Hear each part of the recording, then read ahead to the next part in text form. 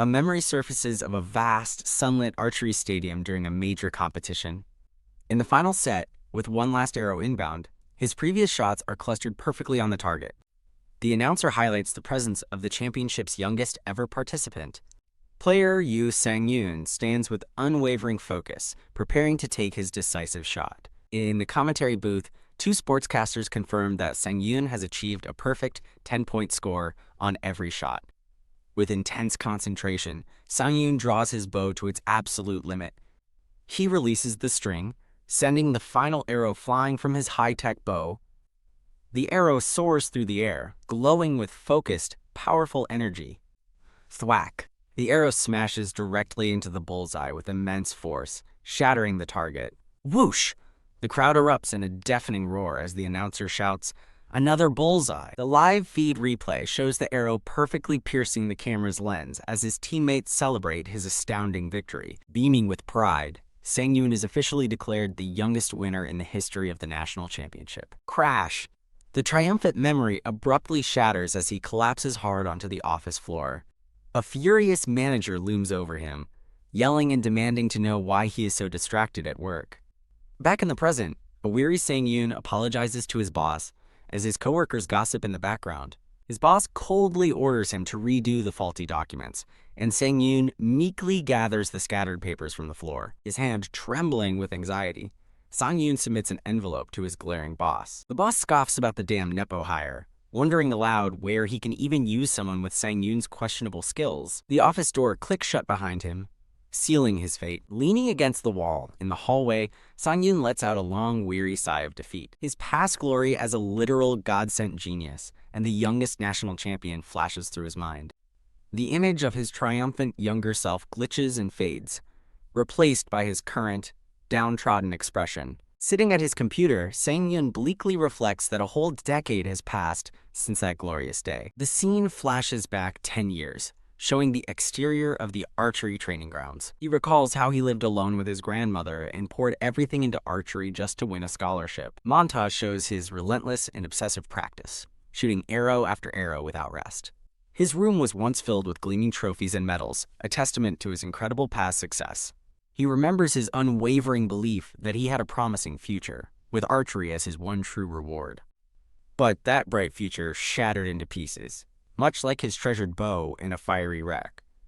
Back in the present, he stares blankly at his monitor, the weight of his past failures pressing down on him. He muses that if his old coach hadn't gotten him the company job, he'd still be unemployed. Sighing heavily, Sang-yoon decides that he has spent enough time reminiscing about the past. Looking for a distraction, he opens the Tribi streaming platform to watch a game. He browses the platform, observing that full-dive game streamers are overwhelmingly popular these days. An advertisement explains that these games offer a vicarious experience, making players feel like they've stepped into another world. The game is played using an expensive, high-tech immersion pod known as a capsule. Seeing the exorbitant prices, Sang-yoon laments that he is lucky to even be able to watch others play online. He tunes into a stream where a player accepts a donation mission to kill a wild boar with a bow. The streamer smirks confidently, thanking the donor for the easy money as his chat mocks his chances. He unleashes a volley of glowing magical arrows towards his unsuspecting target. Thud, thud, thud! The arrows completely miss the boar, embedding themselves uselessly in the surrounding trees and ground. The streamer stares in disbelief as his chat explodes with laughter, relentlessly mocking his terrible aim. When a donor taunts him for using a bow, the streamer angrily blames his old equipment while Sang-yoon watches the chat. An idea begins to form in Sang-yoon's mind, his eyes narrowing as he watches the unskilled player. He notes that, despite the streamer's complete lack of skill, a huge audience still enjoys watching him play. A dark resolve settles over him as he realizes he too could be acknowledged if he gave his all again. His resignation letter lies on his boss's desk as the company's restructuring plans are announced. Sang-yoon sits silently as his boss explains that he can leave now with a good severance or be forced out with nothing. The boss smirks with satisfaction as Sang-yoon quietly agrees to resign from his position. Sang-yoon confirms his resignation, making sure he will still receive the promised severance pay. A man slides a resignation letter across a desk, being told to finalize his decision today. His older superior reassures him not to be upset, reminding him that he has connections. He reflects on the immense struggles his colleagues faced, contrasting it with his own privileged path. The scene shifts to a modest, worn-down home at twilight. Now home, the young man collapses onto his bed, exhausted, with a box of his office belongings beside him. A memory surfaces of a bow aimed perfectly at the center of an archery target. He remembers his past self, focused and skilled, drawing back an arrow with expert precision. But his reality is harsh. He's just a high school graduate with an empty resume. He stretches awake on his bed, the weight of his situation settling in. Lying back, he wonders what he's going to do now as his phone lights up beside him. A sudden realization strikes him as he looks at his phone, remembering a game where anything felt possible. He sits up, considering a new idea. If anything is possible in the game, he could use his archery skills and stream it. He thinks about unskilled but popular streamers, wondering if there's a place for real talent like his. Staring intently, he's surrounded by the vibrant, competitive world of online game streaming. He discovers a surprisingly large number of highly skilled streamers, already dominating the scene.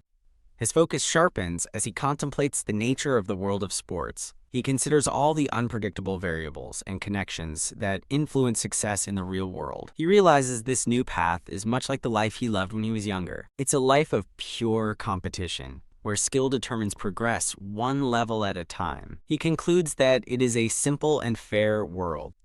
His eyes gleam with newfound determination. Click. He selects the streaming app Tribe. A hopeful thought bursts forth. Maybe even he has a chance. He takes a seat before his computer, ready to begin his new career. In a cafe, a person off-screen asks if he's really going to buy the gaming capsule. The young man, wearing a cap, confirms his decision. A man with glasses reacts in shock, calling him crazy for spending all his money on a game. His friend reminds him he's never played a game before, which he calmly confirms. His friend presses further, asking if he remembers what happened when he quit archery. The friend questions his confidence, but he simply gives a thumbs up, assuring him he'll do well. Losing his patience, his friend tells him to stop being nonsensical and face reality. He sees the genuine worry in his friend, Ju-yuk, and begins to second-guess himself. He recalls a time when he felt he couldn't trust anyone. He thinks that talking to Ju-yuk always helps him find a solution, just as Ju-yuk asks if he's even listening. Ju-yuk frustratedly suggests gambling would be a better use of his money, but the young man misses the metaphor. Ju-yuk breaks down the staggering costs, from the expensive device to additional equipment and electricity bills. The young man naively asks if he needs more than the device, and Ju-yuk confirms with exasperation. He is stunned to learn the total cost could reach 40 million won. Slamming his hand down, he realizes his plan is impossible. Ju-yuk simply tells him to wait until he finishes work. Later, Ju-yuk and the young man stand on a sidewalk, looking up at a building in awe. They've arrived at a capsule PC cafe. As they head upstairs, Ju-yuk explains this is a place for renting capsules, not buying them, but his friend insists he needs to purchase one. Ju-yuk spots a muscular man carrying a crate and calls out to Kang Suk-young.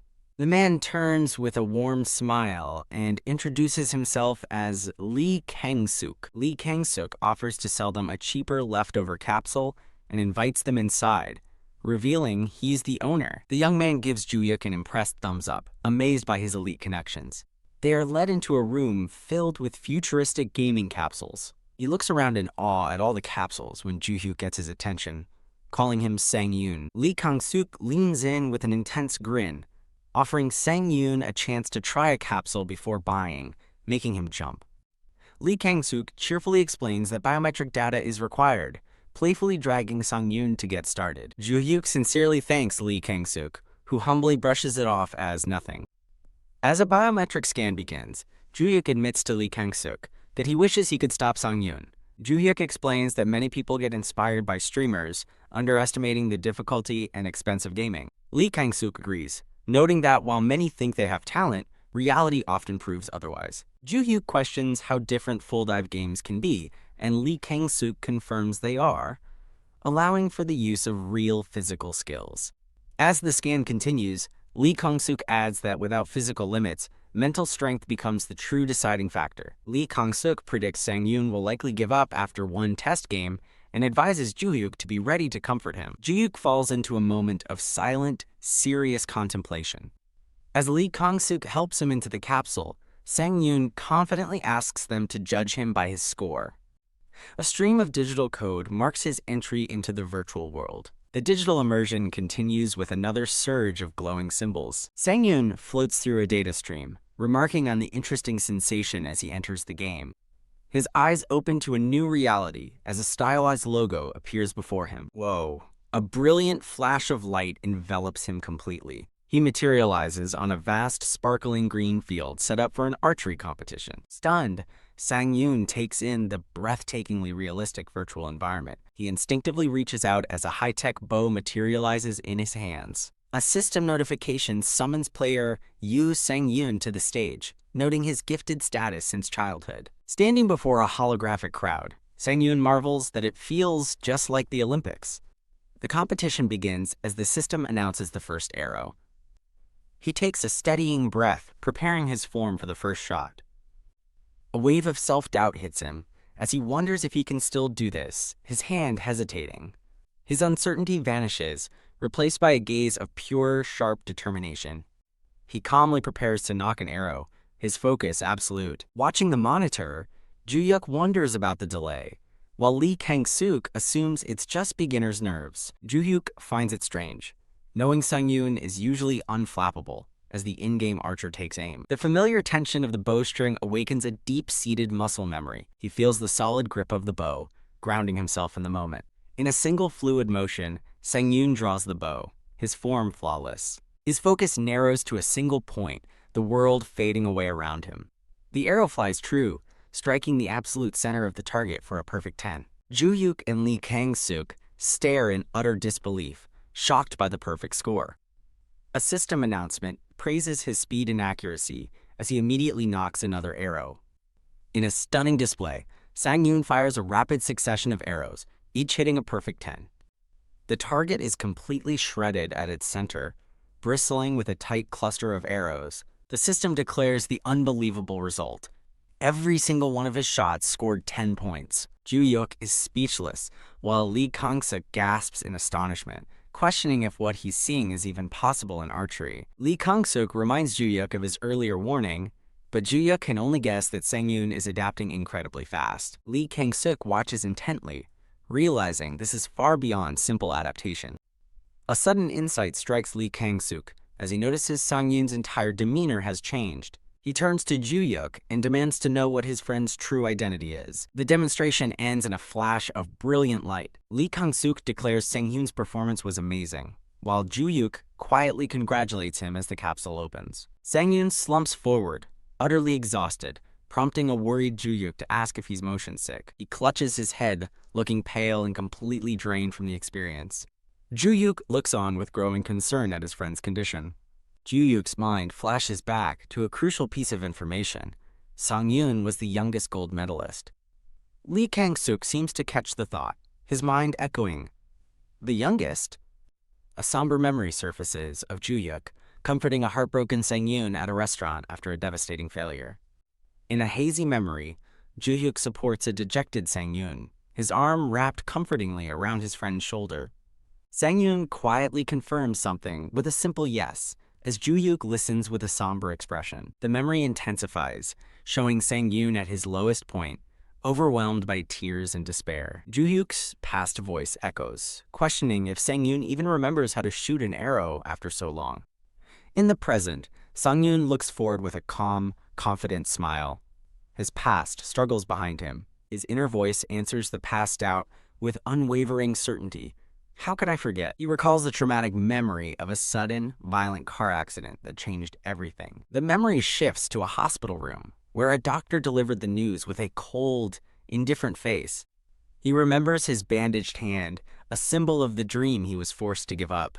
A single tear traces its way down his cheek as he grieved his lost future in the hospital. Back in the present, Joo-yuk looks on with concern as Sang-yoon slumps out of the capsule, utterly spent. Sang-yoon looks up, a tear of exhaustion mixing with a faint smile, admitting his emotional state is embarrassing. Lee Kang-suk watches them with a gentle, knowing smile, impressed by what he witnessed. The scene transitions to Sang-yoon's room, sunlight filtering through the curtains on a new day. Seated at his new setup, Sang-yoon activates a holographic interface, noting that the system has started. Now inside his personal gaming capsule, he sighs, thinking the setup was a chore but is glad he can start streaming today. Lee Kang-suk is shown in an exaggerated, tearful flashback, moved that Sang-yoon is still chasing his childhood dream. Thinking to himself, Lee Kang-suk genuinely hopes the capsule was more than a bargain, but a real opportunity for Sang-yoon. Ready to begin, Sang-yoon faces the broadcast screen and confirms he's already chosen which game to play. The title screen for his chosen game, Kingdom Age, appears in a blaze of glory. The game is described as a realistic medieval mercenary simulation, known for its gritty combat and niche appeal. He reflects that popular games are oversaturated with streamers, making it hard to stand out. He concludes Kingdom Age is the perfect choice for a newcomer, as its difficulty keeps the number of streamers low. With quiet determination, Sang-yoon watches intently as the game finishes loading. A brilliant flash of blue light signals his immersion into the virtual world. The radiant light intensifies, pulling him deeper into the game's reality. A voice shatters the calm, yelling at him to wake up. His in-game avatar's eyes flutter open, revealing a disoriented and dazed expression. Lying on his back, he looks around in utter confusion at the unfamiliar medieval surroundings. He sits up, realizing he's in the back of a moving cart, and questions where he is. Glancing out of the cart, he's thrown into the middle of a chaotic battle raging around him. As he wonders if he's in a battle, a man furiously yells at him to stop dawdling. The mercenary captain, Roman, looms over him, angrily asking if he needs to be hit again to snap out of it. Roman orders him to grab a weapon and fight the bandits, while Sang-yoon meekly apologizes, realizing who struck him. A selection menu appears before him, offering a sword or a spear as his starting weapon. He looks for a bow, wondering why it isn't a visible option, despite being listed. Ping! He's startled by a system notification asking if he wants to attempt a bow challenge. He's surprised to see he already has 5 viewers, taking it as a good sign. A viewer sends a helpful warning that bows are difficult for new players due to friendly fire and other mechanics. The chat begins to buzz with amusement, with viewers laughing at the obvious newcomer. Despite a viewer suggesting a sword is safer, Sang-yoon firmly chooses the bow, and the system confirms his selection. He notes that the viewers seem welcoming to newbies, but senses there's more to it. "Whoa!" he exclaims in shock, as an armored hand reaches through him to loot a nearby body, and he wonders where his bow is. A bow and a quiver of arrows are dropped on the ground beside a fallen soldier. Sang-yoon quickly grabs the weapon, testing the feel of the bowstring in his hands. A system notification dramatically confirms he has obtained a bow. He's given 20 arrows, but his face fills with horror as he reads the chat, who are laughing about how he killed the soldier to get the weapon. Roman berates him again, calling him pathetic, while viewers defend the newbie from the harsh captain. Roman scoffs that he won't hit a single target with his pathetic mindset, as the chat advises Sang-yoon to ignore him. In response to the chaos and insults, Sang-yoon says nothing, his expression hardening into one of pure silent focus. His first shot is a perfect headshot, but viewers in the chat dismiss it as simple beginner's luck. Out of the game, Sang-yoon reflects that the archery feels like a mix of modern and traditional styles he's quickly adapting to. In-game, he asks if arrows are always a one-hit kill, and a helpful viewer named Ruby Sword explains the realistic vital point system. Understanding the headshot mechanic, Sang-yoon thanks Ruby Sword and prepares to take his shots one at a time. Sensing the viewer's disbelief, Sang-yoon smirks, confident they see him as just a cute, overconfident newbie. With quiet determination, he decides to let his results speak for themselves. He unleashes a glowing arrow, instantly felling one of the 20 bandits with a precise shot. With 20 arrows in his quiver, he fires again, perfectly calculating one for each remaining bandit. His focus becomes absolute, his eyes sharp and unwavering as he takes aim. Tying his hair back, he notes how quickly the field is clearing and prepares to continue his assault. From a distance, another one of his glowing arrows finds its mark with deadly accuracy. Finding the moving targets easier to hit than expected, he spots his next objective. A formidable shield-bearing bandit appears, effortlessly blocking an attack from Roman. The bandit's shield proves impenetrable, deflecting multiple sword strikes with ease. Sang-yoon hesitates, weighing the risk of a difficult shot against his dwindling supply of arrows. Another mercenary's attack is thwarted, as the shield-bearer continues his relentless advance. The bandit stands his ground, his shield a seemingly perfect defense against all attacks. A confident smile forms on Sang-yoon's lips as he spots a weakness. He calmly nocks another arrow, preparing for the perfect shot. Targeting an exposed area, he knows exactly where to aim. The arrow flies true, striking the shield-bearer's unguarded head and ending the threat instantly. Sang-yoon stands alone on the battlefield, surrounded by the defeated bandits. He looks around, confused, wondering if the shield bearer was truly the last one. Back in his capsule, Sang-yoon sees the silent chat and worries his archery stream was boring. Ping! A single, stunned "what?" appears from a viewer, breaking the silence. The chat suddenly explodes in a frenzy of disbelief, realizing the newbie just single-handedly killed the boss. Confused by the chat, Sang-yoon questions a viewer's claim that the boss is hard to kill, recalling the headshot rule. The viewer clarifies that bosses are too fast to be hit in the head, leaving Sang-yoon to wonder if he actually landed the shot. As the chat demands to know how he did it, Sang-yoon is just as baffled by his own impossible feat. A viewer explains bosses can only be damaged by a full draw shot, a technique Sang-yoon casually dismisses as not so hard. He remains oblivious, unable to comprehend why everyone is so shocked by his natural skill. A viewer poses the crucial question: did he really fire every single arrow at full draw? Back in the game, Roman approaches him, calling out to the newbie. Roman stares at him intently, demanding to know if he was the one who fired the final, unbelievable arrow. A brief flashback shows Sang-yoon's focused form as he releases the shot. The memory of the arrow striking true flashes through Roman's mind. A mercenary approaches Sang-yoon and places a hand on his shoulder. The mercenary praises him with genuine awe, admitting he's never seen such amazing archery before. He asks for Sang-yoon's name to report his incredible performance to the captain. Sang-yoon pauses for a moment, considering his answer. With a confident grin, he prepares to introduce himself. The scene dissolves into a digital transition. He chooses his new identity, searching for and confirming his streamer name, Almond. As Almond, he looks forward with renewed purpose. A view of the Kingdom Age community website reveals it had become as stagnant as the game itself. The forum posts show a lack of new interaction, with regulars repeating the same conversations. A new video is posted to the forum showing Roman praising Almond and marveling at his one-shot boss kill. The community reacts with skepticism, dismissing the video of the brand new account as fake clickbait. Forum users debate the possibility of an alt account, but others point out the absurdity of that in a full dive capsule game. Watching the video, Ju-hyuk stares in wide-eyed shock, uttering a single, astonished, "What?" Sang-yoon reads a comment mocking his unnamed stream and realizes he never even considered it. He looks up from his screen, a bit taken aback by the observation. A graphic displays popular streamers as he learns the massive donation came from Shy Napoleon, a former pro gamer. He reels in shock, stunned to be compared to industry titans after just one stream. Overwhelmed by the sudden pressure and attention, he covers his face. He lets out a nervous but pleased laugh at his unexpected rise. His phone buzzes, breaking his train of thought. Seeing the caller is Kim Ju-hyuk, he wonders about the reason for the late call. Sang-yoon stands and answers the phone in his kitchen. On the line, Kim Ju-hyuk asks if the stream went well, and thanks him. Sang-yoon confirms the VR capsule is working fine, while Kim Ju-hyuk relays his boss's concern about it. Asked about his viewership, Sang-yoon hesitates to answer as Kim Ju-hyuk is greeted by coworkers. He downplays his success, telling him he ended the stream with about 20 viewers.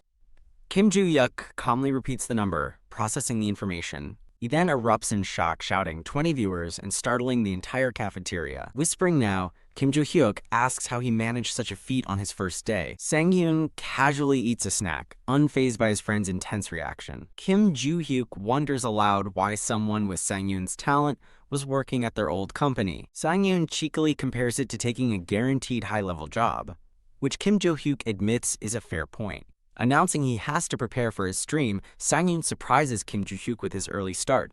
Sang-yoon declares streaming is his job now, leaving Kim Ju-hyuk looking thoughtful. Kim Ju-hyuk recalls Sang-yoon's lax attitude at the office, surprised by his newfound work ethic. Their call is interrupted by someone shouting "Deputy Kim," startling Sang-yoon.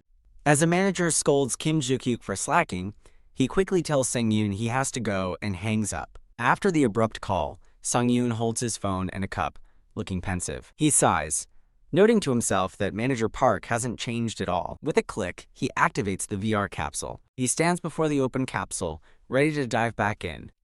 As the lid closes, he decides even mealtimes feel like a waste of his new passion. Eagerly, he settles into the chair, anxious to begin his next stream. He reflects on the excitement that's been building since he saw the community's reaction. He sits back, composed, and ready to enter the virtual world. With a confident smile, he acknowledges that he's a true competitor at heart. As he logs in, chat notifications flood his screen, surprising him with their energy as he prepares for a big day. He notices the chat is much faster than before and wonders how many viewers have joined. He's stunned to see the viewer count has already hit 189. Overwhelmed by the flood of greetings, he realizes his audience has grown 9 times in one day. He admits to feeling nervous, unaccustomed to this level of attention. Taking a deep breath, he attempts to calm his racing thoughts. To focus, he mentally frames the stream as a third-person game, distancing himself from the pressure. His composure restored, he smiles and decides to resume his adventure. Meanwhile, in an office, a man lets out a sigh at his desk. Kim Joo-hyuk mutters under his breath about Manager Park while pretending to listen. He smiles, thinking about Sang-yoon's diligent nature. A sudden thought strikes him with alarming urgency. He realizes with a start that he completely forgot to tell Sang-yoon something important. He recalls a coworker telling him to pass on a critical message about the capsules. Before he can act, a colleague calls him into a meeting. Frustrated, he runs a hand through his hair, unable to remember the crucial detail. Unaware, Sang-yoon is already in-game, contemplating a note about body optimization. At night, Sang-yoon lies in bed researching popular streamers to learn how they manage their audiences. He recalls a key piece of advice he found: establish a rivalry with other streamers. Back in his capsule for his next stream, he warmly thanks his returning viewers by name. The chat is impressed he remembered them, calling him a streaming genius as he modestly dismisses the praise. With his viewers ready, he announces it's time to hop back into the game. A brilliant blue light and streams of code signal his full immersion into the virtual world. Now, as Almond, he appears in-game on horseback, surprised by the immediate start. Riding with a company of mercenaries, he explains that Roman introduced him to the leader for a new mission. Before starting, he decides to brief his audience, whose chat is already filled with jokes. He reviews his quest, noting it feels more like a bodyguard job, while his viewers confirm that's typical for mercenaries. As a cute chibi, he marvels at the game's realism, feeling like he's actually riding a horse. The mercenary leader rides up beside him and asks if this is his first time on a horse. Almond replies that he's ridden a few times, surprised that he spoke so naturally without thinking. The leader tells him to get familiar with riding quickly, as Almond wonders if he's blurting out responses again.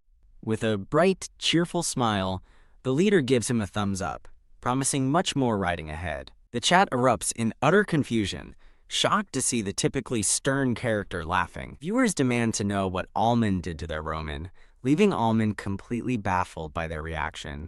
As the group rides on, a viewer asks about the mission they are currently undertaking. Another viewer correctly guesses that they are on the quest where horseback bandits appear. Almond looks startled, questioning if the horseback bandits are really about to show up so soon. Yo ho ho ho. A wild battle cry echoes through the forest as a horse charges into view. The thundering sound of hooves grows louder as the enemy approaches at full speed. A shout of warning confirms the threat. Horseback bandits are upon them. A ferocious horde of mounted bandits charges forward, ready for battle. The mercenary leader draws his sword and bellows for his men to strike. A massive bandit swings his huge sword down with tremendous force. Wham! The powerful blow shatters a mercenary shield upon impact. The mercenary line is breached, and a soldier is brutally cut down in the ensuing chaos. Realizing the gravity of the situation, Almond thinks to himself that they are in hot water. His viewers are ecstatic, joking that he must have skipped quests to get to such an exciting mission. Unfazed, Almond recognizes the viewer's reaction as something he is familiar with from his sports days. As he reaches for an arrow, he calmly assesses the 50 fast-moving bandits. Drawing his bow, he wonders why mercenaries always seem to lose these fights as the chat agrees. He focuses his energy, preparing to take the first shot of the battle. "I'll handle those at the front," he declares, riding past his stunned fellow mercenaries. A bandit is violently thrown from his horse by an unseen attack. An arrow finds its mark, instantly killing the bandit leader with a headshot as Roman watches in disbelief. The remaining bandits freeze in shock, murmuring the name of their fallen boss. Viewers in the chat are equally stunned, unable to even see the targets and questioning if the bandit boss truly fell. The chat explodes in disbelief over the one-shot kill, while Almond seems confused by their intense reaction. A viewer confirms he killed the captain, explaining the difficult mechanics involved, as Almond realizes his target was the leader. Noticing his viewer count rising, Almond feels a bit flattered by the excited chaos in his chat. He calmly prepares another arrow, reminding himself and his viewers that the battle isn't over yet.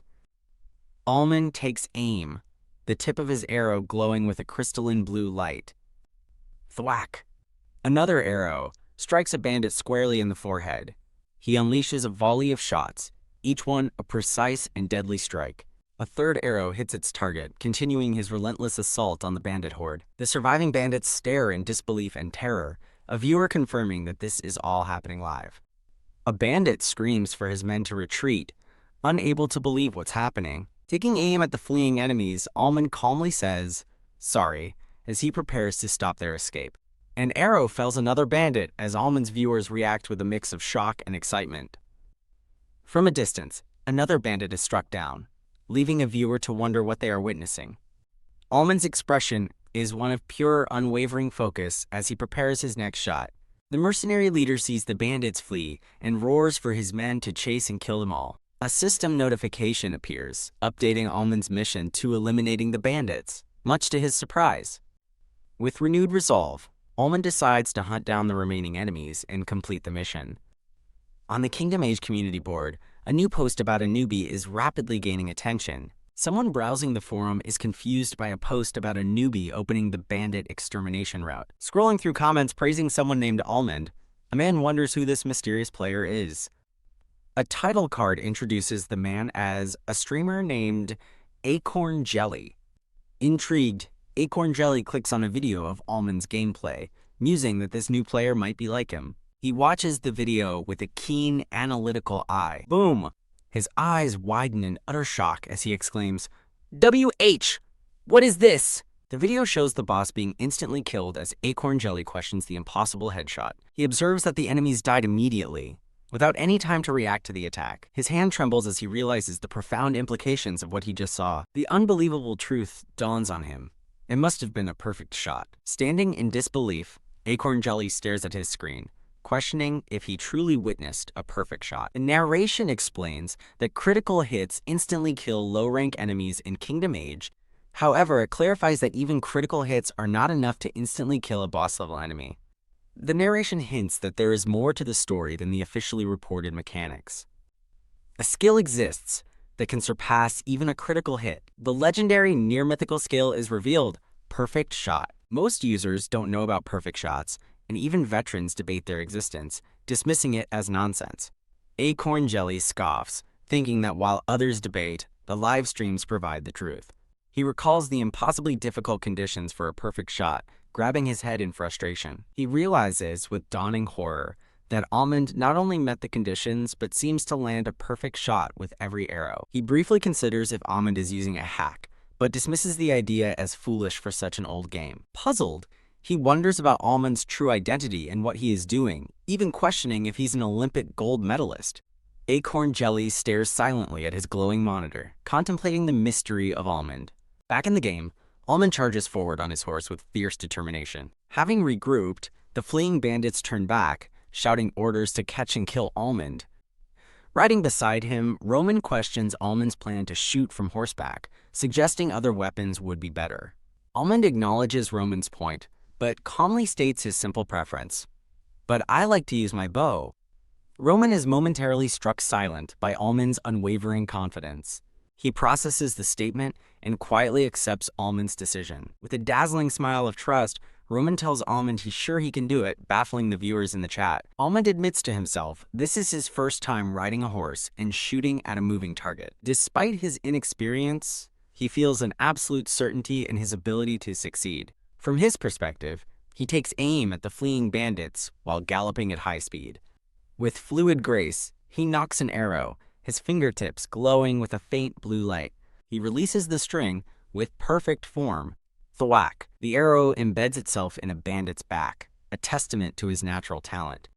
The chat erupts, comparing him to a legendary horseback archer as Almond remains focused.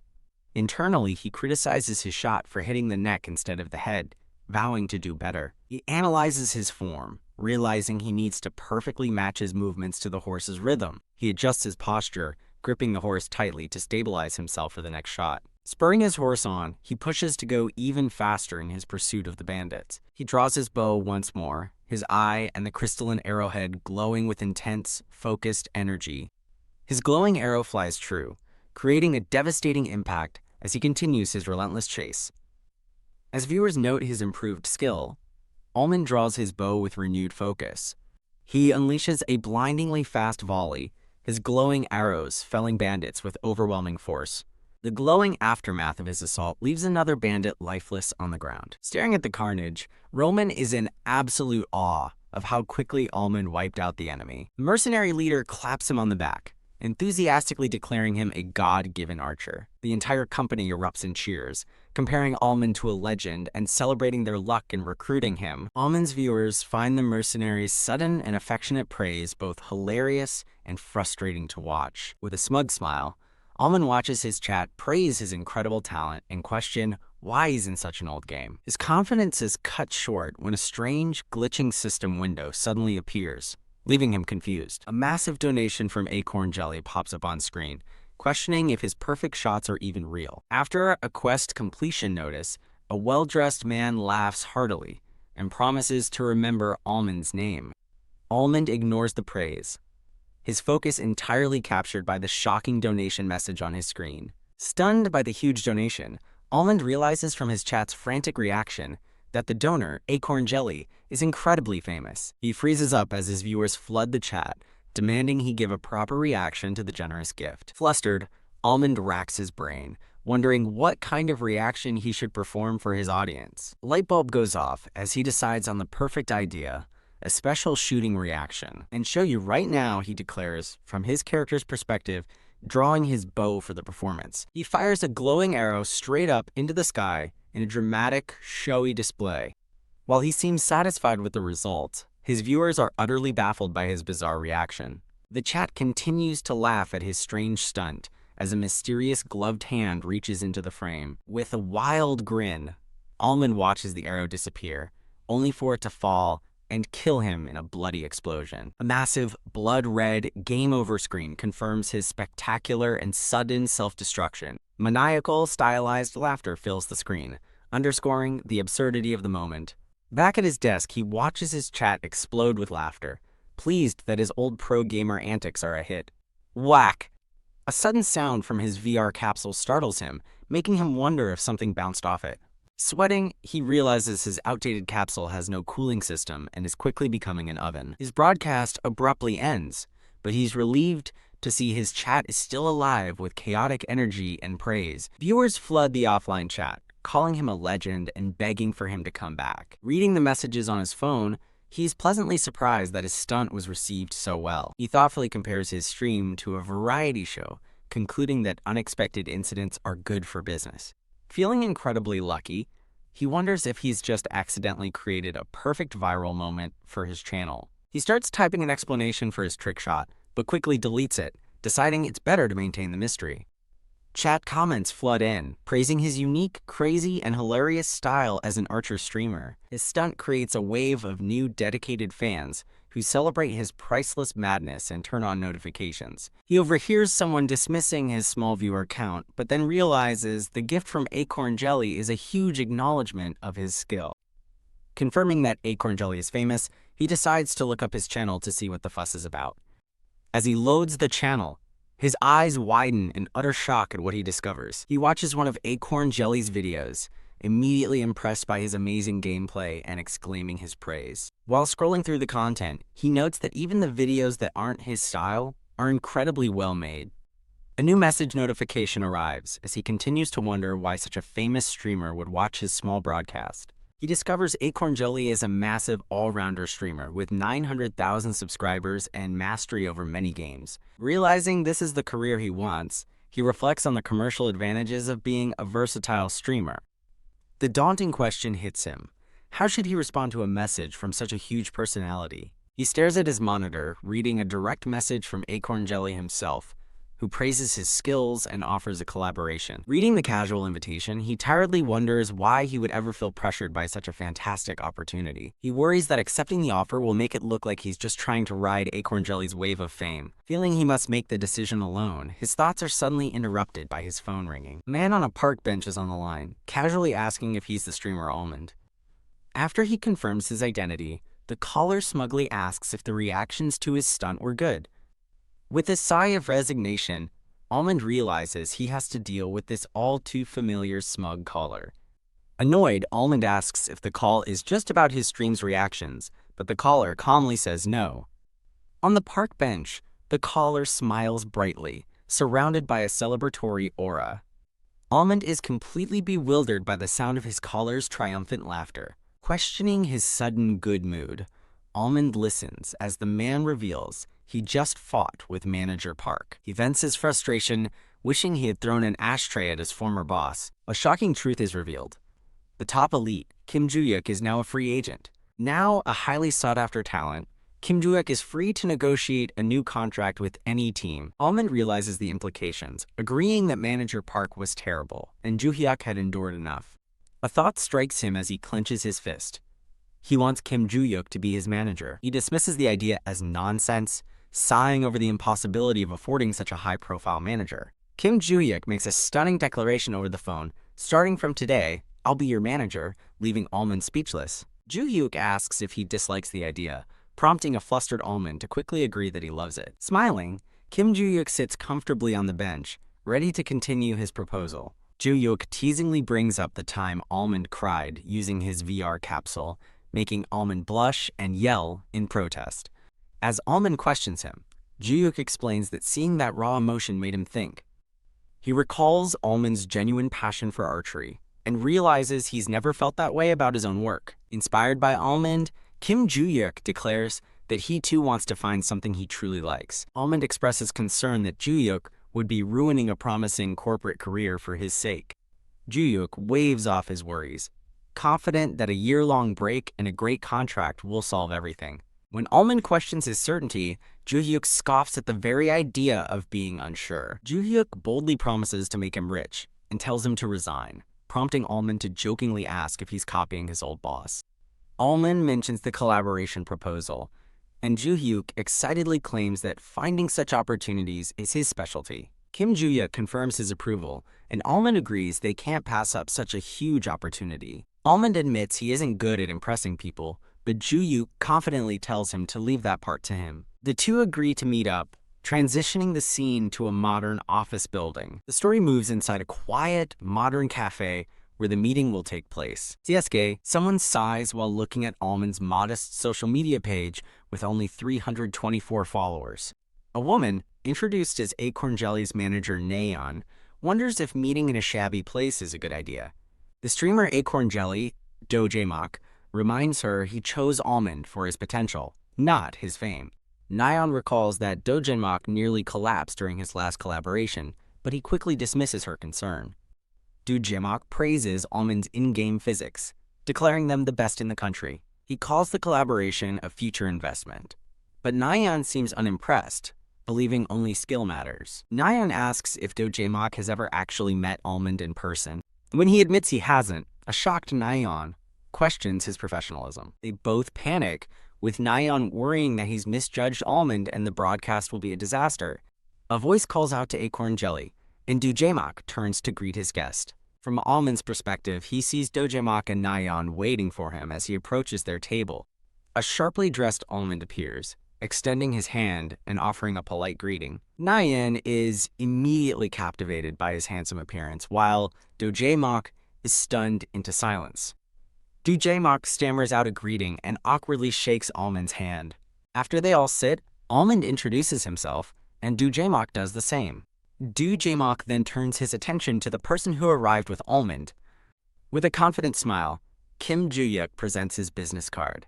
As they accept the card, Dojemok marvels at how professionally Almond's companion presents himself. Looking at the card, Dojemok wonders about the identity of this mysterious person. His eyes widen in shock as the card clearly reads Kim Joo-yuk, manager. Almond smirks, privately impressed with how prepared Joo-hyuk is, while Juhyuk coolly says it's nothing. Flustered, Nayeon insists she's just a mere manager and is not on his level. She bows deeply out of respect, and Almond tells her not to overdo it as Kim Juhyuk looks on. Do Jae-mak gets them back on track, and the four of them formally begin their meeting. Nayeon outlines the broadcast plan, suggesting they discuss any necessary adjustments together. TSK, concluding her point, Nayeon says she thinks that covers everything. Do Jae-mak interrupts Kim Juhyuk to insist they discuss the financial details first. Startled by the sudden change of topic, Kim Juhyuk asks what he means. Do Jae-mak explains that they can't have a slave-like contract because it would cause a public backlash. While a masked staff member looks shocked, Almond feels their compensation is excessive and jokingly offers to work for minimum wage. Do Jae-mak politely clarifies that in the streaming industry, they don't get paid by the hour. With a thoughtful expression, Almond begins to propose an alternative solution. He smiles warmly and gestures forward as he presents his counteroffer. Do Jae-mak generously offers to split the broadcast donations, leaving a stunned Almond to stammer, "H half?" Kim Juhyuk smoothly cuts in with a confident smile, interrupting Do Jae-mak. Almond watches his new manager take control of the negotiation with a surprised expression. Leaving the meeting, Kim Juhyuk cheerfully comments on their smooth start. Juhyuk happily confirms the deal for half the donation amount, prompting Almond to wonder if it will be significant. Looking at his phone, Kim Juhyuk reveals Acorn Jelly's minimum donation last month was 2 million won, guaranteeing them a massive profit. On Almond's phone, a file from Kim Juhyuk appears, a recording of their entire meeting with Acorn Jelly. Kim Juhyuk beams, explaining one must always be prepared, as a nervous Almond sweats at his thoroughness. Almond marvels at Juhyuk's corporate-level planning, and Juhyuk smoothly transitions to discussing their own profit-sharing agreement. Kim Juhyuk proposes his terms, 20% of any monthly earnings over 300, leaving Almond shocked. Juhyuk reassures Almond that he has a plan for everything, and Almond agrees to trust him, thinking his generosity comes from a wealthy background. Back in his streaming chair, Almond greets his viewers as chat messages flood in, welcoming him. Noticing more viewers than usual, Almond sees chat comments about his upcoming collaboration, wondering how the news leaked. He plays dumb about the collaboration, recalling their agreement to keep it a secret until the promotion started. Announcing his goal for the day, Almond prepares to one-shot the bandit leader as he logs into Kingdom Age. A viewer reminds him that bosses can't die from a single headshot, leaving him confused. He argues that he one-shot Durka before, but his chat mercilessly corrects him, saying it was Burka. His viewers clarify that Burka was just an elite mob, not a real boss, and Almond realizes his mistake. Feeling foolish, Almond regrets boasting about taking down what he thought was a boss. A donation mission from Ruby Sword suddenly appears, challenging him to one-shot the boss for 100,000 won. The screen confirms he has accepted the high-stakes mission. A confident smile returns to his face as he graciously thanks Ruby Sword for the generous donation. More donations and missions pour in from viewers, sweetening the pot for his one-shot attempt. He watches in excitement as donations and additional mission funds continue to arrive. His screen shows the donation list, highlighting the importance of smaller, chit-chat contributions to his revenue. Grateful and amazed, he thanks his viewers for the donations that are already coming in before he's even started playing. Fired up with determination, Almond declares, "Let's do this!" As he dives into the game, in-game, Almond's archer character stands in a forest, recognizing the location from a previous visit. He gasps as an unseen person calls out to him by his in-game name. The beautiful heroine Amelia appears, and the chat erupts with adoration as she thanks Almond for his help. Realizing Amelia is the game's heroine, Almond understands his next words could change the entire story. A choice appears: act like a typical mercenary, or demand payment. His chat overwhelmingly spams for the second, more aggressive option. In a cute chibi form, Almond chooses the first polite option, earning him the nickname Boringmon from his chat. Amelia sincerely thanks him anyway, and the chat continues to praise her beauty and charm. As a guard addresses Amelia as "my lady," Almond wonders if another heroine, Rosanita, has appeared. The guard suggests sending a special assault team to subdue the bandits. Amelia agrees to the plan, and the guard confirms he will carry out her order. The scene shifts to the dark, rustling foliage of the forest at night. Almond and the assault team move stealthily through the undergrowth, preparing their ambush. From the tree line, the team surveys the brightly lit bandit camp below. While Almond watches the camp, the guard beside him gives a silent fist pump, signaling they are ready to attack. The guard outlines the ambush strategy, ordering his team to strike from behind in one coordinated assault. Almond feels a surge of nerves, admitting to himself that the tense situation is more real than he expected. Acknowledging the game's intense realism, Almond steels himself, understanding he can't treat the mission lightly. Under the pale moonlight, the guard raises his sword high, signaling the beginning of the attack. A battle cry echoes as the assault team charges into the unsuspecting bandit camp. The knights descend upon the camp, launching their surprise attack on the bandits below. Caught completely off guard, the bandits cry out in shock and confusion as the ambush begins. An arrow finds its mark, and a bandit shouts in alarm, realizing an archer is picking them off. Arg. Another bandit screams and falls as a second arrow strikes with deadly precision. With brutal efficiency, the ground team cuts through the disorganized ranks of bandits. The swift and merciless assault continues, as more bandits are felled by sword and arrow. From his hidden position, Almond calmly knocks another arrow, his expression one of perfect focus. His bow begins to glow with a brilliant blue energy as he draws back the string for a powerful shot. A bandit finally spots Almond, yelling for the others to take out the archer first. Just as he's about to fire, a system window pops up, catching a surprised Almond off guard. Undeterred, Almond knocks an arrow with renewed determination, preparing to unleash his attack. His bow now wreathed in green energy, Almond decides to test out a new skill. A system notification confirms the activation of consecutive shooting as he prepares a glowing volley of arrows. He unleashes the skill, striking multiple bandits in a rapid, devastating barrage. The storm of arrows continues, effortlessly felling bandit after bandit in its path. His viewers explode with disbelief, questioning how a supposedly weak skill could be so fast and deliver only headshots. The system itself clarifies the unbelievable display. It's not the skill that's powerful, but Almond who is fast. Phew! As the last bandit falls, Almond is met with a flood of praise from his ecstatic viewers. Almond credits his new bow for the victory, but his chat immediately calls him a deceiver, knowing his skill is the real reason. Playing along in a cute chibi form, Almond playfully reassures a viewer that he is indeed single.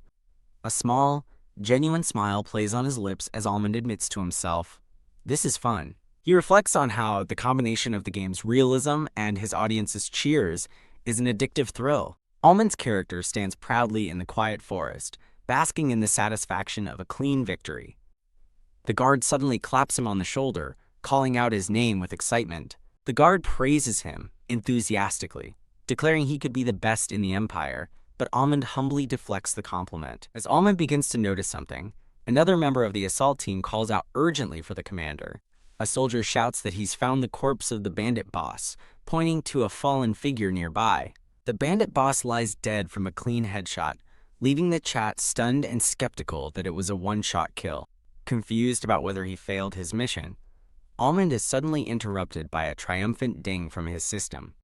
A massive donation from Acorn Jelly confirms the one-shot kill was successful, attributing it to a perfect shot. But the term leaves Almond confused, while his viewers erupt in a frenzy, buzzing about the legendary perfect shot. Utterly bewildered as he looks over the now-dead boss, Almond wonders to himself, "What's a perfect shot?" The donation message from Acorn Jelly flashes again, highlighting the mysterious perfect shot that can take down a boss. Viewers in the chat begin to debate, with many dismissing the perfect shot as a myth made up by archer players.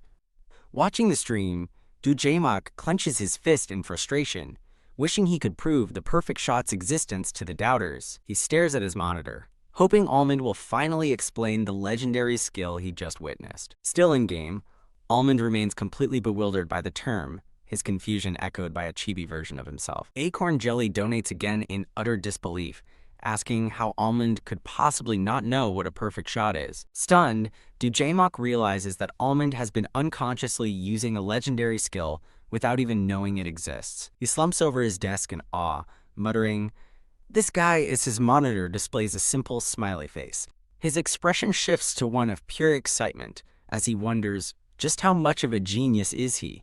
Convinced that Almond is the real deal, he begins typing furiously, recognizing that the timing is perfect. A new donation appears. Acorn Jelly boldly declares to everyone that he will prove the perfect shot exists. Almond is left speechless by the sudden, massive donation and its shocking public declaration. As the chat erupts with speculation, Almond realizes Acorn Jelly is using this moment to publicly promote their upcoming collaboration. Almond considers the collab stream, deciding to play it cool as his chat warns that joining Acorn Jelly's group is a mistake. The online community buzzes with negativity about the collaboration, with some calling it a public execution day for the new members. Ding! As viewers anticipate the stream, Ruby Sword donates with a new mission: prove the perfect shot for an additional 100,000 won. Overwhelmed with gratitude, Almond tearfully thanks Ruby Sword for the incredible support. Now resolved, Almond confidently accepts the collaboration, telling a pleased Dojemok that it's an honor. Acorn Jelly sends a final donation, confirming the arrangement before signing off with a quick bye. Surrounded by positive chat messages, Almond revels in the successful hype, plotting to steal Acorn Jelly's viewers. Almond reflects on the expert-level promotion, admitting he's learned from veteran streamers, which secretly annoys Dojemok. He realizes that Ruby Sword's massive donation went unacknowledged because he had already logged off. With the boss defeated and the collab promoted, Almond's character stands ready to conclude the stream. Smirking, he decides this is the perfect moment to end things with a flourish. Drawing his bow, he fires an arrow toward the moon, offering a final thanks for the 120,000 won donation. As the arrow soars through the night sky, an oops bubble appears. The stream abruptly ends with a blood-splattered game over screen as Almond's character grins maniacally. Back in his bathroom, Almond splashes his face, admitting he felt like he was dying from the game's simulated heat. He worries about the physical toll of being forcibly logged out upon death, just as his phone buzzes. A message from Dojemok asks where to meet, leaving Almond confused about a real-life meeting. He smacks his head, suddenly remembering their agreement to do a real-life interview and stream together. Almond pauses, a flicker of apprehension crossing his face as the reality of the situation sinks in. After receiving a reassuring text, he decides not to worry and agrees to meet at Hugi Station. Refreshed, he heads to his computer to check the online reactions to his stream. He watches a video replay analyzing his boss fight, confirming the one-shot kill. Even in slow motion, the footage is inconclusive, suggesting 2 rapid shots but showing the boss stagger after one. Leaning back, Almond admits to himself that even he is confused about how he killed the boss. He sits at his computer, agreeing with the video's assessment that the kill is a mystery. Ignoring chat messages speculating about his nerdy appearance, Almond decides it's time for dinner. His phone suddenly rings with an incoming call. Startled by the call, he turns to look at his phone. He answers, confused, as an ecstatic Dojemok tells him his video on AllTube already has over 40,000 views. Almond questions this, pointing out that he doesn't even have an AllTube account. Dojemok clarifies that he created and posted a teaser video for their collaboration on his own channel. The video replay shows Almond's character stealing himself, determined to prove his skill. Labeled Almond, his character glows with power as he prepares to attack. He unleashes a powerful, glowing arrow. The arrow strikes the bandit boss perfectly in the head. The video cuts to static, promising the full reveal of the skill tomorrow. The teaser concludes by announcing the truth will be shown during the collaboration stream. Acorn Jelly's AllTube channel explodes with comments from amazed viewers about the upcoming collaboration. Viewers are in disbelief over the edited footage, eagerly anticipating the live stream to see if his skills are real. Watching the viral clip, a young woman is impressed by the newbie's talent, building excitement for the collab. The next day, at a modern office building, a voice calls out to Mr. Almond. Dojemok confirms with Almond that he's okay with starting the stream and revealing his face. A staff member tells Almond to tidy up and stand by, expecting thousands of viewers at the start. The staff member wishes Yoo Sung-yoon good luck as a female employee looks on. The on-air sign lights up and the live broadcast begins. Dojemok cheerfully greets his audience as the chat immediately floods with greetings and hype. He is stunned to see the viewership is already at 10,000 right at the beginning of the stream, awed by the record-breaking numbers. Dojemok continues to welcome his massive audience. As Dojemok engages his chat, Yoo Sung-yoon observes, impressed by his quick-witted interaction. The chat chants for Almond as Dojemok announces they're a special guest for an interview and collaboration. Dojemok announces the stream's goal, to prove the existence of the perfect shot, Much to his chat's amusement, viewers flood the stream with messages of excitement and anticipation for the collaboration. As the chat chants for Almond and the perfect shot, Jaemock privately wonders what the skill even is.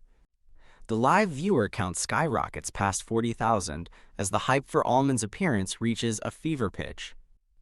A confident smirk plays on Jaemock's lips as he prepares for the big reveal. Beaming with excitement, Jaemock gestures dramatically and calls for their guest to be brought in.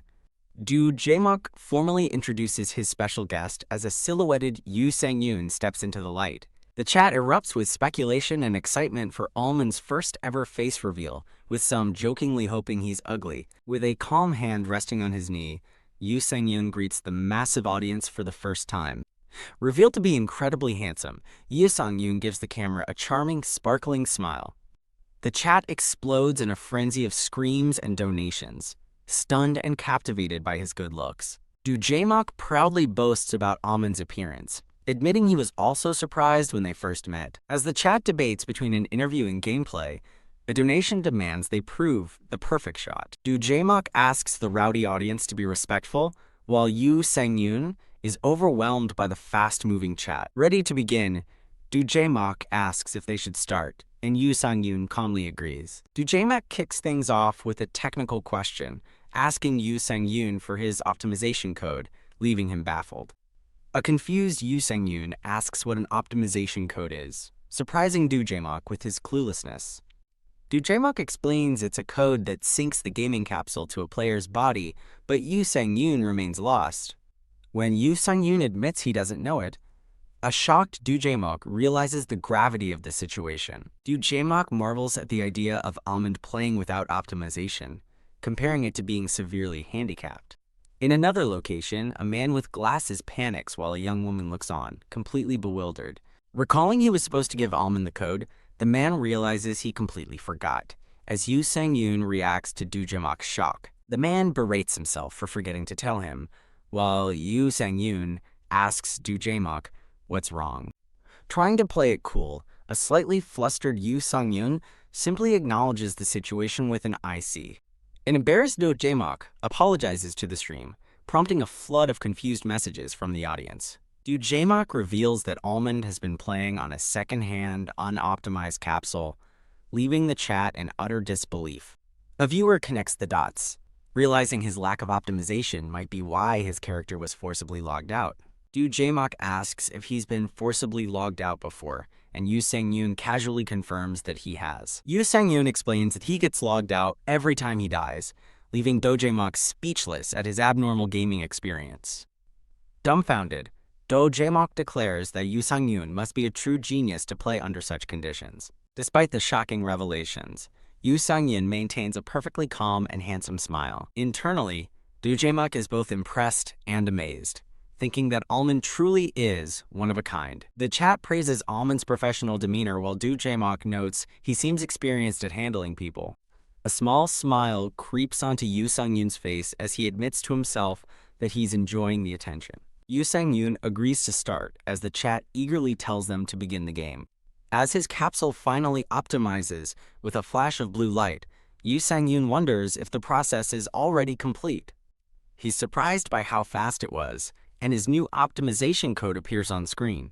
Now inside the virtual space, Jaemock asks how the optimized connection feels, and Yoo Sang-yoon replies that it's good. Yoo Sang-yoon marvels at the disembodied feeling of the virtual consciousness world, a new experience for him. Fired up and ready to go, Jaemock enthusiastically declares it's time to perform a, quote, perfect shot. As the game Kingdom Age starts, a chibi version of Almond quietly wonders if he should really attempt the skill.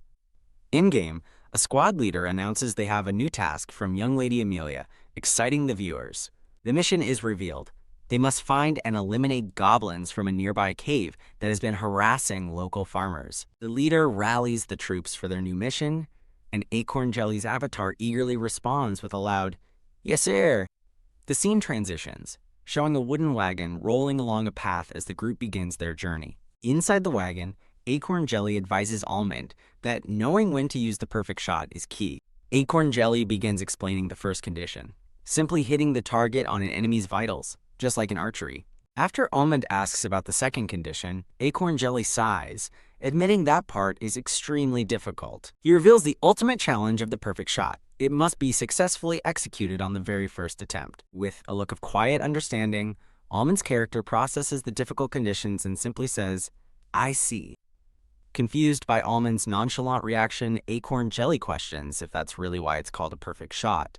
Acorn Jelly internally questions Almond's calm demeanor, thinking the daunting conditions mean nothing to him. He concludes that since Almond can already perform the skill, its difficulty is likely trivial to him. Bam! A man named Roman smacks Acorn Jelly on the head as the chat erupts with laughter. Roman furiously scolds Acorn Jelly for daydreaming, telling him they've arrived, while he apologizes profusely. Undergoing a dramatic transformation, Roman turns his charming attention toward Almond. Roman wishes Almond well on the mission, prompting a tiny Acorn Jelly to whine about being singled out. Goblins growl menacingly as they stand guard at the shadowy entrance of a rocky cave. Holding up his shield, Acorn Jelly addresses the stream, asking if they're ready to witness the perfect shot. Before he can continue, his mouth is abruptly stuffed with a piece of cloth. Roman angrily tells a muffled Acorn Jelly to keep quiet if he wants to help, while Almond watches impassively. Ordering Almond to take the lead and demonstrate for the newcomer, Roman watches as he agrees.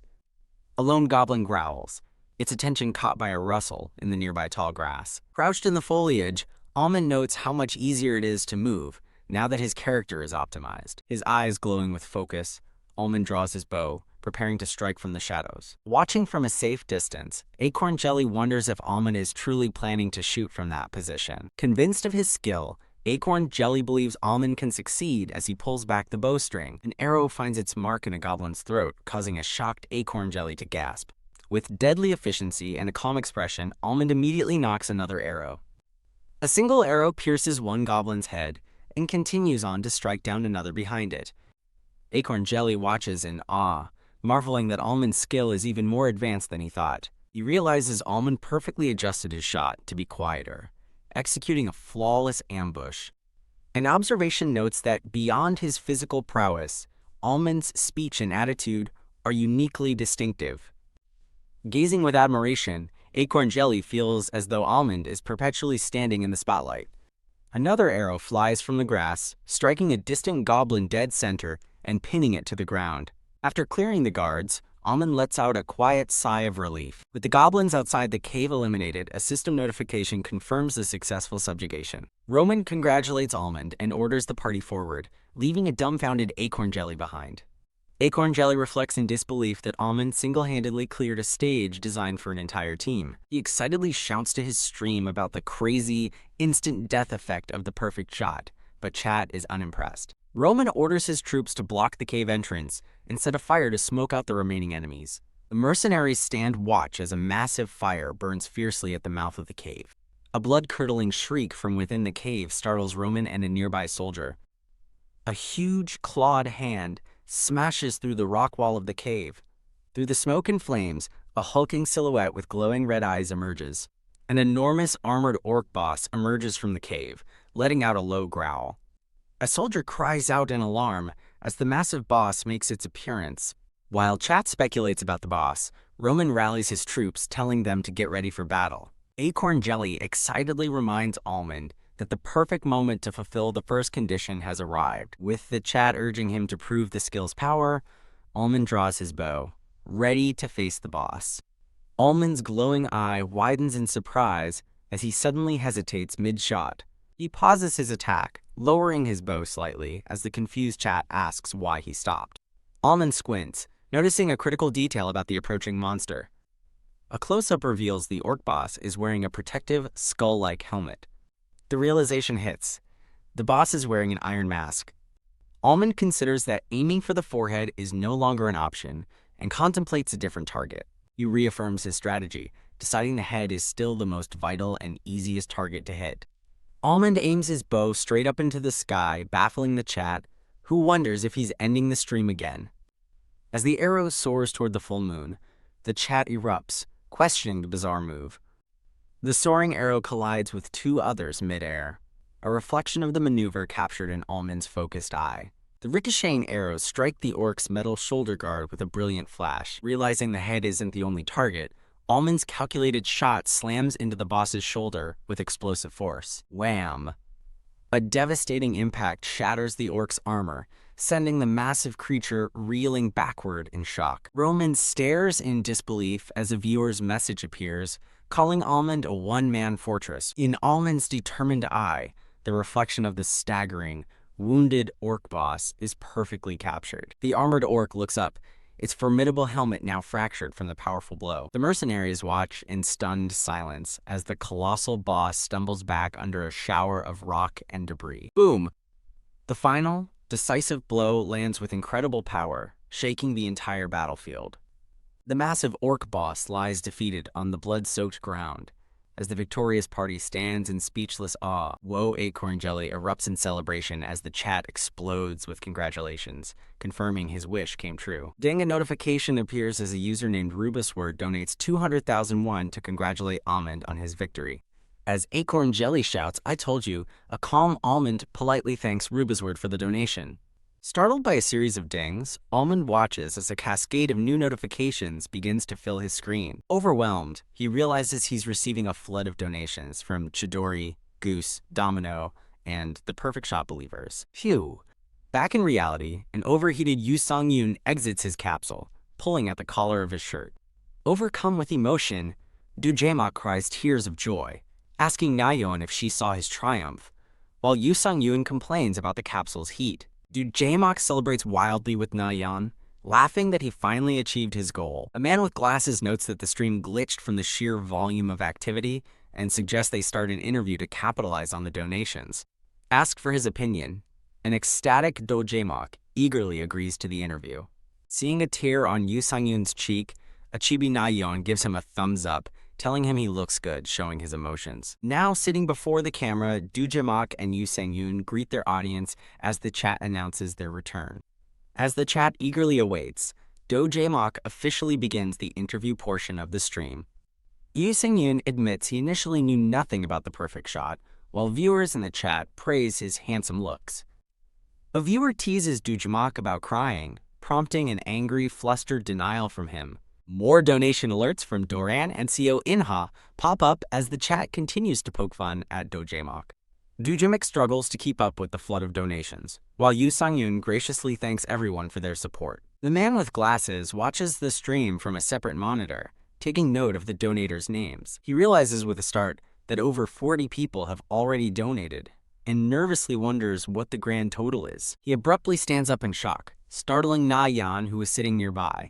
Another donation alert begins to appear on the screen, starting with the name SEO. He stares in disbelief as a massive 1 million won donation from Seo Jaya appears, exclaiming her name in shock. While the man with glasses yells in astonishment, Yu Sang-yoon is equally stunned but manages a polite and grateful thank you. Do Jae-mak expresses his shock at the huge donation, then prepares to read the accompanying message from the chat. Reading the message, complimenting Almond's handsome looks, Do Jae-mak glances at Yu Sang-yoon and thinks to himself, of course. When Seo Jia donates again, Yu Sang-yoon bows gratefully as Do Jae-mak, frustrated that the praise is all for Almond, clears his throat to begin the interview. Do Jae-mak reveals the interview questions are about skincare, makeup, and girlfriends, yelling at the chat for their choices. Yu Sang-yoon calmly begins to answer the shallow questions, much to Do Jae-mak's flustered dismay. The scene transitions, showing the two streamers sitting in a virtual space surrounded by glowing screens, reflecting on the heartwarming experience. Do Jae-mak and Yu Sang-yoon browse through screens, showing moments from their collaboration. The screens shift to display their in-game avatars, a visual reminder of their shared adventure and success. Almond's character smiles, conveying a sense of deep satisfaction and accomplishment. The collaborative stream concludes with a shot of the studio building at sunset, thanking them for their hard work. Na-yeon explains to a sweating Yu Sang-yoon that the capsule has no cooling system, and he thanks her, noting his is the same. Na-yeon asks Do Jae-mak if there's an issue, and he thoughtfully suggests they should stream from his home in the future. The man with glasses thanks them both for their efforts and presents them with a small gift, which Do Jae-mak receives with excitement. Impressed by Yu Sang-yoon's performance, the man with glasses suggests they have a discussion, while Na-yeon prepares things. Holding a tablet, Do Jae-mook looks at the screen with a serious expression, ready to reveal something important. Yoo Sang-yoon and the man with glasses lean in, their faces tense as they look at the tablet. With grim focus, the two men stare at the screen as the final tally of their earnings is about to be revealed. Both are left utterly speechless as the tablet displays their total estimated revenue, an astronomical 5,360,000,000 Korean won. Stunned, Yoo Sang-yoon mouths the words, 5 million? Do Jae-mook asks if he usually earns this much, but Yoo Sang-yoon admits it's his first time. Na Yeon arrives with drinks, cheerfully suggesting they divide the total earnings in half. A visual graphic shows their individual take-home pay will be almost 3 million each. Yoo Sang-yoon bows deeply in gratitude, but a flustered Do Jae-mook insists he should be the one thanking him. The man with glasses thoughtfully observes that donations must not be their main source of income. He asks Do Jae-mook to explain how he generates revenue, and Do Jae-mook readily agrees. Do Jae-mook explains their main income is from advertising, sponsorships, and third-party ads secured by their manager Na Yeon. He elaborates on the types of sponsorships as Na Yeon points out his shirt is one of them. While the man with glasses compares their work to celebrities, Na Yeon bluntly says Do Jae-mook isn't handsome enough for that, leaving him furious. Na Yeon insists his funny looks are an asset, and the man with glasses stifles a laugh as Yoo Sang-yoon seems amused. Na Yeon's attention shifts as she thoughtfully addresses Sang-yoon by name. She shyly suggests Sang-yoon has celebrity potential, prompting Do Jae-mook to question her completely different tone. Tak. Sang-yoon sets his drink down, politely beginning to decline the compliment. He listens quietly as the conversation continues around him. Na Yeon clarifies she was discussing income strategies, stressing the importance of external activities alongside streaming. The scene shows examples of other streaming content, like vlogs and commercials. Na Yeon explains the difference between major streamers and niche ones, recommending Sang-yoon aim for the major scene. Do Jae-mook asks the man with glasses, Joo-hyuk, about his editing experience, but he admits he has none. Do Jae-mook advises everyone to take things slow, and Sang-yoon thanks him for the guidance. Joo-hyuk shakes Sang-yoon's hand, sincerely thanking him for all his help. In the parking garage, the group agrees to do another collaboration stream in the future. Do Jae-mook looks on with a contemplative smile, thinking about their future collaboration. He acknowledges to himself that Sang-yoon is already far ahead of him. As a car engine starts, Do Jae-mook stands with his arms crossed, admitting he's envious. Do Jae-mook sighs over Sang-yoon's talent, while Na Yeon tells him to get inside out of the cold. Joo-hyuk drops Sang-yoon off at a residential neighborhood, and Sang-yoon thanks him for the ride home. Just as he gets out, Joo-hyuk calls his name, stopping him. From the driver's seat, Joo-hyuk advises Sang-yoon not to rush his decisions about streaming platforms. Joo-hyuk offers encouragement, telling Sang-yoon his talent guarantees he'll succeed at whatever he chooses. Touched by the kind words, Sang-yoon offers a small, grateful smile. He thanks Joo-hyuk again as the car drives off into the sunset. Walking up the stairs toward his home, Sang-yoon notes the evening chill. He remembers helping his grandmother on these same steps, worried she would slip. Smiling at the memory, Sang-yoon proudly tells his grandmother he earned 2.7 million today. He reflects that he's having fun and is seriously considering continuing his streaming career. Sang-yoon looks down at his open palm. Deep in thought, he clenches his hand into a fist, realizing with relief that his right arm didn't tremble at all. He recalls the car accident that has been a terrible memory for both him and his grandmother. A painful memory surfaces of his grandmother crying secretly after the accident. He remembers standing alone in the shadows, burdened by the past. He thinks of his right arm as a heavy chain that has accompanied him through everything. The arm is depicted as a shadow, shackled by the past trauma. But now, that same right arm is shown confidently drawing an arrow, free and powerful. Sang-yoon muses that his grandmother would have been amazed to see him now. Gazing at the sky, he feels the good people helping him were sent by his grandma. Overwhelmed with gratitude, a tear escapes as he wonders how he can ever repay their kindness. He wipes his eyes, unable to hold back his emotions. He resolves to do his best, but a lingering doubt makes him wonder if it's too late. Remembering his grandmother's playful scolding to work harder, he smiles with renewed determination, promising he will. Standing on the stairs at sunset, Sang-yoon wistfully wishes his grandmother were there to see his success. Meanwhile, online communities explode with awe and disbelief over Almond's one-shot goblin kill video. In an office, Na Yeon points out that a post about the game Kingdom has made the community's top 10. first and asks Joohyuk if he's seen it. Joohyuk excitedly asks if the video is amazing, but Nayeon glances at his screen and dismisses it, seeing nothing notable. Nayeon clarifies she was talking about a different post in the editor's community, leaving Joohyuk confused. A moment later, Joohyuk stares at his phone in wide-eyed shock. He finds a viral post on Tribe praising a handsome streamer named Almond, whose hobbyist video edit is receiving rave reviews for its quality. The scene shifts to a quiet morning, with birds chirping on a sunlit balcony. Water drips from a shower head, marking the start of a new day. A young man with black hair dries his hair, planning to organize his strategy based on what he learned yesterday. He thoughtfully considers the two main revenue models available to streamers. An explanation shows the first model, viewer donations and ad revenue, using Acorn Jelly Stream as an example. The second model is explained through an example of a streamer doing a sponsored headset promotion. The scene focuses on the determined young man, indicating a shift to the perspective of all tube streamers. Back with Sang-yoon, Joohyuk compares him to the streamer Horn Ramen, agreeing with a previous assessment that he's not the Acorn Jelly type. Jae-mak gets overly ambitious about becoming a commercial model, but Sang-yoon and Nayeon comically tell him to slow down. Sang-yoon realizes Joohyuk was referring to Horn Ramen's revenue model, which relies on being good at talking, not gaming. With sudden clarity, Sang-yoon realizes he needs to find an editor quickly. Sitting at his computer, he decides to search for talented editors among popular game videos. He finds a trending Kingdom Age Archer montage, noting his luck that it's getting so much attention. As he examines the thumbnail, he realizes with a jolt that the archer in the video is his own character.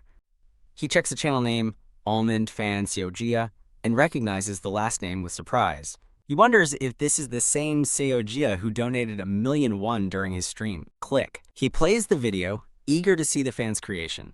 My lady. Bandits are positioned throughout the mountain range.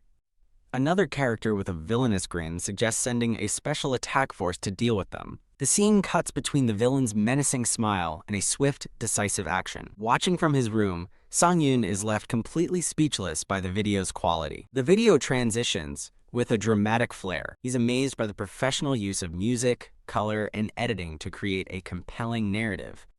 As a brutal fight scene unfolds, Sang-yoon thinks to himself that the video feels just like a real movie. His eyes glow, reflecting the screen as he is completely captivated by the montage.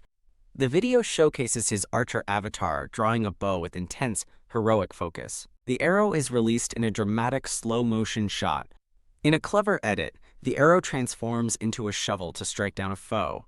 Sang-yoon realizes the editor skillfully used effects to make repetitive battles feel unique and exciting. The video continues with a flurry of dazzling and dynamic combat effects. The montage features a final, confident close-up of his in-game character. Staring at the screen, Sang-yoon is in awe, barely able to believe the incredible video is of him. Reading the comments, he sees viewers praising the drama-like quality and noting that while the game is a flop, his gameplay is on another level. Seeing the overwhelmingly positive response, he decides he needs to contact Joohyuk immediately. His phone suddenly buzzes, startling him. It's a message from Joohyuk, who has also found the amazing video and suggests contacting the creator. Sang-yoon worries about not having a steady income to pay an editor, but Joohyuk reminds him that negotiating is the manager's job. Realizing the opportunity, Sang-yoon resolves to strike while the iron is hot. He stretches and prepares to begin, determined to take the next step. Entering his capsule, he acknowledges that while his archery is good, he needs to improve his physical stats, reviewing his skill tree. The training system confirms his skills have been activated and enhanced. A system window appears, prompting him to select the training difficulty for his next session. Realizing he's hungry just as it's time to stream, Sang-yoon checks the clock with a worried look. Deciding on a quick snack, he pours a bowl of almonds to eat before his stream starts. Chewing an almond, Sang-yoon smirks confidently, anticipating the results of his next move. A digital countdown begins, announcing the stream will start in 5 seconds. As the countdown continues, a close-up on Sang-yoon's nervous eye reveals his anticipation. The countdown reaches its final second before the stream goes live. Elsewhere, a man in a white shirt slams his desk in frustration, wondering if he backed a failed fantasy game. The scene reveals the headquarters of Funk, the largest game distributor in the country. He laments the disastrously low sales of their game, Kingdom Age, knowing it was a commercial risk. A hopeful employee desperately clings to the game's positive expert reviews, wishing for sales to improve. He considers a promotional event to attract users, but quickly dismisses it, knowing the company won't fund a failing game. A senior executive scoffs at his suggestion, pointing out the game isn't even in the esports genre. Tack. Desperate for a solution, he searches for Kingdom Age Online, wondering how to save the failed game. He is stunned to find a video about the game's archer class, with 150,000 views in just 20 hours. Intrigued, he clicks play, and the video's music begins to fill the quiet office. He's immediately impressed by the incredible quality and professional editing, but the gameplay itself leaves him speechless. Watching the explosive gameplay, he realizes the player's skills are absolutely phenomenal. Tack. He quickly investigates the streamer, shocked to discover the account is brand new. The player is a complete newbie. He watches a montage of the streamer, Almond, completely captivated by the incredible gameplay clips. The analysis concludes that Almond is not just a skilled player, but also a natural talent at streaming. He then sees a clip of Almond's face, realizing with a jolt that the prodigy is also incredibly handsome. Pang! He slams his desk with sudden realization, startling a nearby coworker. This streamer is the answer. Ding, a notification pops up on his screen, announcing that Almond has just started streaming. Thrilled by the perfect timing, he eagerly prepares to watch the live stream to witness the gameplay firsthand. Sang-yoon is in-game as the stream begins, and the chat is already active with greetings and questions. He stares in shock at the flood of messages, wondering if he's ever had so many viewers at once. Instantly, over 1,000 viewers join the stream, and the number continues to skyrocket. Back at the Funk office, the man watches the stream intently, regardless of the reason for the sudden popularity. The narrative explains the significance of breaking the 1,000-viewer milestone for a streamer. He clenches his fist in triumph, thrilled by the massive and immediate viewership. Nice. Sang-yoon is confused as the chat spams messages telling him to start, until one viewer points out it's already live. The chat descends into chaos as viewers argue and spam messages. He remembers how professionally Do Jae-mok and Na-yeon handled 50,000 viewers, realizing they managed it perfectly. Awed by their professionalism, a look of determination crosses Sang-yoon's face. Awesome. Finding his composure, he warmly welcomes the massive audience to his stream. Viewers immediately demand a face reveal. While longtime fans clarify that Almond is typically a no-cam streamer, he thoughtfully considers the chat, realizing just how strong the demand is for a face cam. The scene cuts to a file name, hinting at an imminent face reveal for the new streamer. A montage praises his handsome features, calling him beautiful, sexy, and a talent the major agencies missed. Flustered and blushing, Sang-yoon covers his face as the chat erupts with compliments and renewed calls for a face cam. Pat! He reveals his face on stream for the first time, and the chat explodes with shock and excitement. Donations immediately pour in, with viewers complimenting his handsome appearance. Waving to the viewers, he receives a donation from a fan who couldn't give it during his last impressive play. He graciously thanks his viewers for the flood of donations right at the start of the stream. Eager to begin, he jumps into the game where his character is greeted by a noblewoman who's heard of his prowess. She praises him for single-handedly dealing with the goblin menace that plagued her territory. He humbly insists he didn't act alone, but she gently corrects him. Taking his hand, she reveals that Captain Roman told her everything, leaving him momentarily surprised. He stares at her, a look of surprise on his face as she continues to hold his hand.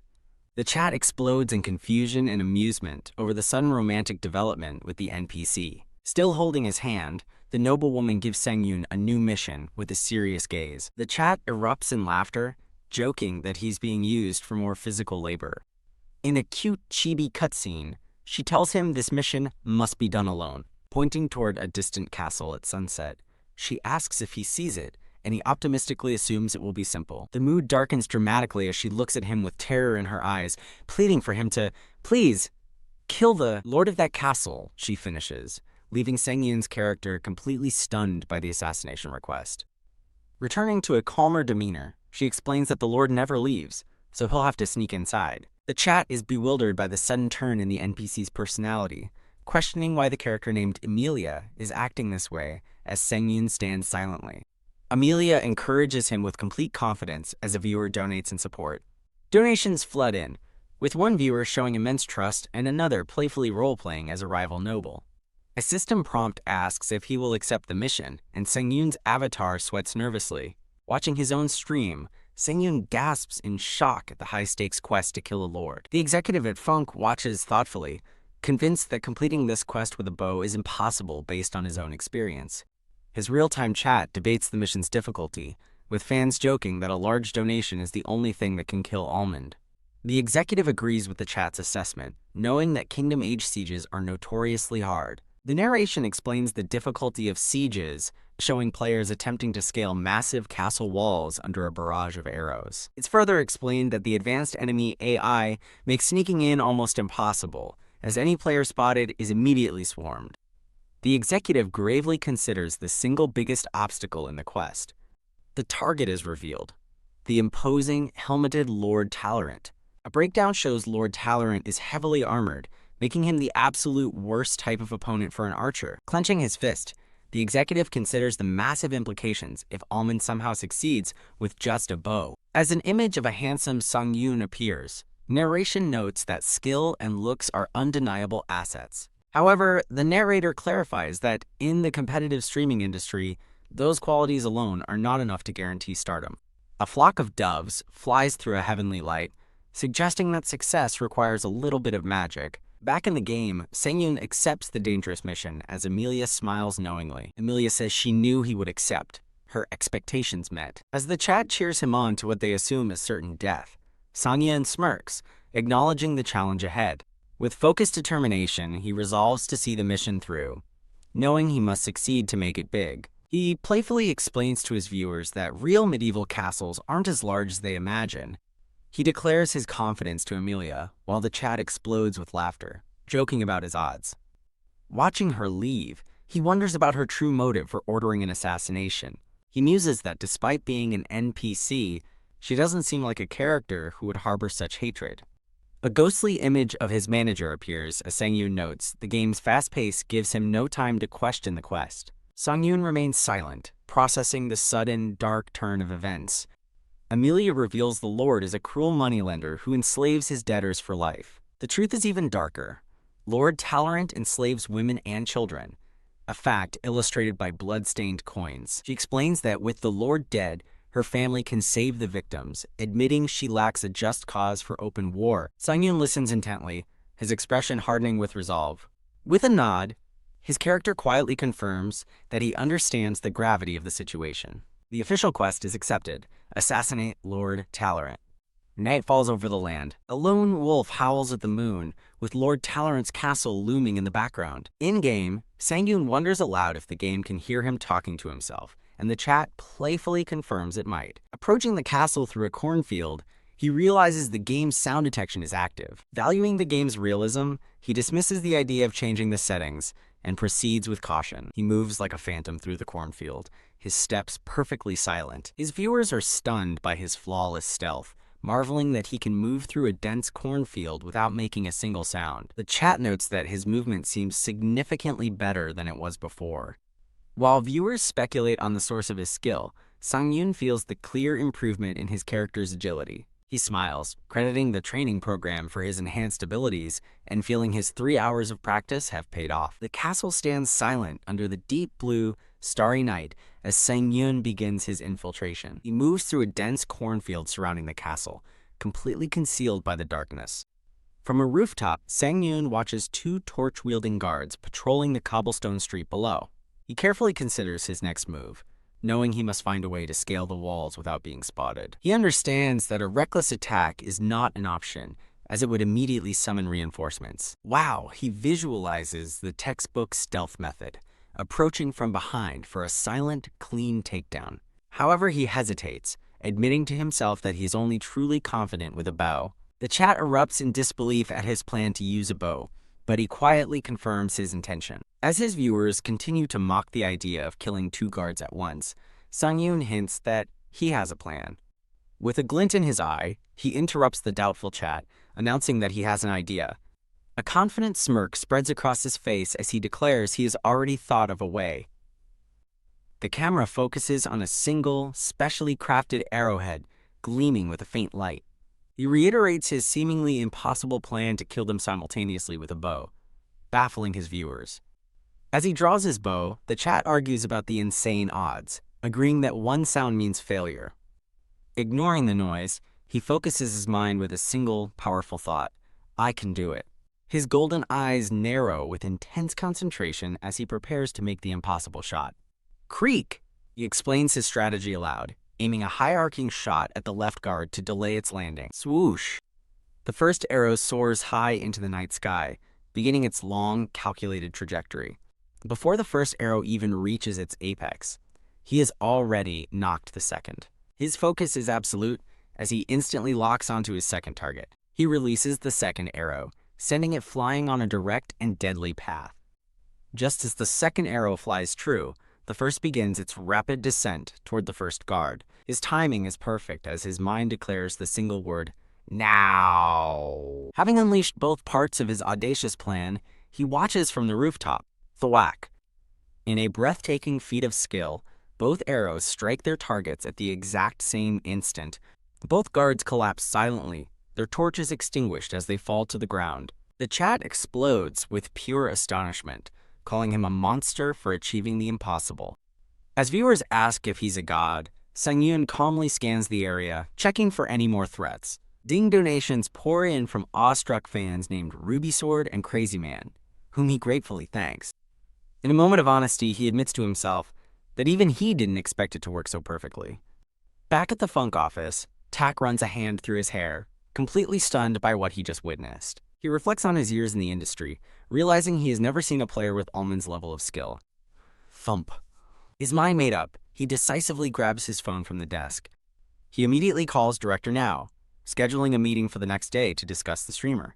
His final thought becomes an urgent command. They must recruit this prodigy, no matter the cost. The scene shifts back to the game, showing a view of the castle's now cleared ramparts. Crouching behind cover, Sang-yoon takes a moment to breathe, acknowledging how tough the mission is.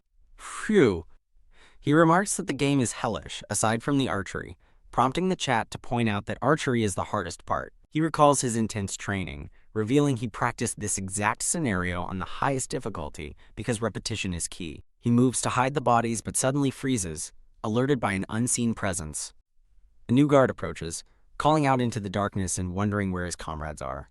Concealed by the shadows of a large brazier, Sang-yoon waits patiently in ambush, his bow drawn. After another flawless takedown, his viewers praise the insane ambush, speculating he aims for the throat to ensure silence. He begins piling the bodies out of sight as the chat notes that the difficulty will soon ramp up inside the castle. Tak! As he finishes hiding the bodies, he thoughtfully considers the chat's point about his weakness in close combat. He acknowledges the difficult path ahead and starts formulating a new plan to proceed.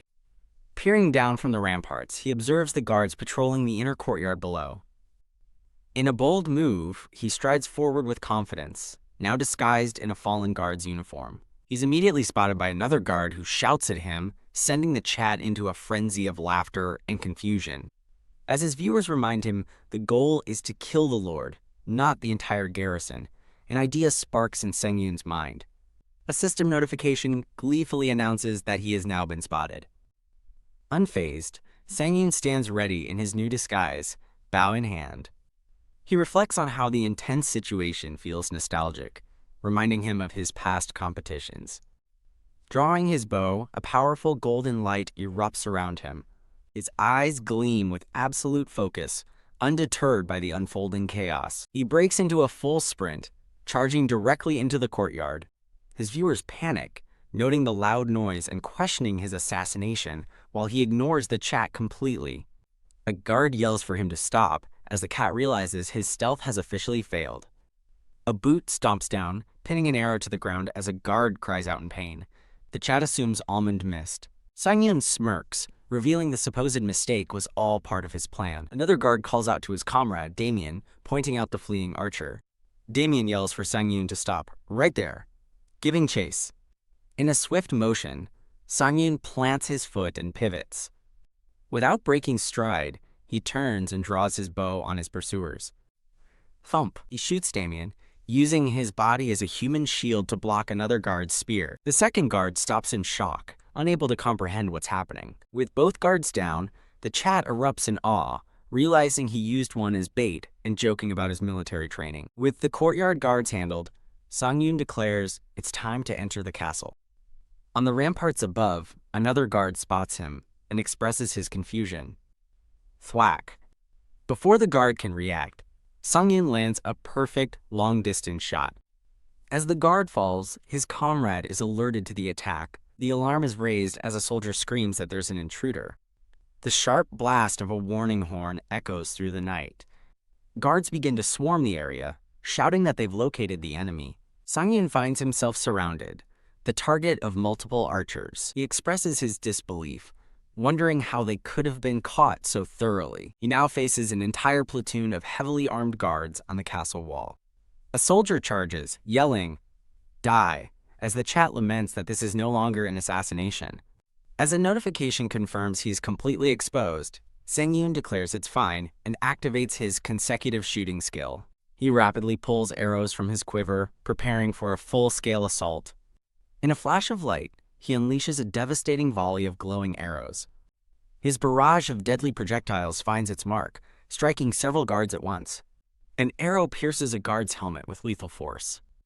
A surviving guard looks on, in absolute horror at the sudden massacre. He sees his comrades all killed by perfect headshots and realizes he's facing a monster. Overcome with terror, he screams for everyone to run for their lives.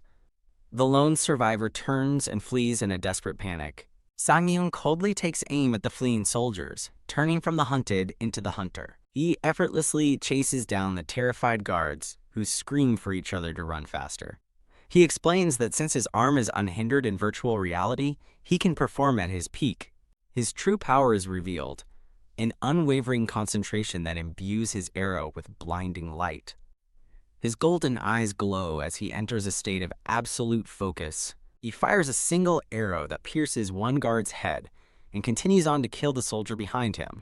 A guard gasps his last breath. The final guard clutches his tunic, begging for his life in his last moments.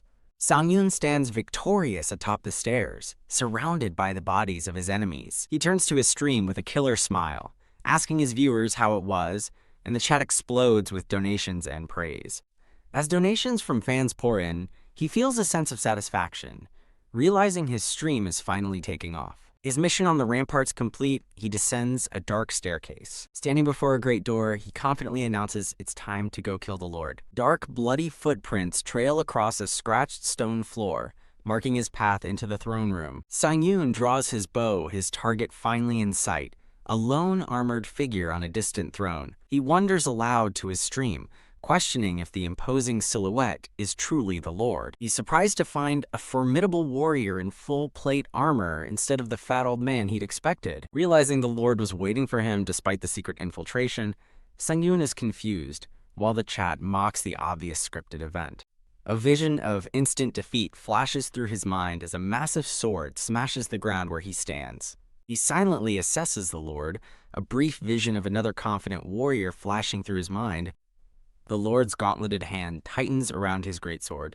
Leaning forward from his throne, the Lord finally speaks, his voice echoing, "Are you alone?" Sang-yoon draws his bowstring taut, acknowledging his opponent's immense power. He aims his bow, now comically shown with the Lord's massive sword on his back, leaving his viewers utterly bewildered. The Lord voices his disappointment as Sang-yoon's eyes scan the flawless, seemingly impenetrable armor. Suddenly, fully armored soldiers begin to emerge from the shadows behind the throne. 2 royal guards march forward down the red carpet, swords drawn to defend their master. His viewers are shocked, realizing the boss has just summoned powerful minions to the fight. Viewed from above, Sang-yoon looks small and alone as the chat panics about the fully armored enemies. He glances at a great sword hanging on the wall, considering if he needs a blunt weapon but knowing he's unfamiliar with it.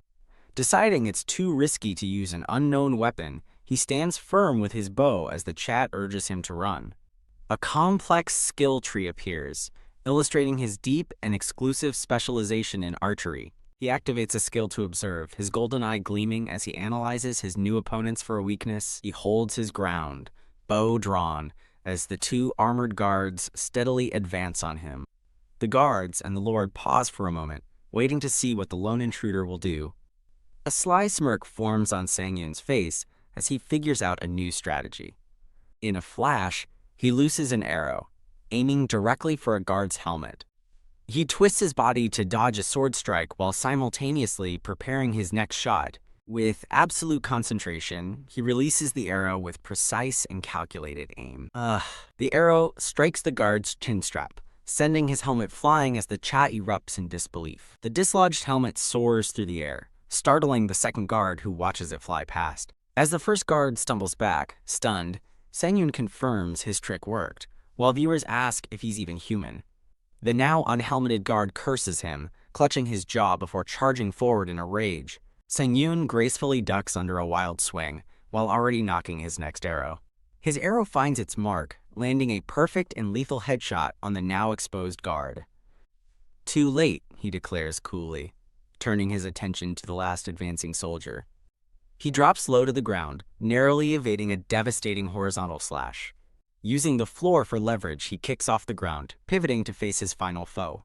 With all three guards now defeated, Sang-yoon stands alone in the vast throne room, his focus locked on the Lord. The chat explodes in a frenzy of praise, calling him the Korean archery god for his masterful performance.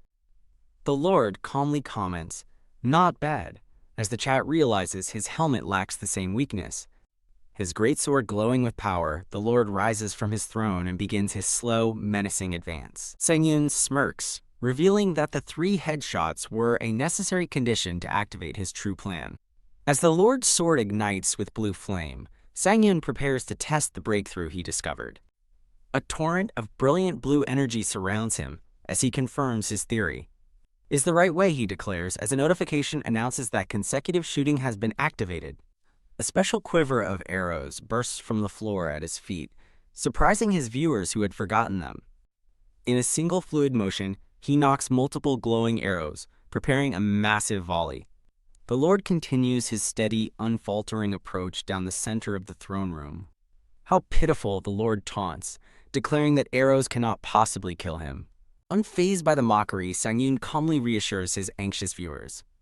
It's okay. His arrow strikes the Lord's chest plate in a bright flash, appearing to have no effect whatsoever. The Lord glances down at the minor impact, scoffing at Sang-yoon from across the room.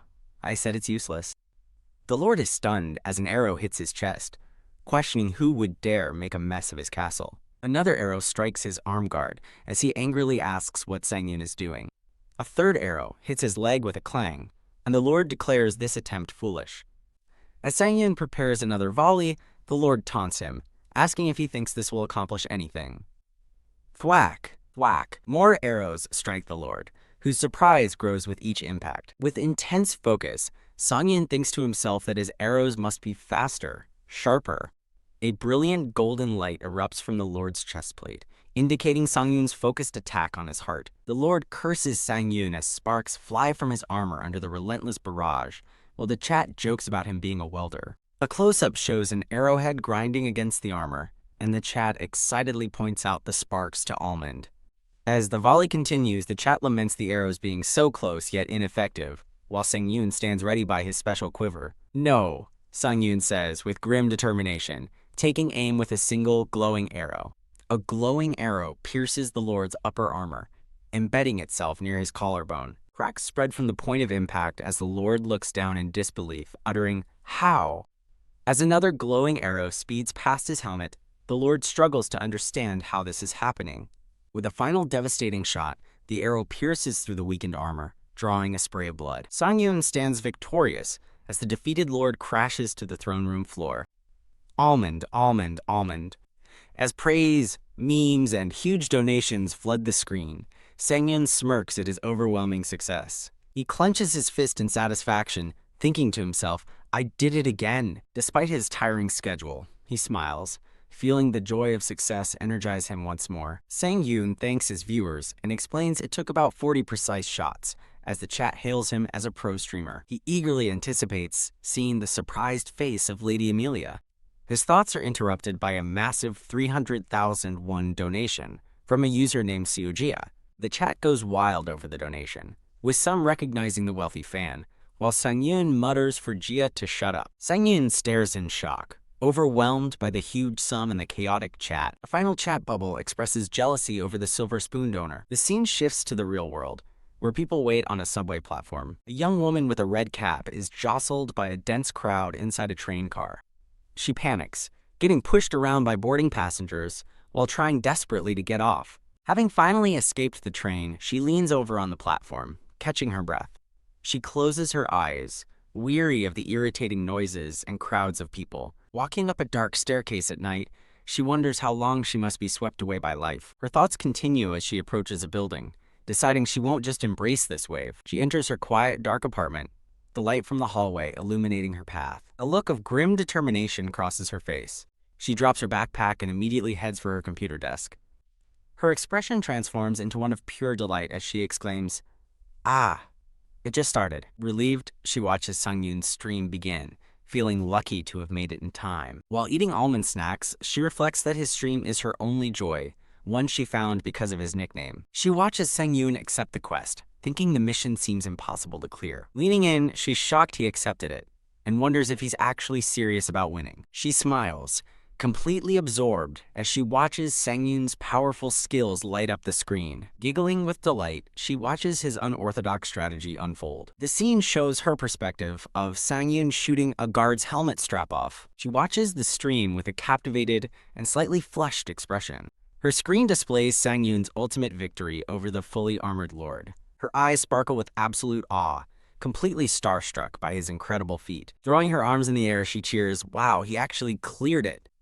Overcome with excitement, she decides she must donate and debates how much to send. She considers her options while a past donation from Ruby Sword appears, suggesting she's a regular high-level donor. With renewed determination, the young woman decides to go big, setting her donation for 300,000 won. Her fingers tap decisively on the keyboard, sending the donation through. Sang-yoon smiles warmly, thanking the donor Seo-jia, and remarking that her nickname seems familiar. Seo-jia internally panics with excitement, thrilled that he remembers her and eagerly awaits his reaction. Sang-yoon ponders for a moment, trying to decide on a fitting response to the generous donation. He announces a somersault to end the stream, and as the chat erupts, his character performs a comical flip.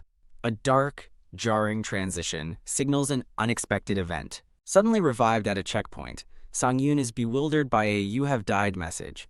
He realizes his recent optimization prevented a disconnect, as the confused chat questions his sudden change in character. Laughing it off, Sang-yoon announces he'll end the stream manually and thanks Seo-jia again, much to the chat's amusement. In the real world, Sang-yoon lets out an enormous yawn, exhausted from the long stream. Emerging from his gaming pod, he reflects that his plan worked, yielding a reaction worth 300,000 won. He recalls that the viewer, Seo-jia, has donated huge sums before and idly wonders about her profession. Shaking his head, he dismisses the thought, chiding himself for being too judgmental. Meanwhile, Seo-jia lies blissfully on her apartment floor, basking in the memory of a fun stream. She suddenly bolts upright with an idea, realizing she needs to clip the stream highlights. A bright, eager smile spreads across her face as she focuses on her monitor. Blushing with inspiration, she thinks to herself that the video she's creating is going to be epic. She settles on the floor and gets to work editing on her computer. Her work is interrupted by a phone call from someone named Kim Jun-hyuk. Still in bed, Sang-yoon groggily answers, sarcastically confirming he was asleep when asked. A cheerful man with glasses on the other end of the line, Kim Jun-hyuk, announces that lunch is lasagna. Sang-yoon smirks, telling him to stop, while Kim Jun-hyuk admits he expected to be hung up on. Kim Jun-hyuk, working from his own bed, explains there's a problem, catching Sang-yoon's attention. Kim Jun-hyuk brings up Seo-jia, the creator of the montage video, and Sang-yoon asks for details. Kim Jun-hyuk explains that they tried to contact Seo-jia through comments about a collaboration, but she isn't responding and her account is private. When Kim Jun-hyuk suggests using her next donation to get her attention, Sang-yoon flatly refuses. They agree to wait patiently for another opportunity, and Kim Jun-hyuk ends the call. Sang-yoon hangs up and runs a hand through his hair, lost in thought. His thoughts drift to a familiar solution for a cluttered mind. He firmly grabs a full trash bag from beside his desk. Deciding that cleaning is the best remedy, he steps out of his apartment to take out the trash. Walking down the long outdoor staircase, he reflects on how the daily climb always winds him. He resolves not to complain, reframing the tedious task as a form of exercise. He reminds himself that any hardship is only temporary until it becomes routine. Thump. As he opens his building's door to go back inside, He collides hard with someone else opening it from the other side. A person in a green jacket and cap yelps an apology as Sang-yoon stumbles back. Dazed, a person rushes over to him, anxiously asking if he's hurt. Looking up, Sang-yoon reassures the stranger that he is okay. He insists that he is fine as he gathers himself. As he sits up, he sees the person standing frozen, covering their face in embarrassment. It's Seo-jaya, who covers her mouth in utter shock, realizing who she just ran into. Sang-yoon looks up at her with a puzzled expression, trying to place the familiar face. Thud! The trash bags slip from his grasp and land on the floor. Later, after disposing of the trash, Sang-yoon's phone buzzes with a call as he stands by the dumpsters. He answers the call from Kim Jun-hyuk, still looking slightly confused. Kim Jun-hyuk's excited voice crackles over the phone, telling him to check out Seo-jaya's latest video. He excitedly reports that her new video premiered to 3,000 viewers and is already flooded with comments. As Kim Jun-hyuk projects massive view counts, Sang-yoon quietly realizes the video is a viral hit. After Kim Jun-hyuk hangs up, a hesitant voice calls out, "Excuse me," from behind Sang-yoon, grabbing his attention. Sang-yoon stops, recognizing the woman hunched over from before. He approaches, asking if she dropped something, but she hesitates to answer. FWIP. She suddenly thrusts a small notebook toward him. Flustered and catching her breath, she shyly asks for his autograph. Sang-yoon is taken aback by the unexpected request for an autograph. A thought strikes him as he realizes she must be a fan. He asks if she watches his streams, and she nods vigorously in confirmation. Amazed to meet a fan in his quiet neighborhood, he muses on the coincidence while she asks if her request is okay. He happily agrees to give the autograph and asks for her name. She tells him her name is Jia, causing his hand to pause mid-signature. Jia watches him with an expression of pure, grateful admiration. The scene transitions to a cafe where several people are gathered. A man in a suit asks Jia about her experience with video work, and she confirms it's her major and hobby. While Sang-yoon listens, the man praises her for pursuing video editing as a hobby while working. He then reveals their true purpose. They had been specifically looking for Ms. Seo-jia. He expresses his surprise at their fortunate coincidental meeting. Jia asks why they were looking for her, and he reassures her that it's nothing serious. He decisively places a contract on the table between them. With a confident smile, he formally offers her a position to work with them, surprising Sang-yoon. Jia hesitates, considering the unexpected offer to work together. The man leans forward, asking if she was aware of something. His expression turns serious as he reveals there are issues with revenue generation for her videos.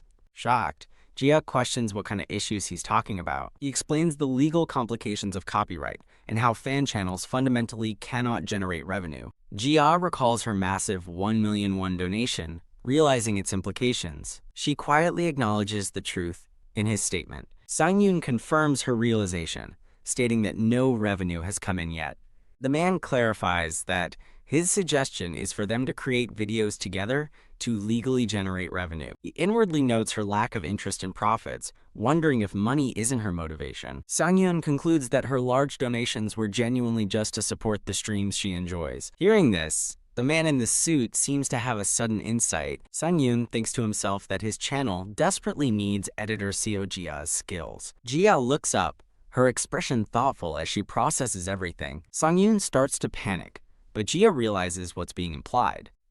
A glimmer of understanding and emotion shows on her face. The man reveals how long Almond has been looking for her, and Sang-yoon sheepishly confirms he wanted to work with her.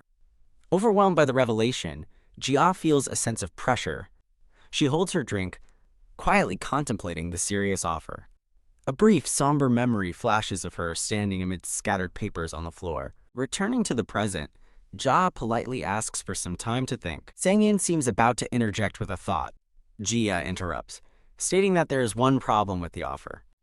She repeats her statement, emphasizing that there is a significant issue. She reveals that her current company's policy forbids her from taking on double contracts. To accept their offer as an official editor, she would have to quit her job. Furthermore, she explains her current salary is stable, making a move to risky video revenue unwise. Sang-yoon sinks, realizing he's in a position where he needs to pay a salary, but can't even afford a drink for his friend. He looks stressed, suggesting they reconsider the entire plan. The man in the suit, however, simply smiles with confidence. He pulls out another document, explaining he conveniently just received it via email. He reveals the game distributor Punk has just sent a formal proposal to make him a partner streamer. Jia thoughtfully considers this new, game-changing offer. With sudden resolve, she declares she will sign the contract, stunning both Sang-yoon and the man in the suit. Sang-yoon muses that since it's a matter of livelihood, she must have been willing from the start, relating to her presumed desire to leave her old job. Stating her preference for a stable base salary, Jia officially signs the contract. The man in the suit expresses his gratitude, telling them he's counting on them as Jia bows politely. Jia asks about her previous videos, and he clarifies they'll need to be re-uploaded to the official channel. After the meeting concludes, Jia walks away, looking completely drained. Sang-yoon calls out, grabbing the man in the suit's arm to get his attention. He anxiously asks if the partner streamer offer is legitimate, offending the man, who defensively asks why he would ever lie about something so important. Sang-yoon is stunned that a famous company wants him, and the man confirms the terms are too good to refuse. The man admits he assumed recruiting Jia would be easy, since she was already a fan. Sang-yoon explains that being a fan is entirely different from being in a professional contract with your idol. He admits he was surprised by how serious and cold Jia seemed, despite her generous donations. Jia finally arrives back at her apartment looking utterly exhausted. She immediately collapses face first onto her bed in a flurry of motion. She thrashes and squirms under the covers, letting out muffled squeals of overwhelming emotion. She finally erupts, shouting that she can't believe what just happened. Blushing furiously, she realizes that while meeting Almond felt like a dream, becoming his official editor is beyond anything she could have imagined. Holding the contract, she confirms that it's real and whispers with relief that she has finally escaped. A painful memory surfaces of someone taunting her about being a community college graduate. In a flashback, her abusive former bosses belittle her, making her believe she was stuck in that rut forever. Back in the present, she scrolls through glowing comments on her phone, praising her godlike video montage. The comments section reveals her fan channel name, Almond Fan Seoja, with viewers eagerly anticipating her next video. She smiles warmly, blushing as she basks in the positive reception. Motivated, Sang-yoon stretches and decides to start his stream early, confident his frequent streaming schedule will make it fine. He sits down at his computer, ready to begin. He receives instructions from Jia and wonders how she sent them so quickly after they just parted. He messages her about the intro she sent, and she explains she'd been working on it for a while, leaving him amazed at her dedication. An unknown woman smiles and says she'll put something to good use, thanking someone off screen. Ding! Notifications blast out to all of Almond's fans across various devices and settings. Ding viewers are alerted to the early stream, with one fan lamenting that they weren't the first to join. The stream opens with a new, cinematic intro that viewers immediately recognize as Jia's signature style. A glowing "hello" appears, formally starting the stream. Sang-yoon greets his audience, thanking viewers Ruby Sword and Eggplant for their immediate donations. In-game, Almond spawns into a room filled with bodies, as the chat speculates that he single-handedly destroyed the castle via assassination. Almond decides his first order of business is reporting to Amelia, but pauses with a new thought. He cheekily reasons that, since he cleared the castle alone, he's entitled to loot some items. He ponders which of 3 magical, glowing bows to choose as his reward. He opens a treasure chest, delighted to find it filled with shiny gold coins. He then admires a new, gleaming set of armor on display. The chat encourages him to take more loot as he eyes his new equipment. Fully geared in a new cloak and armor, he states that he's reached his inventory weight limit. Now better equipped, he confidently notes that he's strong enough to survive more than one hit. He mounts his horse and gallops off into the night to complete the quest. He arrives at a bright castle, relieved that the in-game travel time isn't realistically long. A voice calls out to him as he stands with his horse. Leaning out of a grand carriage, a blonde woman calls out his name, Almond? Amelia steps out of the carriage, questioning how he could have possibly returned so soon. Almond respectfully bows, formally announcing that he has returned to update her on the mission, leaving her stunned. A surprised maid questions her young lady's sudden command. The young lady urgently tells her to hurry, and the maid quickly agrees. Outside, she gestures for Sang-yoon to follow her toward a waiting carriage. Sang-yoon steps forward, thinking about his rapid return from the mission. As they walk, the young lady asks if he has changed his mind about the task, Sungyun looks at her and clarifies that he has returned to report the mission's completion. Stunned, she exclaims that it's only been 2 days since she gave him the quest. Sungyun calmly breaks down the 2 days into travel, prep, and the raid itself. The stream chat marvels at his incredible speed, pointing out it was actually done in a single day. The young lady stares in disbelief, finding his accomplishment hard to fathom. She questions his use of the word raid when she had requested an assassination, and Sang-yoon prepares to explain. A confident, almost mischievous smile plays on Sang-yoon's lips. "I just killed them all," he states plainly, leaving the young lady frozen in shock. Her disbelief erupts as she shouts, "I beg your pardon?" The young woman's mind reels in absolute, overwhelming shock. She takes a moment to compose herself, covering her mouth as she processes the news. She asks if Talorant's castle is now completely vacant, and Sang-yoon confirms it is. "All by yourself," she murmurs, her expression filled with utter awe. Sang-yoon gives a slight sparkling smile in return. Seizing the opportunity, she urgently orders her men to prepare a carriage to secure the now empty territory. An attendant bows deeply, promising to prepare it immediately. The young lady bids her maid farewell as she readies the carriage for departure. Seeing Sang-yoon standing nearby, she thinks of his name, Almond. With a wry smile, she calls out, asking why he's just standing there lost in thought. Her face flushes with admiration as the stream chat explodes with a cheer of, "Amazing." The chat speculates that seizing a castle maxes out likability, while Sang-yoon internally resolves to focus on that. As their carriage begins to move, the young lady asks how he can be so powerful. She presses the question, emphasizing that she is being completely serious. Flustered, she explains that she's seen many knights before in her life. "But none of them have achieved as much as you," she concludes, looking at him with deep respect. Still finding it hard to believe, she asks if he really defeated all the troops alone. Sang-yoon quietly confirms, leaving her stammering while the chat shares her confusion. She finds it fascinating that a knight would use a bow, but he corrects her, stating he is a mercenary. She quietly repeats the word mercenary, clasping her hands thoughtfully. Calling him Almond, she begins to make him an offer for after the task is finished. Inside the carriage, she asks if he has ever considered becoming a knight. She quickly adds that she is just asking, out of simple curiosity. The stream chat buzzes about the Amelia route advancing and eagerly awaits Almond's response. Sang-yoon dismisses the idea, saying he's just a mercenary, a reply the chat deems boring. She looks away, a flicker of disappointment in her expression. She reveals that he seemed pleased with how he handled the situation, surprising Sang-yoon and the chat. Sang-yoon internally questions if she means the Earl, who he thought had already departed. Shh. She puts a finger to her lips, thinking that the Lord is probably still unaware of the situation. Leaning in, she gently places her finger on his lips to quiet him. A faint blush dusts her cheeks as she holds the intimate gesture. As Sang-yoon stares, flustered, she announces their arrival, and the chat goes wild over her bold move. They arrive at a castle where workers are busy cleaning up the courtyard. A man carrying a heavy sack glances up, noticing their approach. He wonders if the approaching party is from Talorant. Thud. Stepping out of the carriage, the young lady answers firmly, "No." Standing together, the young lady and Sang-yoon survey their newly claimed territory. The townsfolk murmur in disbelief, questioning if the new ruler is generate. The crowd worries about who will protect them now that Talorant's forces are gone. Sang-yoon observes the scene, noting that the people are still confused by the sudden change. He looks at the tattered banner that signifies the fallen territory of Talorant. The young lady exchanges a knowing smile with Sang-yoon. With a swift motion, she tears down the old banner of Talorant. A new, brilliant golden banner is unfurled in its place, signaling a new regime. The people below watch in awe, finding it unbelievable that their lord has changed overnight.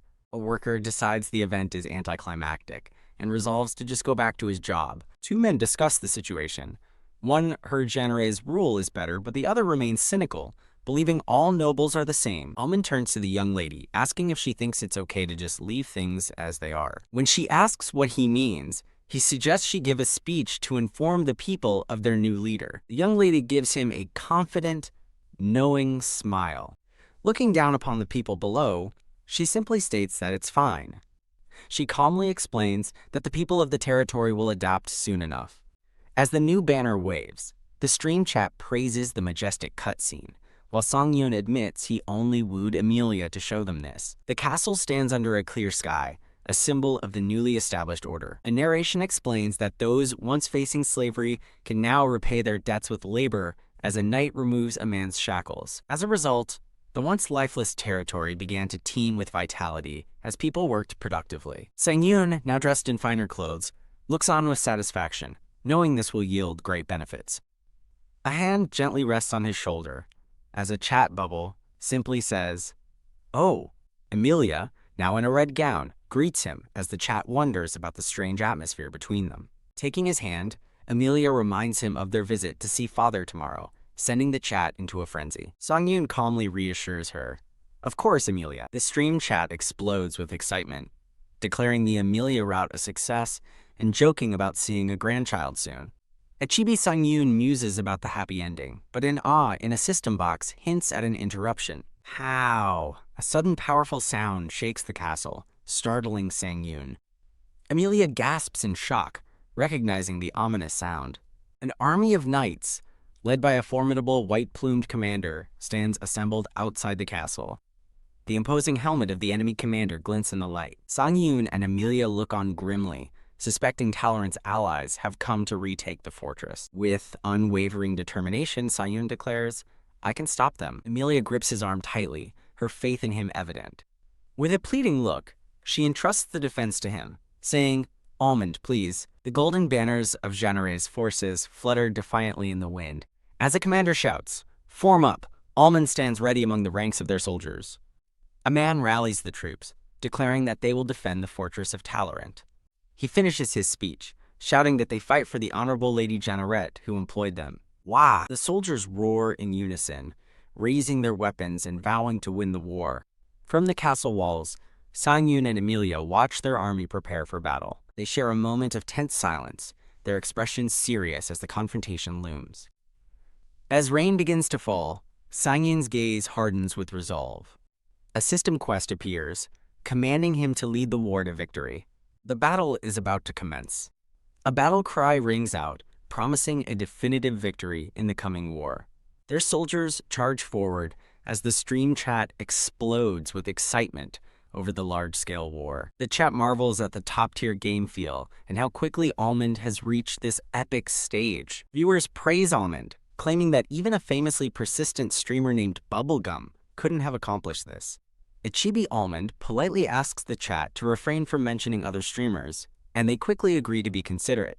Stepping through the grass, Almond prepares to sign off. Sang-yoon announces to his audience that he's ending the stream for the day. As he gives a cheerful thumbs up, the stream chat erupts in protest.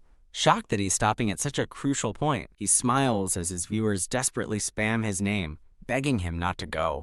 With a playful oops, Sang-yoon logs out, leaving his protesting fans behind in a digital void. Back in his room, Sang-yoon lies in bed, scrolling through his phone with a satisfied smile. He sees the frantic reactions and confirms he ended the stream at the perfect cliffhanger moment. In a chibi flashback, a friend advises that ending a story-driven game at a key moment is crucial for long-term engagement. Amused, Sang-yoon scrolls through the interesting posts that have sprung up overnight. He finds a popular guide on maxing Amelia's affection, which sarcastically suggests just conquering a castle alone, much to the community's amusement. Reading comments that praise his gameplay as legendary, he wonders if his performance was truly that exceptional. He muses that any pro archer should have been able to achieve the same, and questions why none played Kingdom Age.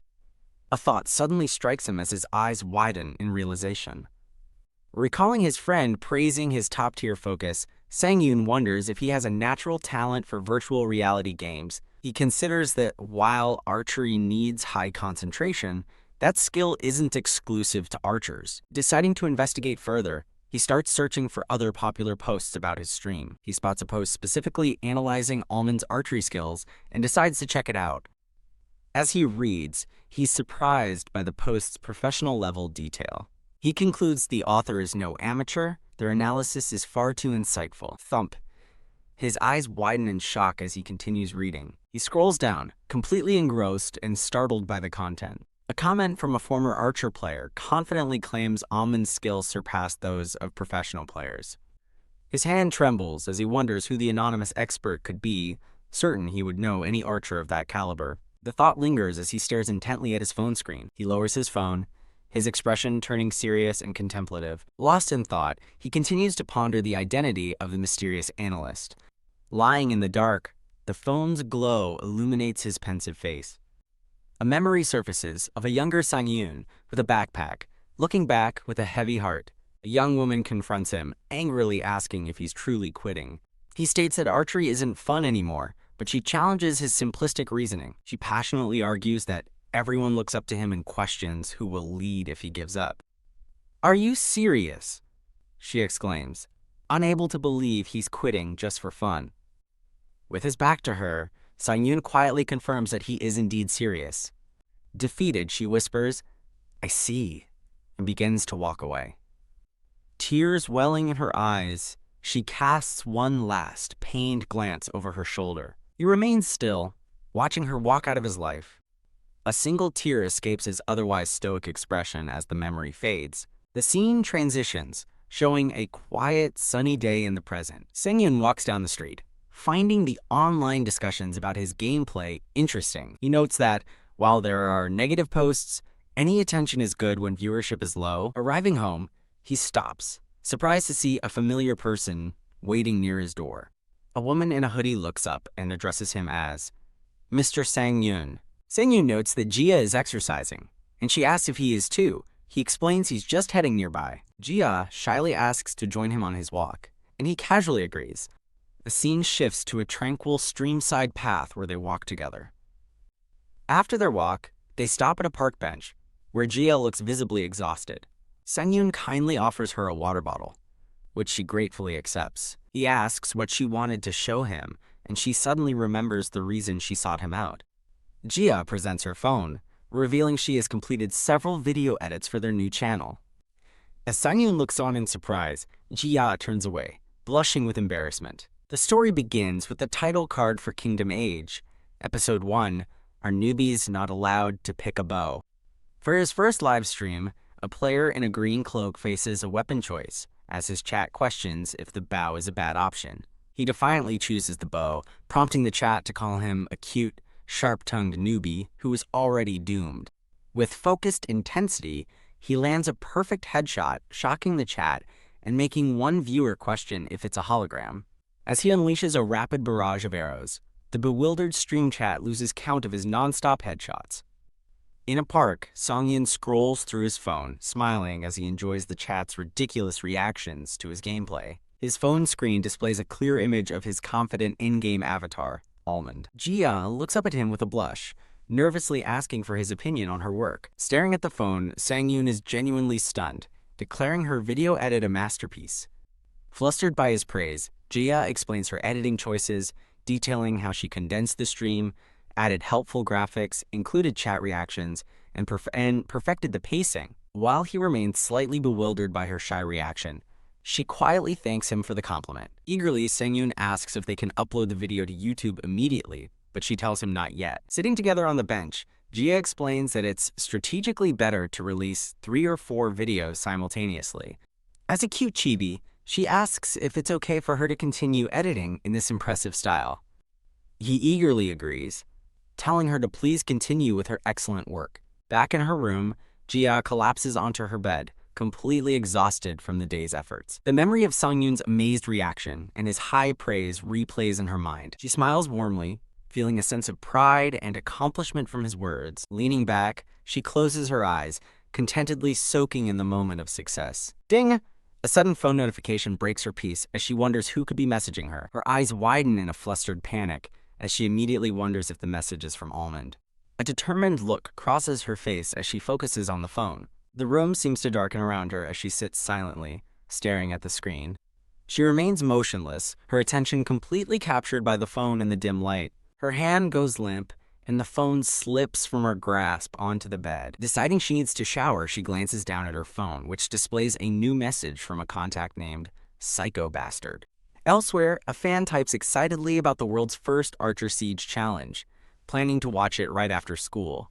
A chat room erupts in chaos and excitement as viewers discover the stream started 4 hours early, tuning in from wherever they are. Sang-yoon materializes on screen, greeting his audience as a flood of welcoming messages fills the chat. Seeing the positive comments, he admits he was worried about the early start, but is pleased to see even more viewers than before. He explains he started early for the siege, hinting at a long stream, which sends the chat into a frenzy of delight. In-game, Almond stands ready for battle as his fans cheer him on. A scarred veteran approaches, calling out to Almond and remarking on how far he's come. Confused, Almond looks on as the man gestures toward a distant castle tower. On the tower balcony, the beautiful Lady Amelia watches over the battlefield. Now identified as Roman, the veteran playfully teases a flustered Almond about his relationship with Amelia, leaving the chat bewildered by his personality. Roman laughs heartily at their closeness, while Almond inwardly notes that Roman has never been this friendly before. Almond recalls that Roman is more of a commanding type, not one for casual banter. With a look of understanding, he turns his attention to a knight who sounds a horn to begin the assault. Pooh! The powerful blast of the war horn signals the charge. The enemy cavalry surges forward, kicking up dust as they gallop into battle. A fierce clash begins as spearmen meet the charging horsemen on the battlefield. The massive enemy cavalry sweeps across the plains in a devastating charge. Almond raises his arm and gives the decisive command to his waiting archers. Fire! A massive volley of arrows darkens the sky as they rain down upon the enemy forces. The arrows strike true, cutting down soldiers and their mounts in a bloody assault. A system prompt appears, and he chooses yes to transfer command to the NPCs for automated combat. Pulling his hood up, Almond is asked if he heard what Roman said. He focuses on a glowing blue interface, ready to engage in the battle personally. Ding! A donation from a viewer named Shin Napoleon offers him a mission. 10,001 for every kill, leaving Almond and the chat utterly stunned. Stunned by the high-stakes mission, Almond calculates that taking on 20 enemies alone seems impossible. As the chat erupts in a frenzy of excitement and speculation, Almond accepts the incredible challenge. With a determined step, he begins to move out onto the battlefield. He ventures off alone, leaving his allies behind and causing his viewers to question his strategy. Almond reasons that drawing aggro himself is a high-risk, high-reward strategy he must take for the missions. Peeking from cover, he calculates that with 80 arrows, he could earn 1,000,001 from the donations. He understands that mission-based donations are crucial for driving the stream's pace and excitement. Smiling, he resolves to create a thrilling, prolonged battle for his audience instead of a simple assassination. With a mighty roar, the enemy cavalry begins their thunderous charge across the field. 2 enemy soldiers suddenly cry out in alarm, reacting to an unseen threat. An arrow strikes from nowhere, and a soldier panics, realizing they are being attacked from the left. The confused soldiers scan the landscape, trying to locate the source of the mysterious attack. An enemy commander barks at his troops not to get distracted by a single arrow. Before he can finish his command to advance, an arrow strikes him squarely in the face. An unseen soldier expresses their utter disbelief at the sudden turn of events. As the enemy searches for the attacker, the chat realizes Almond's solo position allows for perfect, untraceable shots. Another precise arrow finds its mark, demonstrating Almond's incredible long-range accuracy. After an enemy soldier finally spots him, a chibi Almond feigns surprise, cheekily admitting he's been found. An enemy leader orders 20 men to the flank, as the chat marvels at Almond drawing so much aggro alone. While the chat panics and tells him to run, Almond calmly counts his remaining arrows. He strategically plants his arrows in the ground, preparing for a rapid-fire assault. Confirming that 20 soldiers are approaching, he prepares to face them. Almond confidently flashes a 2-fingered sign, declaring he'll use exactly 20 shots, which leaves the chat speechless. The approaching soldiers cautiously scan their surroundings, unnerved by the unseen archer. One of the soldiers is suddenly caught off guard as a shadowy force strikes him. He collapses in confusion, bewildered by the attack as an arrow lies near his fallen body. A brilliant blue arrow of light streaks through the air and finds its next target. The arrow pierces a soldier's head with devastating and bloody force. A terrified soldier realizes their opponent is exclusively aiming for lethal headshots. Another soldier's desperate warning is cut short as he too is struck down. With a countdown timer running, Almond unleashes a relentless, consecutive barrage of arrows. The ground becomes littered with bodies, forcing the last few survivors to scream and run. The chaotic retreat continues as the remaining soldiers are mercilessly picked off. Ugh, a nearby bird is splattered with blood, a grim testament to the massacre. The countdown continues as a soldier's call for reinforcements is silenced by another fatal shot. The final soldier falls, bringing the one-sided confrontation to a silent end. The stream chat explodes in a wave of adoration, cheering for Almond as they calculate his massive 230,001 earnings from 20 perfect shots. Watching from her room, a starstruck Gia gasps at how amazing and awesome his performance is. She blushes, realizing she's falling for Almond because of his unwavering, 100% commitment in every situation. The narration explains that Almond's incredible passion is born from his deep self-confidence. He doesn't need to doubt his own abilities. His strategy is not based on mere belief, but on a history of proven success. The culmination of his skill is about to be unleashed upon the unsuspecting soldiers. A single perfect arrow pierces cleanly through a soldier's helmet. Almond allows himself a small, satisfied smile after his flawless execution. A flood of new donations pours in from his ecstatic and impressed viewers. He draws his bow again, his kill count now at an incredible 40 in a row. Taking a quick inventory, he notes he has about 40 arrows left to continue his assault. The viewer Napoleon sends a hilarious donation, begging to be either spared or killed, as the chat celebrates the total donations rocketing past 400,001. A knight on horseback rides through a field, shouting in disbelief. Surveying the fallen soldiers, he questions how a single archer could have defeated all 20 men. A white-haired commander roars, yes, as his soldiers charge forward with renewed morale. A group of soldiers warily watches Almond, who stands alone at the edge of the woods. A viewer named Napoleon donates, begging Almond to stop, but the chat mocks him for having 1,000,001 in his account. The thought of 1,000,001 echoes in Almond's mind, a staggering sum. Sang-yoon blushes, his eyes sparkling with one symbols as he realizes the potential earnings. Gripping his bow, Almond considers the new opportunity before him. He grins deviously and draws an arrow, declaring he'll take exactly 1,000,001 from his target. Almond unleashes another volley, sending the enemy soldiers into a panic-stricken frenzy. An enemy commander desperately orders his men to maintain their formation against the relentless assault. A system notification announces consecutive shooting activated, as Almond smirks, ready to begin again. The battle descends into chaos, with viewers expressing both concern for their friends and amusement at the slaughter. Almond continues to fire a relentless barrage of arrows into the enemy lines. Shit, an arrow glints as it flies through the trees, closing in on its target. An arrow strikes Almond, shocking the chat, which erupts with concern and speculation about an enemy archer. While the chat panics, Almond ignores their warnings, intently searching the battlefield for the hidden shooter. He spots his target, his eyes narrowing with focus as he finds the enemy archer. He unleashes a single, precise shot high into the air. The chat explodes in awe as they realize Almond just deflected the enemy's arrow with his own, calling him a monster. The enemy archer stares in stunned silence, unable to comprehend what just happened. Blue Almond's counterattack finds its mark, fatally striking the enemy archer. Having eliminated the threat, Almond stands calmly in the forest clearing. The battlefield is littered with fallen soldiers as the few survivors look around in confusion. Almond nonchalantly pulls another arrow from his quiver, ready to continue.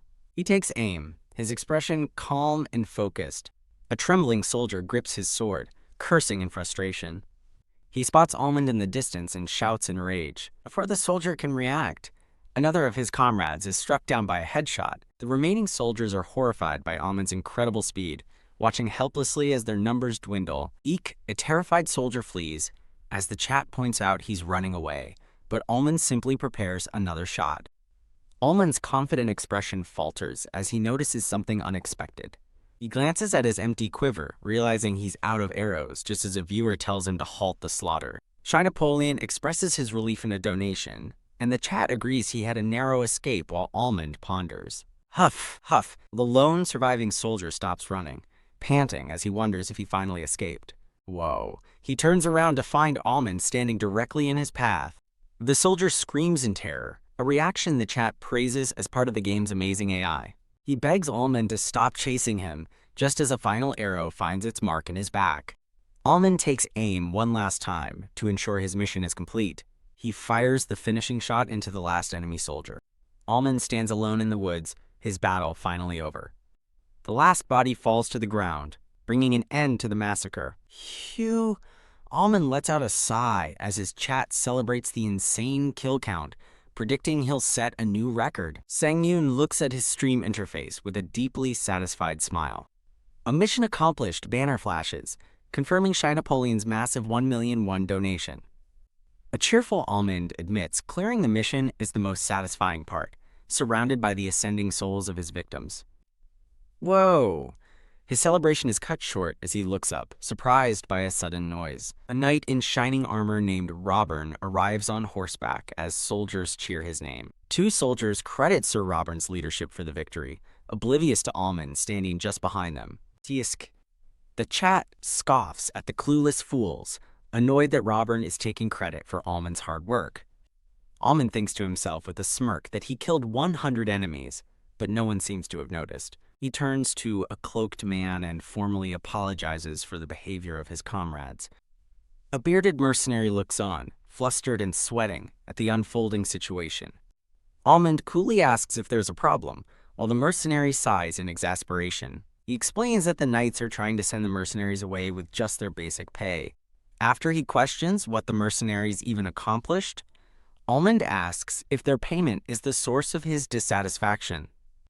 Robin looks down from his horse, asking what's wrong with simply paying the agreed-upon amount. The bearded mercenary argues that their contract clearly includes a clause for additional rewards for good performance.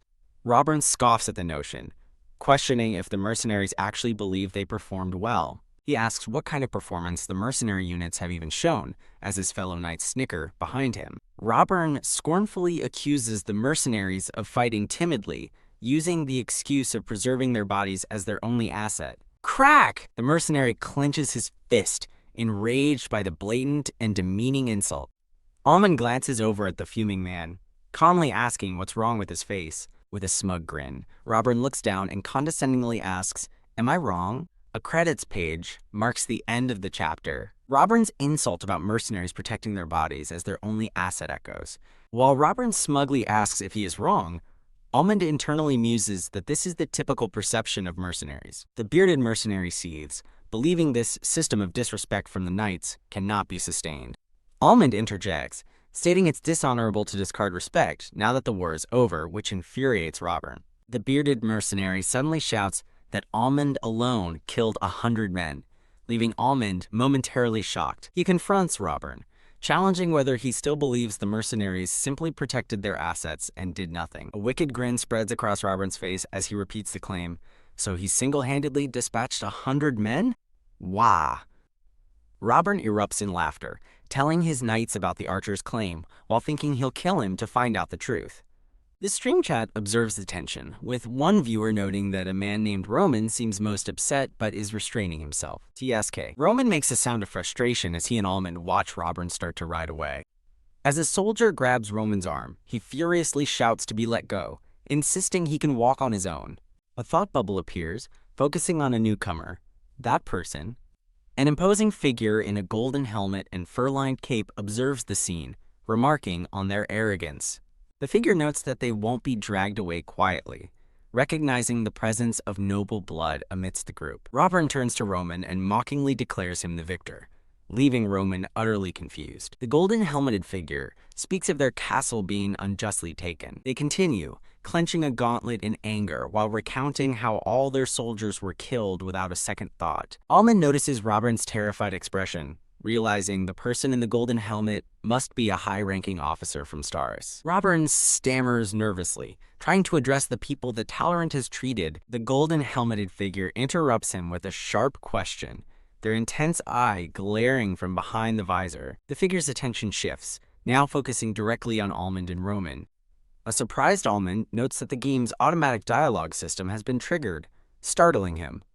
The mysterious figure addresses Almond directly, who looks up with a confused expression. The figure asks if he is a knight of Genere, to which Almond calmly replies that he is not. When asked what he is, Roman nervously steps in, placing a hand on Almond's shoulder and explaining he's a mercenary. The figure reacts with quiet surprise under the golden banner of their forces. The figure leans forward, asking pointedly if Almond is that mercenary they've heard about. Robin looks on in absolute shock, his face paling at the commander's question. Almond wonders how they knew, as his chat erupts in laughter at him being recognized by an enemy commander. Robin coughs awkwardly into his fist, clearly unnerved by the situation. His soldiers whisper amongst themselves, expressing disbelief that a lone archer could have killed 100 of their men. The golden helmeted figure dismisses their doubt, calling them foolish. The figure turns to Almond and asks if he plans to continue working with his current employers as they begin to remove their helmet. The helmet is lifted, revealing a cascade of long, shining purple hair. A beautiful woman with striking blue eyes and purple hair is revealed, offering Almond a new proposition: work with me instead. The chat explodes in disbelief, identifying the mysterious woman as Rosanita and realizing her appearance makes sense in Tolerant territory. Almond stares at his screen in stunned silence, caught off guard by the sudden development. He internally confirms the golden-helmeted woman is Rosanita, the game's second heroine, as she stands confidently before him. Rosanita's serene and confident smile shines, betraying no sign of her recent defeat.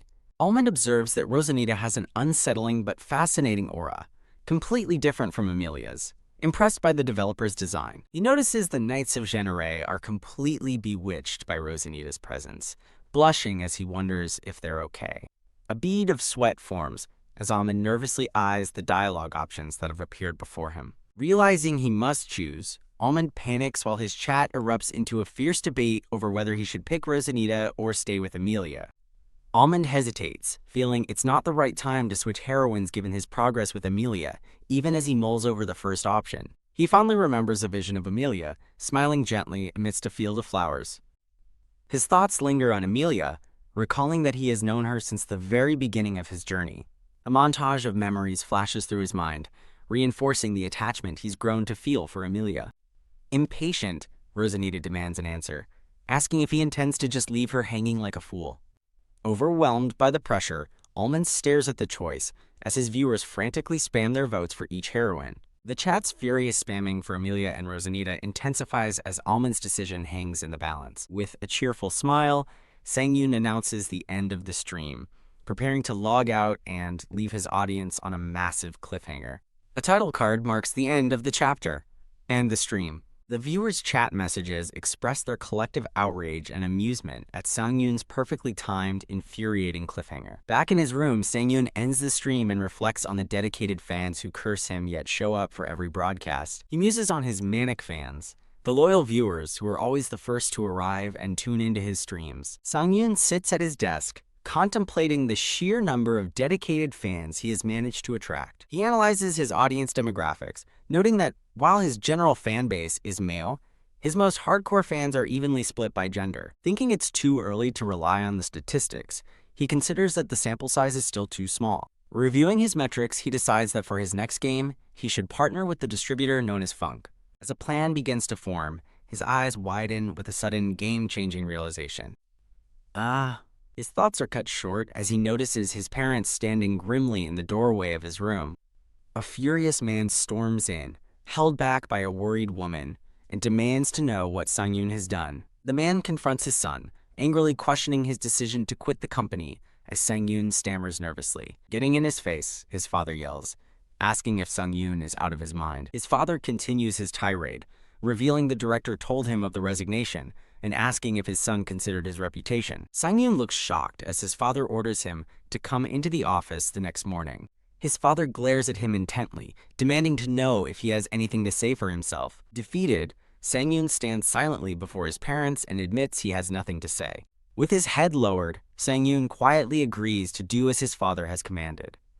His mother tries to defuse the situation by offering him fruit, but he politely declines. He turns back to his computer, a determined look on his face as he resolves to handle things himself. In this unit, we're going to use the microbit to learn about inputs, outputs, and variables, and we're going to create a step counter project. This is a very common type of program you'd find in a fitness tracker, and by the end of this unit, you'll be able to explain how a step counter works.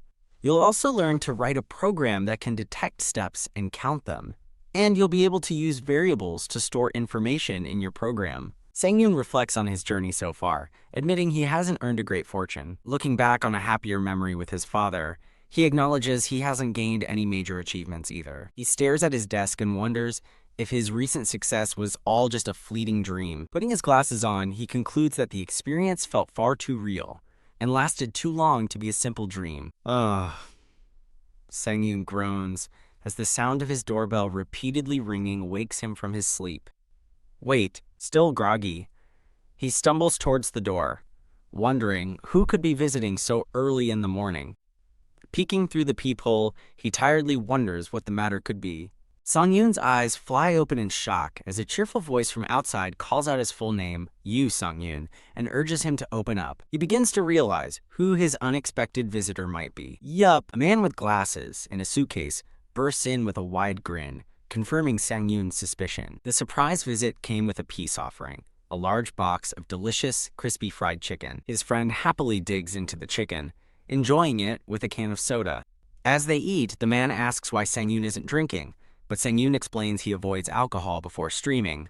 The friend eagerly drinks his soda as Sang-yoon observes that he's clearly enjoying the food. Sang-yoon pauses eating and questions his friend about the sudden decision to leave his parents' home. His friend smiles reassuringly, telling Sang-yoon to simply do what makes him most comfortable. He then sheepishly asks if he can crash at Sang-yoon's place for a while, to which Sang-yoon readily agrees. The two continue to enjoy their meal of fried chicken and soda. His friend changes the subject, asking about Sang-yoon's future plans in Kingdom Age, leaving him confused. He clarifies by mentioning the love crossroad between Emilia and Rosanita, which Sang-yoon initially dismisses. A moment later, the reality of the situation hits him, and he shouts in delayed shock. His friend shows him his phone screen as Sang-yoon claims he didn't see what had happened in the chat. He explains the ferocious debate between Team Emilia and Team Rosanita, where fans are threatening to riot over his choice. Sang-yoon calmly scrolls through the chaotic comments with an amused smile. His friend reacts with a surprised, "Eh?" at Sang-yoon's nonchalant attitude. He asks how Sang-yoon can be so calm, while Sang-yoon simply notes both heroines are popular. His friend thinks he'd be losing sleep. Changing topics, his friend mentions there's something important he wanted to discuss. He points out that they still haven't decided which game Sang-yoon will play next. With a sudden burst of energy, the friend reveals he has a solution. Startling Sang-yoon, he confidently announces that he's already conducted preliminary research on the matter. Telling Sang-yoon to get excited, he activates a holographic display from his laptop. A glowing title materializes in the air, revealing the name of the game, Battle Rage. Adopting a formal tone, he asks if Mr. Streamer has played it before. Sang-yoon admits he's only heard the name. He explains that Battle Rage is a 100-player battle royale that perfectly suits Sang-yoon's skills and current gaming trends. Adjusting his glasses with a smug look, he praises his own elite-level analysis. Sang-yoon looks on, with a genuinely impressed and happy smile. Sang-yoon admits he's not used to PvP, and considers practicing before the stream, which horrifies his friend. He vehemently shoots down the idea of practicing, shouting that it's absolutely out of the question. Calming down, he chides Sang-yoon for not understanding his audience's desires. When asked what viewers truly want, Sang-yoon cautiously guesses good gameplay.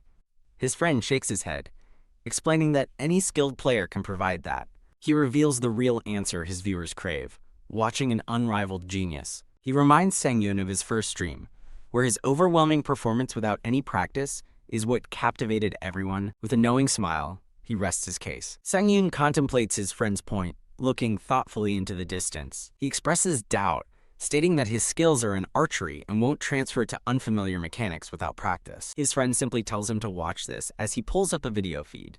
Headshot on a horse. Incredible. His friend insists that Sang-yoon's talent transcends just one game, but Sang-yoon remains puzzled. A thought occurs to Sang-yoon as he wonders if a certain routine could be the cause. He reveals he uses a simulation program for direction and agility training before every stream, piquing his friend's curiosity. Sang-yoon explains he clears the well-optimized program on its hardest difficulty daily, prompting his friend to ask for his score. After Sang-yoon casually states his score is about 12,000 points, his friend stops dead, staring at his phone. Completely stunned, the friend struggles to speak, leaving Sang-yoon to ask what's wrong. He shows Sang-yoon the phone screen, asking why the program's leaderboard says he's in the #1 position. Pointing to the top score, he confirms it's Sang-yoon's optimization code. leaving Sang-yoon utterly shocked. The friend triumphantly declares he was right. Sang-yoon's skill has nothing to do with archery. Sang-yoon stares at his phone, the shocking revelation sinking in. A look of quiet understanding and determination appears in his eyes. His friend celebrates, eager to register for Battle Rage, while Sang-yoon silently processes being first place. As Sang-yoon powers on his gaming capsule, his friend questions him starting a stream so early in the day. Sang-yoon explains he's experimenting to find the optimal time slot for viewership, which his friend commends. With a warm smile, his friend wishes him good luck for the upcoming stream. Sang-yoon looks on in disgust as his friend belligerently asks what he just said. His friend complains about his lack of gratitude, while Sang-yoon, annoyed, tells him to get off so he can close the gaming capsule. Back in the game, Rosanita's voice echoes, asking if he's going to leave her hanging like a fool. Allman stands before Rosanita, his expression firm, as he prepares to make his choice. Rosanita presents him with a choice: accept her offer or declare his loyalty to another. The chat explodes in a frenzy, with viewers spamming their support for either Emilia or Rosanita. As Allman's boots stand firm in the grass, he contemplates his final decision. Allman politely declines Rosanita's offer, stating he has already sworn loyalty to another, causing the chat to erupt in celebration for Emilia. He looks at Rosita, having made his definitive choice. Rosanita offers a graceful, knowing smile in response to his rejection. The chat fills with messages of despair and disbelief from heartbroken Team Rosanita supporters. With his decision made, Allman stands with a resolute gaze. Allman turns and walks away from Rosanita and her knights. As he leaves, Emilia's voice calls his name, and he turns to see her approaching. Allman's eyes widen in surprise as he sees Emilia. Emilia beams with joy, calling out his name with relief and happiness. A small, glowing orb rests in the grass near her feet. A knight warns Emilia about the remaining danger, but she rushes toward Allman anyway. Allman looks on with concern, asking if she's all right. Emilia throws her arms around Allman in a tight embrace. A promotional card for the series is displayed. Allman's shock and surprise from the embrace are re-emphasized. The two embrace in a field of flowers as the viewer's chat goes wild with excitement and cheers. Allman gently places his hand over hers. During their hug, he tells Emilia they should head back now that they're victorious, prompting sweet reactions from the chat in the Kingdom Theater. Holding his hands, Emilia looks up at Allman with a blush, beginning to confess her feelings. Her confession is cut short by a sudden, shocking realization. Riding away with his party, Allman's chat bubble expresses disappointment with the game's abruptness. The mercenary group travels by carriage and horseback, with viewers laughing in the chat. A fellow mercenary rides up to Allman, praising him as the archer who one-shotted 100 targets. Allman quietly confirms it, while an older man beside him grumbles that they didn't believe it just moments ago. The man thoughtfully adds that even their enemies are acknowledging Allman's incredible achievement. Allman humbly deflects the praise, giving credit to the captain and the frontline fighters.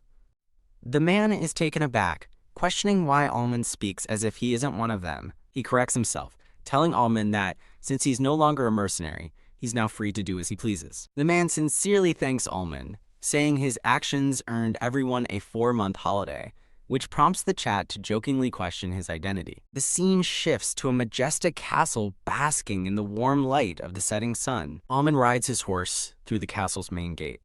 Emilia leads a wide-eyed Allman through the castle, who marvels at his surroundings. As Emilia orders a guard to open a door for her guest, a new voice welcomes the man of the hour, catching Allman by surprise. An elder nobleman greets them warmly. Allman recognizes him as Lord Jeanneret. In a cute chibi sequence, Lord Jeanneret eagerly expresses his gratitude to a flustered Allman. Lord Jeanneret turns and orders a maid to bring out the food immediately. A notification announces Allman has joined Emilia's family for a meal, leaving him confused as he sits alone at a vast table. A simple wooden bowl is placed before him. Allman discovers the bowl contains only water and wonders about the strange glowing buttons on the table. With a determined look, Allman prepares to press one of the mysterious buttons. Realizing he pressed a button without thinking, he watches as a series of glowing orbs shoot up from the table. Allman panics as he realizes a rhythm game has unexpectedly begun, while the chat erupts in laughter. The game is revealed to be a comical table manners tutorial, showing Allman acing it while Lord Janaray and Emilia calmly participate. Almond reflects that everyday life in Kingdom Age is a battlefield as he completes a food-themed puzzle. He finds the difficulty of another food-based rhythm game to be on another level.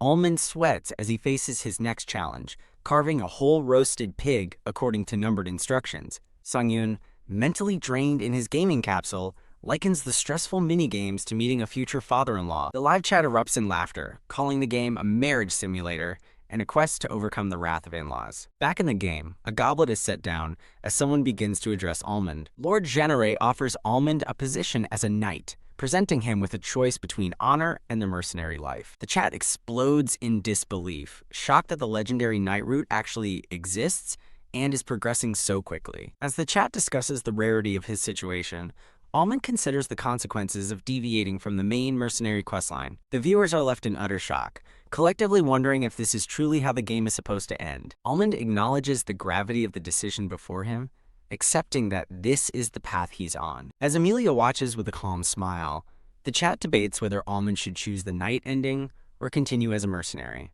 The viewers passionately argue over which choice Almond should make, spamming their votes for option 1 or 2. Wah! The stream abruptly cuts off as the choice is made, leaving the audience in a state of frustrated shock. Sangyun sits up in his gaming capsule, the sudden end of the stream leaving him in a quiet moment. He notes that he didn't even sweat this time and feels he ended the shorter than usual stream on a high note. His friend congratulates him on a fun stream. But Sangyun is confused since he didn't do any fighting. His friend shows him the community feed, revealing that the events from his stream are already the top trending topics. Sangyun beams with a look of genuine relief and happiness at the positive reception. His friend remarks that the attention is natural, while Sangyun admits that receiving an official offer feels profoundly different. As night falls over the city, they agree to hold a meeting the next day and get some rest. The next morning, Sangyun walks through a bright, busy city street. A passerby reads a breaking news article about streamer Almond, also known as Yu Sangyun, partnering with the major company Punk. At a nearby office, a man is stunned by the unpredictable turn of events. An infographic details Punk's dominance in the game distribution market and the recent exponential growth of its competitor, High. In a cafe, a woman asks her friend if Almond's partnership news is as big as the bubblegum deal. Outside the Punk headquarters, a fan worries aloud about what will happen to Emilia's storyline now. Sangyun is guided into the building by 2 men in suits, while a text bubble suggests he play a martial arts game next. Sangyun sits attentively during the business meeting, his expression calm and focused. Hello, greetings. I am Almond, and welcome to my new ALL Tube channel. My name is John Miller, and I'm a product manager at Google. A fan watches the video on her phone as Almond announces his new channel and his official streaming partnership with Punk. 2 office workers watch the announcement in shock, while Almond on screen thanks his fans for their love and support. Click, click. A young woman with her hair tied back works diligently at her computer. Almond's video encourages viewers to check out his previous Kingdom Age episodes, now uploaded to his official channel. He concludes the announcement with a bright, confident smile, promising to create more exciting content. Holy shit! News headlines flash across the screen, officially announcing Almond as Punk's newest partner streamer. The online community erupts with praise and support, celebrating his record-time debut and partnership. Cheers! 2 mugs of beer are clinked together in celebration. Sangyun and his friend are having celebratory drinks, with his friend congratulating him and Sangyun feigning ignorance. His friend wishes their colleague, Jia, could have joined the company dinner, which Sangyun points out is just a casual meal. Sangyun is surprised to learn from his friend that Jia made videos as a hobby before officially becoming their editor. His friend wonders why Jia wasn't more excited when offered the job, to which Sangyun casually replies, "Beats me." Sangyun remembers there was something important his friend needed to tell him. A dramatic flash shows a memory of his friend starting to ask why Sangyun left his hoe, likely his old job. Back in the present, a drunk Sangyun has passed out on the table. Shush. His friend quickly quiets a delirious Sangyun, who is loudly asking why he wasn't told something. He urgently informs Sangyun that their former team from their old company has just walked into the restaurant. Sangyun realizes the restaurant is located near Asang, his previous workplace, and his friend admits he found it on his way from work. At a restaurant, A man with glasses suggests to a black-haired man that they should leave quietly. Suddenly, a voice interrupts them as the black-haired man looks up. Surprised, a shadowy figure scoffs, thinking the young man only got his position through connections. A balding man in a white shirt and tie smirks condescendingly. He approaches their table and mockingly acknowledges the presence of Yu Sang-yoon. Sang-yoon sips his drink while his companion watches the newcomer with a nervous expression. The balding man smugly asks where they think they're going. Bahaha? He laughs boisterously as Sang-yoon's companion forces a smile, knowing exactly what the man is thinking. He anticipates the man's reaction upon learning he is Sang-yoon's new manager. The man demands Sang-yoon greet him as his boss, but Sang-yoon just sighs, annoyed. Sang-yoon coldly asks why he should greet him, stunning both the man and his manager. As the man sputters in shock, the manager nervously whispers Sang-yoon's name, while Sang-yoon calmly questions if he said something wrong. The man recalls looking down on someone, thinking skill is useless without intellect. Sang-yoon smirks, declaring that they are not on friendly enough terms for greetings. Ha! The man scoffs at Sang-yoon's perceived toughness, his arms crossed defiantly. He insults Sang-yoon, calling him an outcast who doesn't understand how the world works. Angrily, he insists that Sang-yoon must be polite to him regardless of their relationship.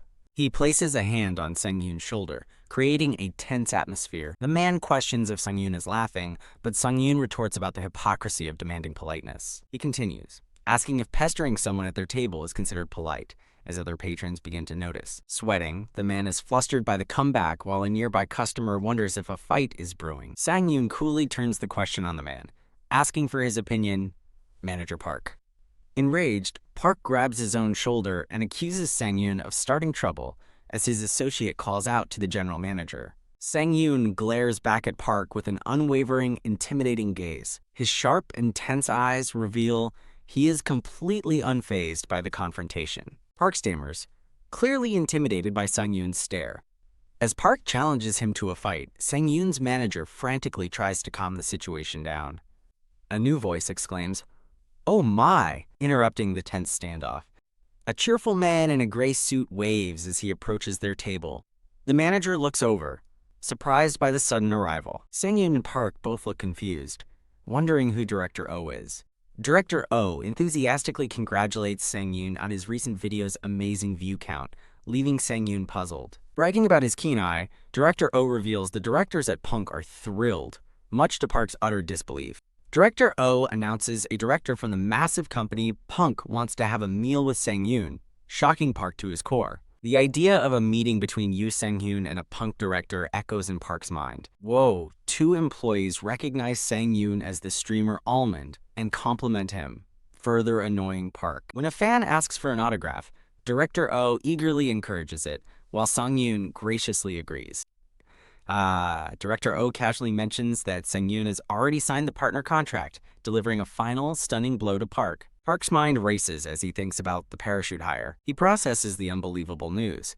Sang-yoon is partnered with Punk, while Sang-yoon signs an autograph for a grateful fan. HMPH. Humiliated, Park abruptly announces they're leaving, though his associate protests that they've already ordered food. Park furiously screams his order to leave, terrifying his subordinate into immediate agreement. As Park's group storms off, onlookers murmur in confusion while the manager lets out a relieved sigh. Sang-yoon, thanks. Director O, who simply shrugs and says some people are just unpleasant. Sang-yoon gratefully notes that Director O lied for him, but the director feigns ignorance. Director O explains that bullies like Park are all talk and easily intimidated by big names, flashing his Punk employee badge. Waving goodbye, Director O tells them to enjoy their meal as Sang-yoon gives a respectful nod. Just before leaving, Director O turns back to get Sang-yoon's attention one last time. He reminds Sang-yoon to let him know when he is available for the meal with the other director.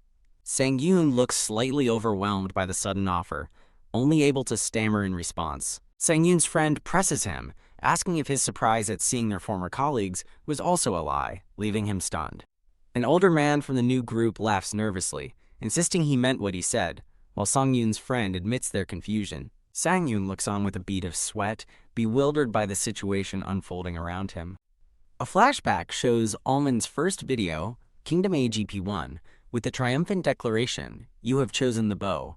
In a past meeting, a business associate had warned that popularity on one platform doesn't guarantee success on ALL-tube, predicting a slow start. Brushing his teeth, Sang-yoon recalls this, admitting that he wasn't expecting much from the new channel. His phone displays his first 3 videos, with tens of thousands of views, and he marvels at the incredible numbers achieved in a single day. He remembers that even Treevy's top streamer, Bubblegum, failed on AllTube, leaving him to wonder what kind of miracle this is.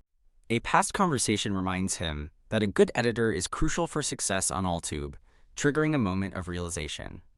He looks at a fan montage made by Seo Jaya, acknowledging its incredible reception for a new streamer. Taking a sip from his mug, Sang-yoon reflects that Jaya's montages were key to his success, feeling truly fortunate. His friend, looking at his phone, relays a text from Assistant Lee detailing their old Manager Park's foul mood. Puffed?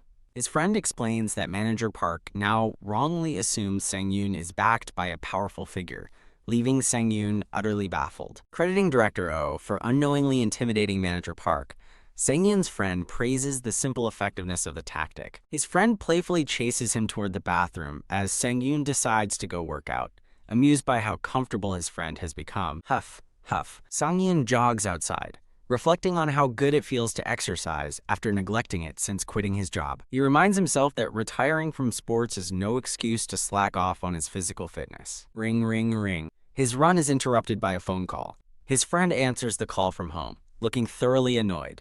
He furiously tells Sang-yoon to check his messages. He nags relentlessly, asking if Sang-yoon would ignore a global catastrophe just to finish a workout. Sang-yoon sighs that he's a true manager, prompting an indignant, "What do you mean by that?" from his friend. His friend explains that their view counts are so high that a punk director wants a meeting, which Sang-yoon must attend alone. Sang-yoon calmly agrees, questioning if that was worth all the fuss. His friend reveals there's more to discuss, and it concerns their editor, Jia. He suggests they need to thank Jaya properly, as their success is largely due to her efforts. Sang-yoon is taken aback by the suggestion. His friend suddenly backtracks on his idea, leaving Sang-yoon confused. The scene shifts to Jaya jogging in a park, wearing a simple sweatsuit and cap. She runs past a fast food restaurant where a crowd of people waits outside. Inside, Sang-yoon sits with a tray of food, glad that he arrived early for their meeting. He walks toward a booth where Jia is already sitting, waiting for him. Jia sits quietly with her hands folded, looking composed. He sets the food down on the table, and she quietly thanks him. A flashback reveals a flustered Jaya agreeing to his offer of food. She now says it's all right. He tells her to let him know if she thinks of anything, privately worrying he was too pushy. Jia takes a huge bite of her burger, startling Sang-yoon with her enthusiasm. They eat in a comically awkward silence, punctuated by the sound of a cawing crow. Sang-yoon apologizes internally for staring, admitting he was just surprised by how wide she opened her mouth. The camera pans away from their table, showing the quiet interior of the restaurant. Sang-yoon eats a fry, admitting to himself that while he's not a conversationalist, the food is good. He muses that his own quiet nature is nothing compared to Jaya's. He thinks back on his failed attempts to break the awkward silence between them. He recalls their conversations being a series of short, simple agreements from her, followed by more silence. Sang-yoon finds peace in the quiet, deciding that small talk isn't necessary, and their silence is actually comfortable. An exclamation mark appears as Sang-yoon has a sudden realization. Sang-yoon remarks that it's hard to tell when he's drunk, while Jia silently recalls how well he spoke during their video discussions. In a memory, she remembers being comfortable discussing work, but realizing that in normal situations, she has absolutely no idea what to talk about. Back in the present, Sang-yoon holds a fry, staring thoughtfully into the distance. In a painful memory, Jia recounts how everyone always told her something distressing. Sang-yoon intuits her unspoken thought, that she's annoying to deal with at work. He stirs his drink, gently telling her that while company life has pros, it can also be very difficult. As ice clinks in his glass, he explains that feelings, when pushed down, will eventually overflow. The fizzing soda dramatically illustrates his point about emotions bubbling over. Citing that he and his friend Juyuk also quit their office jobs, Sang-yoon kindly urges Jia to tell him what happened. The scene shifts to a dark stairwell where Jia looks up at Sang-yoon, who is cloaked in a hoodie. He turns and continues walking up the stairs, leaving her behind in the light. Jia looks down, a realization dawning on her as she thinks about him being an adult. Back in the stream, Almond smiles as his chat fills with greetings and excitement. The chat log is flooded with messages congratulating him on becoming a partnered streamer. Almond officially announces his partnership with Punk, prompting fans to celebrate and immediately ask about the fate of Kingdom Age and Amelia. Viewers plead with him not to abandon the game, desperate to see Amelia's ending.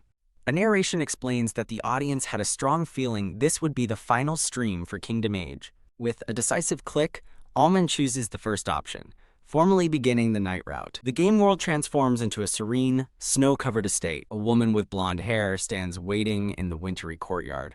Almond's character kneels, presenting his sword in a pledge of loyalty. He formally kneels before the woman, now revealed to be Amelia, in a knighting ceremony. Almond looks up at her with a confident and devoted expression. Amelia beams, her eyes closed in a moment of pure, blushing happiness. In a library, a man in fine clothes looks utterly shocked by an unseen event. He stands on a balcony, bewildered by the sudden change of season to spring, as the chat correctly guesses a time skip occurred. Looking down at his hands, he notices his clothes have changed into a much more luxurious outfit. Now titled Sir Knight Almond, he smiles, pleased with his new status, as the chat eagerly anticipates the ending. His smile vanishes as a sudden event catches him completely off guard. The screen flares with an orange glow as confused chat messages pop up. A mysterious, ancient-looking scroll materializes and begins to burn away. Almond's character watches with a grim expression as the scroll is consumed by flames. A stark message appears, heralding the arrival of the final quest. A notice from the translation team announces a change in who will be working on the series going forward. The burning scroll reveals its message. He must face a final trial to truly become a knight. Bang! A frantic attendant bursts in, shouting for Sir Almond and warning that he'll be late for the competition if he doesn't get dressed immediately. Almond is taken aback, confusedly questioning the mention of a competition. A thought bubble cheekily asks if he smoked opium, to which Almond calmly thinks, no, cracking up the chat. A stern-looking knight reminds him that today is the day to legitimize his title, as two boys cling to his legs. The knight fretfully wonders what Lady Amelia would think of his tardiness. Amelia, appears right behind the panicking knight, startling him as she coolly asks what she would think. She surprises everyone by pulling Almond into an embrace, causing Sang-yoon to flinch while the chat celebrates the reward. Amelia holds Almond close, warning him that their future together depends on his success in the competition. Expressing her complete faith in him, Amelia offers her support, and he gratefully thanks her. They join hands, a symbol of their united purpose as they prepare to leave. She tells him it's time to prove his worthiness to everyone, and they walk off together. Their destination is revealed to be a massive coliseum filled with cheering spectators. Wow! Standing beside Amelia, Almond expresses his surprise at the existence of an arena so close to the castle. A nobleman with a prominent mustache sneers at him, surprised he showed up. Sang-yoon recognizes him as the hated NPC Alberto. Puffed Alberto lets out a derisive scoff in Almond's direction. He belittles Almond, questioning the honor of the Jeanneret family for associating with him. Known as the most hated NPC, Alberto smugly tells Almond he must prove himself, since he lacks noble blood. Amelia steps forward to defend him, listing his heroic feats like conquering Valorant's castle and defeating a powerful monster. Amelia coolly dismisses Alberto's accusations as absurd rumors with no proof. She cleverly turns his words against him, sarcastically noting his incredible experience, which visibly irritates him. Alberto explodes in fury, demanding Lady Jeanneret hold her tongue, but Amelia simply tells Sir Almond it's time to prepare. Almond addresses Amelia by name, capturing her attention as she turns to face him. He reveals to a surprised Amelia that he was the one who suggested holding the competition. Amelia places a hand on his arm, assuring him that she's not worried at all. She clarifies that she simply dislikes seeing him being looked down upon by others. Almond looks at her with a warm, appreciative smile. He turns and walks into the massive coliseum, met by the roaring cheers of the crowd. The spectators are in a frenzy, passionately chanting, "Almond, Almond." An announcer tells Almond to stop his whining and asks what the contents of the competition are. A shot of a spiked gate hints at the challenge to come as the announcer mentions a certain saying. He declares that a true knight can face a troll all by himself. Massive, chained troll is revealed, its body covered in blood and its face hidden by long hair. Both Almond and his chat are stunned, questioning if the opponent is really a troll and if the challenge is too much. The audience murmurs nervously, shocked at the sight of a real troll and worrying about the danger. The nobles and chat express doubt, noting that Almond only uses a bow and that taking down a regenerating troll with just arrows is impossible. As the troll struggles against its chains, the chat strategizes that a slicing weapon or an iron mace is needed to counter its regeneration. Alberto smirks from his seat, condescendingly wishing Almond to do your best. He continues to taunt Almond from afar, but Almond simply thinks that they must not be true knights themselves. Grr. The troll breaks free, its glowing eyes and fangs bared, but Almond notices it isn't attacking immediately and prepares his counter. With a powerful cry, Almond lunges forward, striking the troll with his bow. Almond calmly readies his bow as the chat explodes with confusion and a single WTF. He focuses, surrounded by spectral visions of troll attacks, before finding his opening. He releases a single perfect arrow that strikes the troll directly in the head. Alberto and the other nobles are left speechless, their jaws hanging open in disbelief. The massive troll collapses in the center of the arena, defeated, as Almond stands victorious.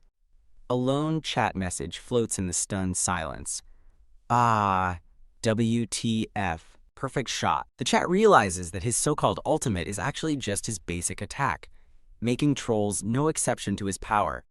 The crowd erupts into thunderous applause, chanting Almond's name as he stands confidently in the arena. A voice calls for 3 cheers for Amelia and Almond, sending Alberto into a sputtering rage. In a desperate attempt to discredit the victory, Alberto screams that the troll was poisoned and demands an autopsy as 2 knights look on perplexed. Amelia's voice cuts through his rant, telling him the competition is over and to accept it. Standing beside Almond, Amelia warns Alberto that his honor is at stake, asking if he intends to ruin another innocent life. Defeated and humiliated, Alberto trembles with uncontrollable fury before the entire crowd. Almond looks at Amelia and calmly declares that his title as a knight has been successfully maintained. The game's finale song begins to play over a beautiful shot of the castle gardens. The final scene shows Almond and Amelia getting married, with the chat ecstatically celebrating the happy ending. The newlywed couple walks away, hand in hand, toward a bright and shining future. Back in reality, Sungyun's friend places a comforting hand on his shoulder after the emotional stream. A caption states that the happy feeling only lasted for 1 week. Sungyun offers a small, quiet wave to his audience. A special thanks message appears as his game avatar walks into the light, signifying the end. Sungyun sits alone in his chair, watching the bright credits roll on his screen. He quietly reflects to himself that the journey of Kingdom Age is now truly over. A small, satisfied smile crosses his face as he looks back on his accomplishment. The chat immediately explodes with excitement, screaming and asking if a new game is next. Fans eagerly speculate about his next move, suggesting PvP games or other titles with bow-wielding characters. Sungyun observes that his fans are mentioning Electron and are clamoring for PvP games, leaving him in thought. Sungyun clenches his fist, admitting to himself the immense pressure he feels to perform. He reflects on the new challenge of facing real, experienced players instead of predictable AIs. In his mind, he sees himself as a vulnerable newbie, facing a powerful veteran who will show no mercy. The scene shatters like broken glass, visualizing his fear. He worries that his reputation as a genius gamer could be destroyed if he isn't careful. Back in his room, Sungyun begins to announce the second game he'll be playing. The title screen for a new game, Battle Large, appears as he smiles confidently. He enthusiastically reveals the name of the new game is Battle Large. Looking at a box of uneaten chicken, his friend remarks that it's a shame. Sungyun's friend expresses concern, and Sungyun casually asks what he means. Reassuring him that all streamers face this, Sungyun listens as his friend asks how many viewers he expects to leave. His friend explains that streamers can sometimes lose half their audience, shocking Sungyun with the number. He continues, explaining that switching games is a necessary risk streamers take for long-term growth. Sungyun confidently states that no viewer wants to watch a streamer who doesn't grow.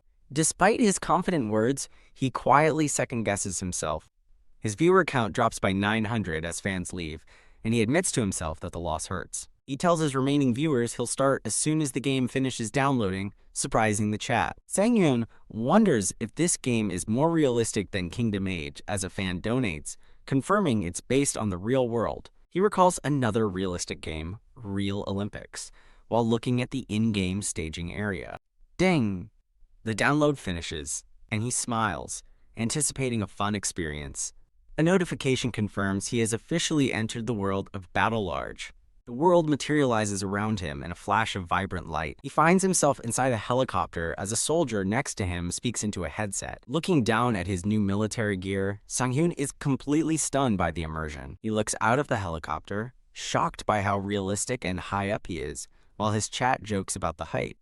A soldier suddenly grabs him and another player, yelling at them to jump out immediately. Sang-yoon panics, thinking he can't possibly jump from such a height as his chat eggs him on. Mustering his courage, he steels himself and shouts, "Let's go!"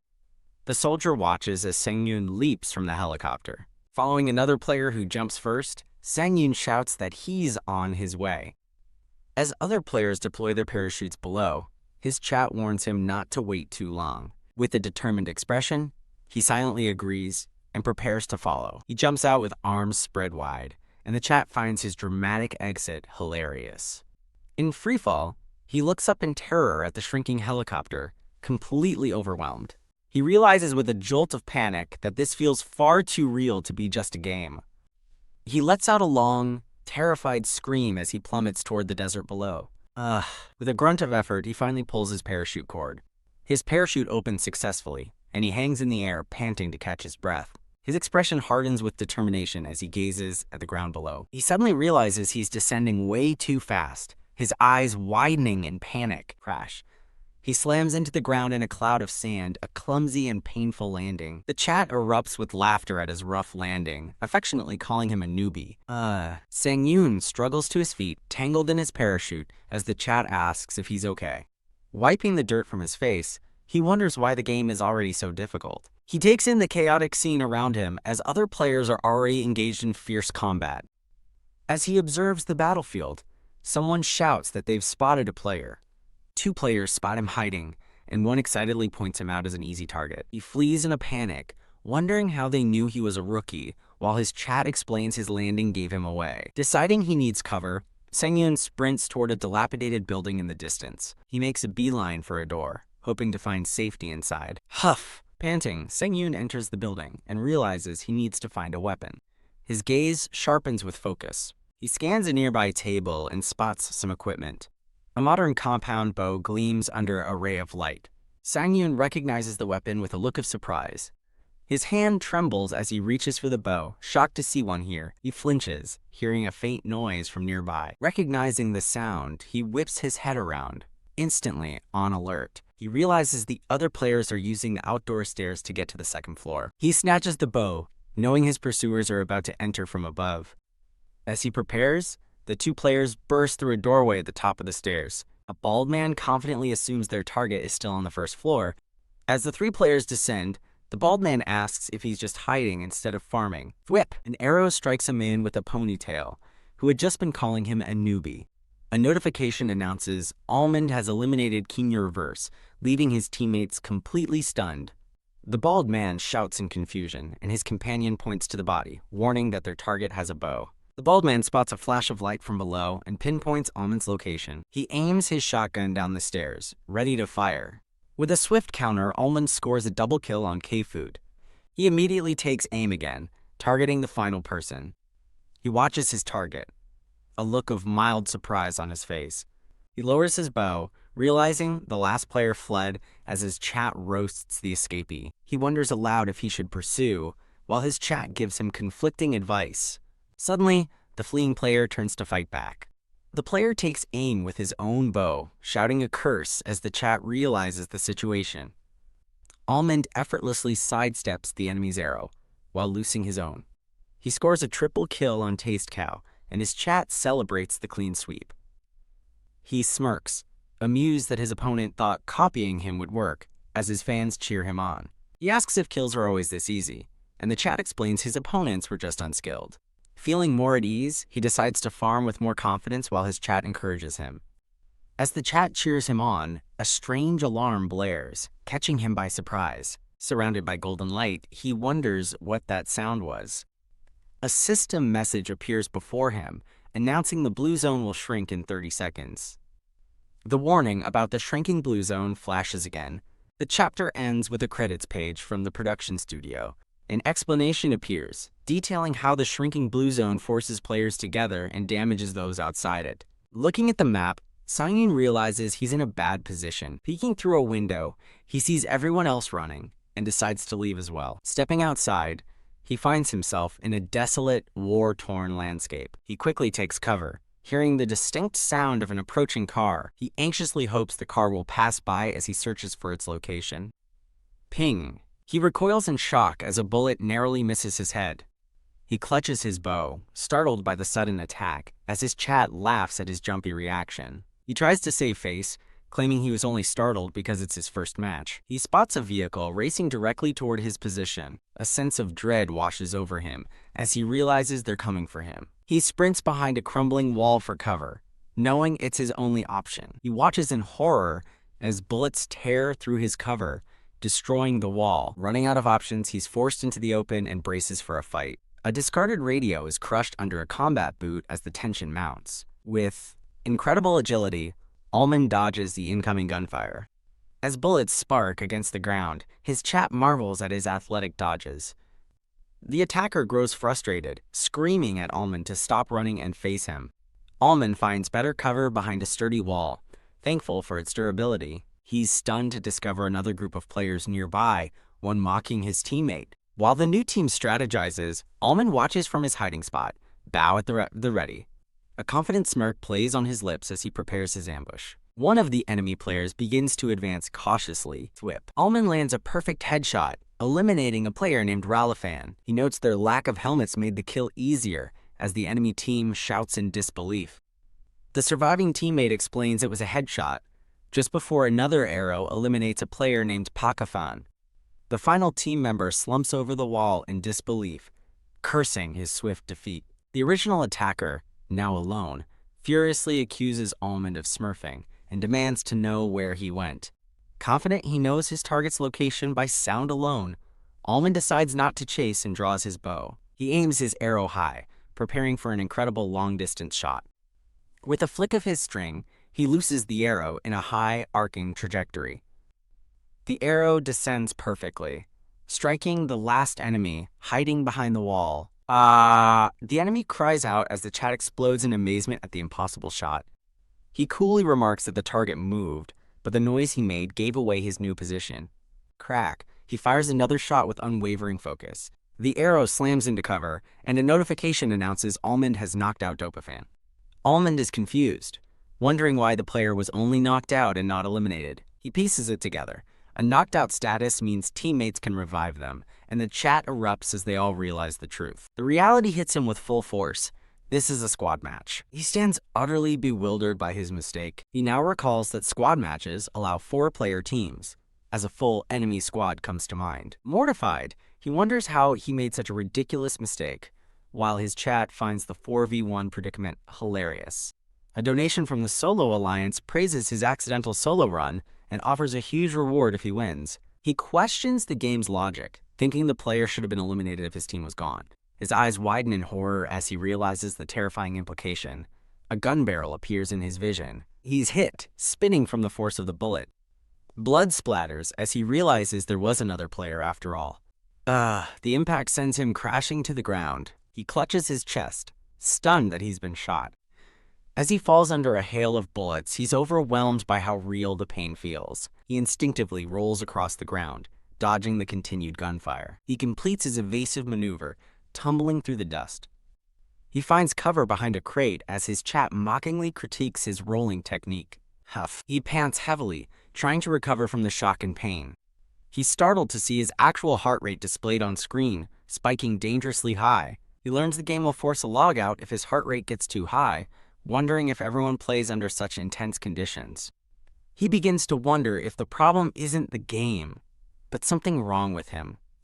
A sudden noise makes him flinch and look up, on high alert. He flinches again, but his chat insists there was no sound. calling him a scaredy cat. He clearly hears the crunch of footsteps, confused why his audience can't perceive the same sounds. He analyzes an approaching player's confident steps, realizing they know exactly where he is. He deduces their goal isn't him, but a specific location, watching as they move with purpose. He ambushes the enemy, eliminating Water Rat Fan and finishing off Dopafan for a double kill. As he thought, the player was trying to revive his downed teammate. His chat explodes with donations and praise, celebrating his incredible game sense and skill. As new donations roll in, his chat debates whether his raw talent already surpasses a famous player named John Joppa. Feeling confident, Almond decides it's time to go farm and see what loot his defeated enemies dropped. His eyes land on a high-powered assault rifle left on the ground. Shaka. His excitement is palpable. Sparkle. The gleaming rifle is reflected in his captivated eyes. He stands silently, mesmerized by the powerful weapon before him. He seriously considers abandoning his bow and switching to the gun. His chat is fiercely divided, with some begging for a gun arc while loyalists demand he remember his bow-wielding roots. He stares ahead, conflicted and unsure of what to do. He remembers his hard-earned reputation as the #1 bow-only player. He worries that his viewers won't understand his choice if he sticks with the bow and ends up losing. Ding! A donation from Gia offers a huge reward for winning with only a bow, a mission he sees as perfect timing. He freezes in shock, realizing with horror who just sent the donation. Knowing Siaga isn't wealthy, he hesitates, but ultimately decides he needs the mission to succeed and presses accept. He declares he will achieve first place with only the bow as his chat erupts in a mix of mockery and cheers. He surveys the dropped loot, finding some medical supplies and boosters. His chat advises him to get a helmet from the farm, but he notes the location is too far away. Just as he wishes for transportation, his cat excitedly points out a vehicle nearby. He turns around, surprised to see an SUV parked just a short distance away. Vroom! The engine roars to life. With his map displayed, he cheerfully announces his plan to drive straight to the farm. His vehicle kicks up dust as it speeds across the barren landscape. When his chat warns against driving into a dense area, he asks why with genuine confusion. From a nearby cliff, an unseen enemy lobs a grenade directly at his car. The grenade lands perfectly in the vehicle's path. Boom! An enormous explosion engulfs the SUV as his chat roasts him for driving into a trap. He's tossed around violently inside the vehicle from the force of the blast. The SUV is launched into the air, flipping over in a cloud of smoke and debris. Cough. Dazed and hanging upside down, he wonders about auto insurance as his chat mercilessly jokes about his crash. The chat warns him another grenade is likely coming, and he looks up in terror. Thud. A second grenade drops through the shattered windscreen, landing right inside the car. Another massive explosion rocks the vehicle as his viewers dramatically eulogize him. Huff. He emerges from cover nearby, panting but alive, defiantly yelling that he isn't dead yet while his chat teases him. Peeking around a corner, he notes that the smoke from the burning wreck is obscuring his vision. He decides his best move is to get to the roof of the adjacent building. He sprints up the stairs with purpose. He reaches the rooftop, which his chat points out appears to be empty. He pauses at the edge of the roof, thinking he saw something move in the smoke below. Just as he spots movement, a bullet whizzes past his head with a sharp crack. He dives to the ground, panicking that he's already been discovered. Ping! From a distance, a sniper tells his teammate to hold fire now that their target is in hiding. The sniper lowers his rifle, lamenting the missed shot with a click of his tongue. A squad leader orders 2 of his men to storm the building, while he and the sniper provide cover fire. Ki-ok, pinned down by suppressive fire, Almond is trapped as his chat comments on the dire 4 versus 1 situation. He takes a steadying breath behind the low wall. He closes his eyes, shutting out the chaos to focus. Using his heightened senses, he visualizes 2 players approaching based on the sound and pattern of their footsteps. He knows he's trapped, as moving from cover means instant death from the snipers outside. He considers the only option he has left to survive. The enemy sniper observes that Almond has stopped moving, wondering aloud if he has given up. The sniper assumes Almond is too scared to move, telling his team to go in for the kill. In his hiding spot, Almond defies their expectations, grabbing a handful of arrows for a counterattack. He visualizes the first enemy's footsteps approaching the top of the stairs. He looses an arrow with incredible force. He then visualizes the second enemy's submachine gun as they follow close behind. With intense focus, he prepares to fire once more. The 2 enemy players charge up the stairs, unaware of the trap awaiting them. AAA. An arrow strikes the first player in the neck, as his teammate stops in shock behind him. The survivor yells in confusion, as a notification confirms Almond has eliminated a player named Mr. Krabs. His chat loses their minds, questioning if he has an auto-aiming bow and joking about the enemy dying mid-sentence. As his viewers express their awe, one finds his incredible skill fascinating to watch. Almond reflects on his past, recalling how he and his archery friends used to do trick shots for fun. A flashback shows them playing a Robin Hood game, shooting an apple off each other's heads. Whoa! Another memory shows him practicing by shooting a falling arrow out of the air. He fondly recalls being playfully chased for wasting arrows, realizing his strange hobbies are now paying off. His reminiscence is cut short as he whips his head around, alerted by a new sound. He focuses on the sound of deliberate footsteps climbing the stairs toward him. From his position, he stares intently at the closed door leading to the rooftop. He assesses the danger, knowing a head-on fight is risky against an opponent with a gun. He realizes he won't have time to reload if the enemy starts shooting, so his only chance is for them to miss. He holds his breath, eyes locked on the door. He prepares an unusual shot, holding his bow at an awkward angle while crouched low. His eye narrows with absolute concentration as he prepares to act. He steadies his hand on the door, preparing his perfectly timed ambush. Thwip, he fires his arrow just as the door begins to open, prompting a WTF from his chat. The arrow zips through the opening, embedding itself in the wall just past the enemy's head.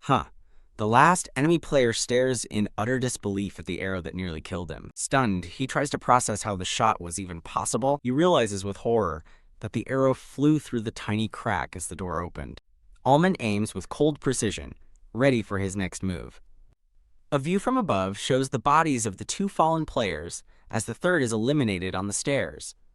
His chat erupts, calling him Godmund and praising his insane calculation and prediction skills. He smirks, claiming it was just good timing, but his viewers jokingly call him a liar. Outside, the remaining snipers wonder why it's so quiet, asking what a player named SpongeBob is doing. A panicked message from SpongeBob declares he was killed the instant he opened the door, shocking his teammate. A player named Calamari berates SpongeBob, who defends himself by explaining the impossibly timed shot.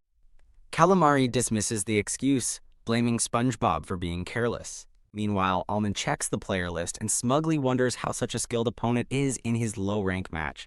It's revealed the enemy squad is an Aklon team with experience and a diamond-ranked sniper, Calamari.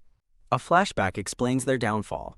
After failing the bar exam, reality hit hard, and their game ranks were reset to bronze. SpongeBob desperately begs to be revived, but the sniper says he can't risk it while Almond is watching. Cough. SpongeBob informs his team that he's crawling towards the first floor. TSK. Calamari deduces that Almond is using SpongeBob as bait and questions his opponent's confidence. His teammate suggests abandoning SpongeBob, arguing their opponent is a pro, but Calamari questions his resolve. Calamari angrily rejects the idea of running, reminding him of their goal to reach diamond rank. The teammate argues their rank won't drop, but Calamari yells back that his pride is on the line. Confused by his partner's intensity, the teammate watches as Calamari prepares to make a move. Calamari orders his teammate to go revive SpongeBob, stating he will provide sniper cover. The teammate reluctantly begins to advance toward the building. While Calamari aims his sniper rifle, his teammate runs down the hill to attempt the rescue. The teammate looks over the body of Mr. Krabs with a grim expression, lamenting his fall. He suggests they should run, but Calamari snaps at him, calling him Patrick Star and questioning his senses. Through his scope, Calamari outlines their strategy: advance slowly and keep their target pinned down. Patrick Star flinches, looking terrified as he prepares to move forward. He spots SpongeBob crawling pathetically in a corner and curses under his breath. Calamari gulps, watching his teammates cautiously approach the building through his sniper scope. Phew. He begins to relax, believing they've reached their target's blind spot. Suddenly, Almond's eye snaps open with fierce intent as he unleashes his counterattack. Below, the two advancing players look up in sudden alarm as an arrow whistles down from above. Calamari realizes, with horror, that Almond is aiming for their heads. He frantically warns his team that Almond might predict their movements and orders them to dodge. They dive in opposite directions as the arrow strikes the ground precisely between them. An arrow stands embedded in the dusty ground, a testament to the close call. Patrick Star looks over his shoulder in relief, thinking they successfully evaded the attack. A kill notification flashes as an arrow brutally strikes Patrick Star directly in the eye. The shocking outcome is emphasized. The arrow hit his eye. Calamari stares in stunned silence, refusing to believe what he just witnessed. He desperately rationalizes that an arrow couldn't possibly fly from such an impossible angle. He looks up to see the impossible. Almond is airborne, having leaped off the roof to make the shot. Enraged by the audacious move, Calamari screams as Almond lands perfectly after his attack. Ouch. A flurry of notification chimes sound as Almond feels the pain from his landing. As donations pour in, he grimaces, thankful he took a painkiller beforehand. He sits down, bandaged and bruised, grateful that his opponents had medical supplies he could loot. His chat questions his sanity, joking about his reckless jump from the building. A system alert warns that the blue zone is shrinking, as a viewer calls him a crazy son of a bitch. Having recovered to full health, Almond stands confidently and prepares to continue the match. Elsewhere, a furious clicking of a keyboard breaks the silence. The intense typing culminates in a final, emphatic key press. A quick replay shows Almond's impossible leap and his shocking elimination of Mr. Krabs. Watching the stream, Calamari scoffs at his chat, who are debating whether Almond is truly a bronze player. Calamari types into the chat, revealing his identity and confirming his team was diamond rank to prove Almond's skill. His chat erupts in shock and excitement at the return of the famous player. Viewers now question who the mysterious bronze player could be if he defeated the legendary Calamari. Calamari posts a link to Almond's stream, exposing his identity to the wider community. The chat realizes the truth, understanding how a streamer could possess such incredible skills. Sitting back at his desk, Calamari has successfully sent his viewers to Almond's stream.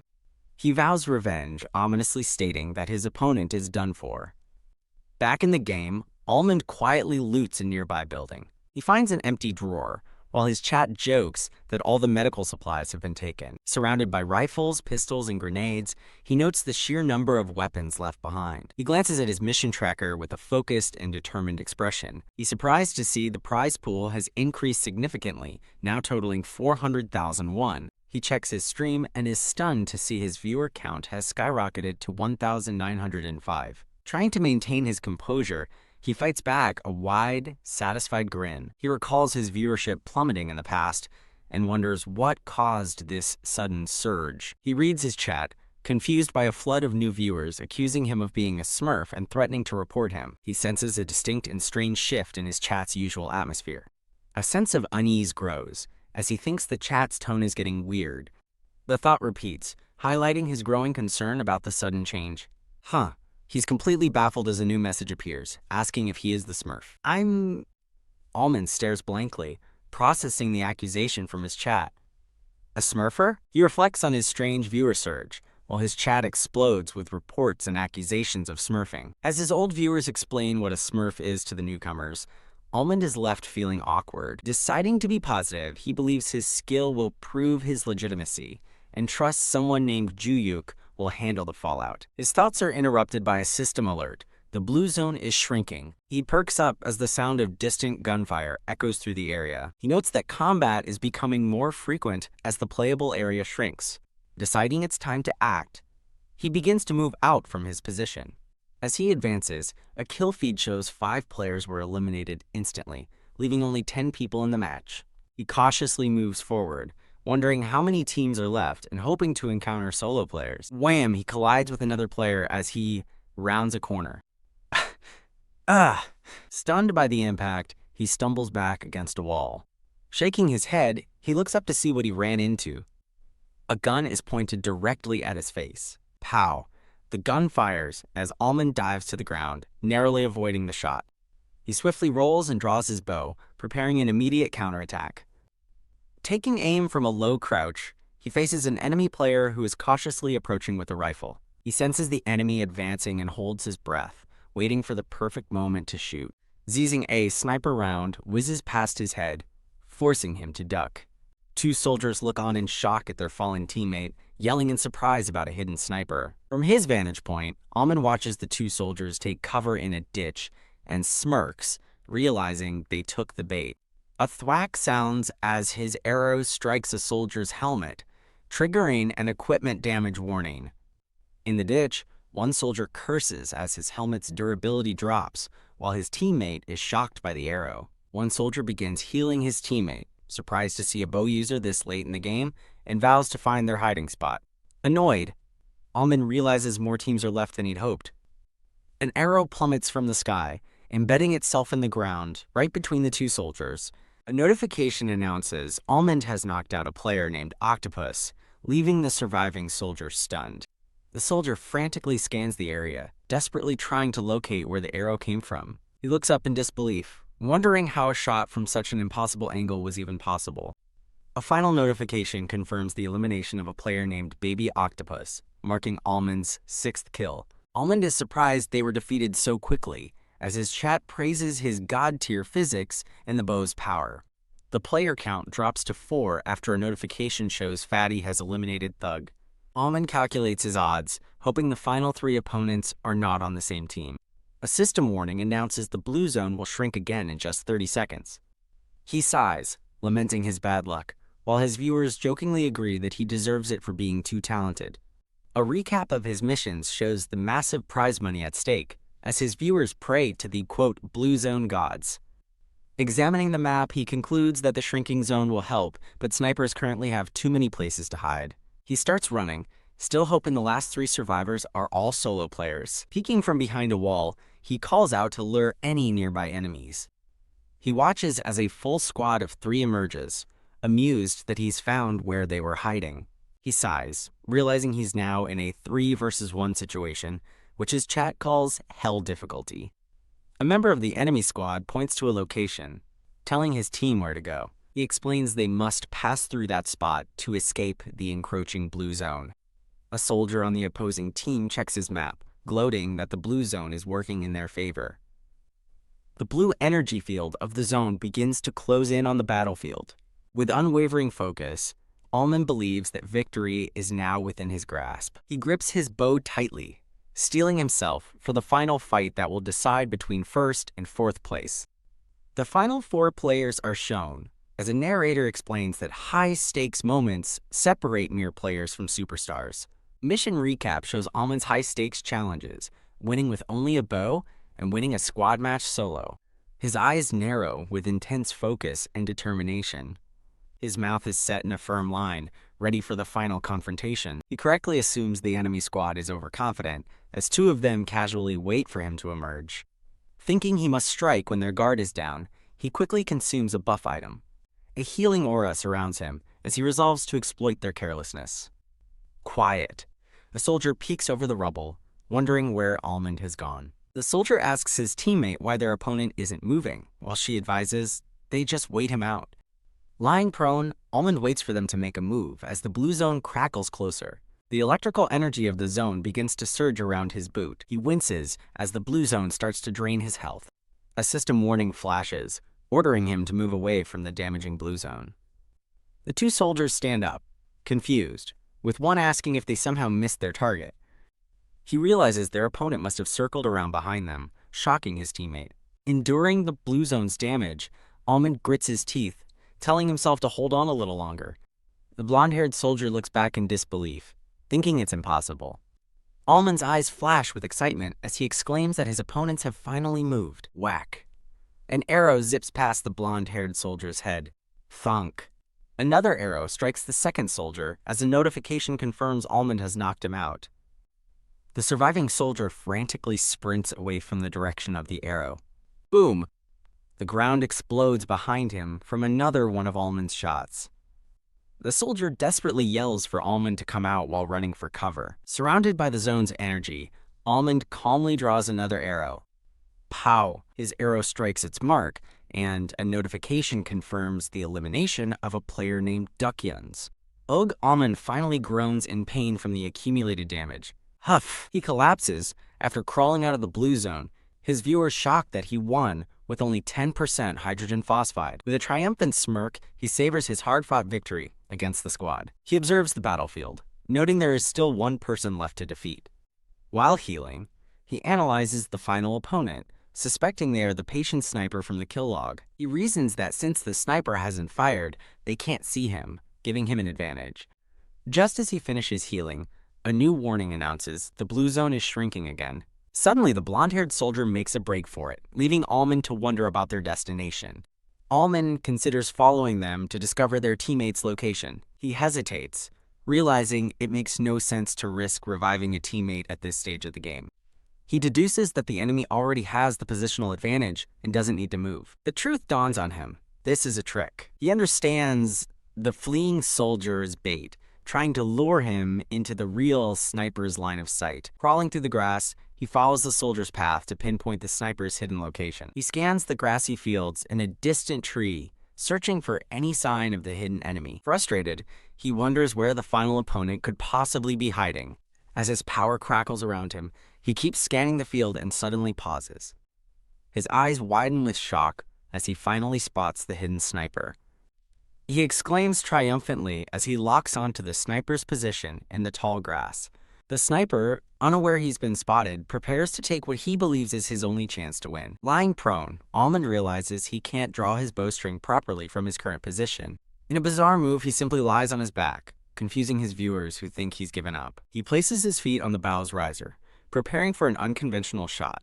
Using his feet to draw the bow, he stuns his viewers while boasting he can win even like this. He grips the arrow nock, his hands steady and prepared to fire. With a determined look, he decides there is no point in worrying and commits to his one remaining option. Aiming with his foot-drawn bow, Almond focuses on his target, knowing he has to make the shot. He releases the glowing arrow, determined to hit his final opponent. The brilliant arrow streaks across the field, startling the hidden sniper. Crack! The arrow shatters the sniper's helmet on impact.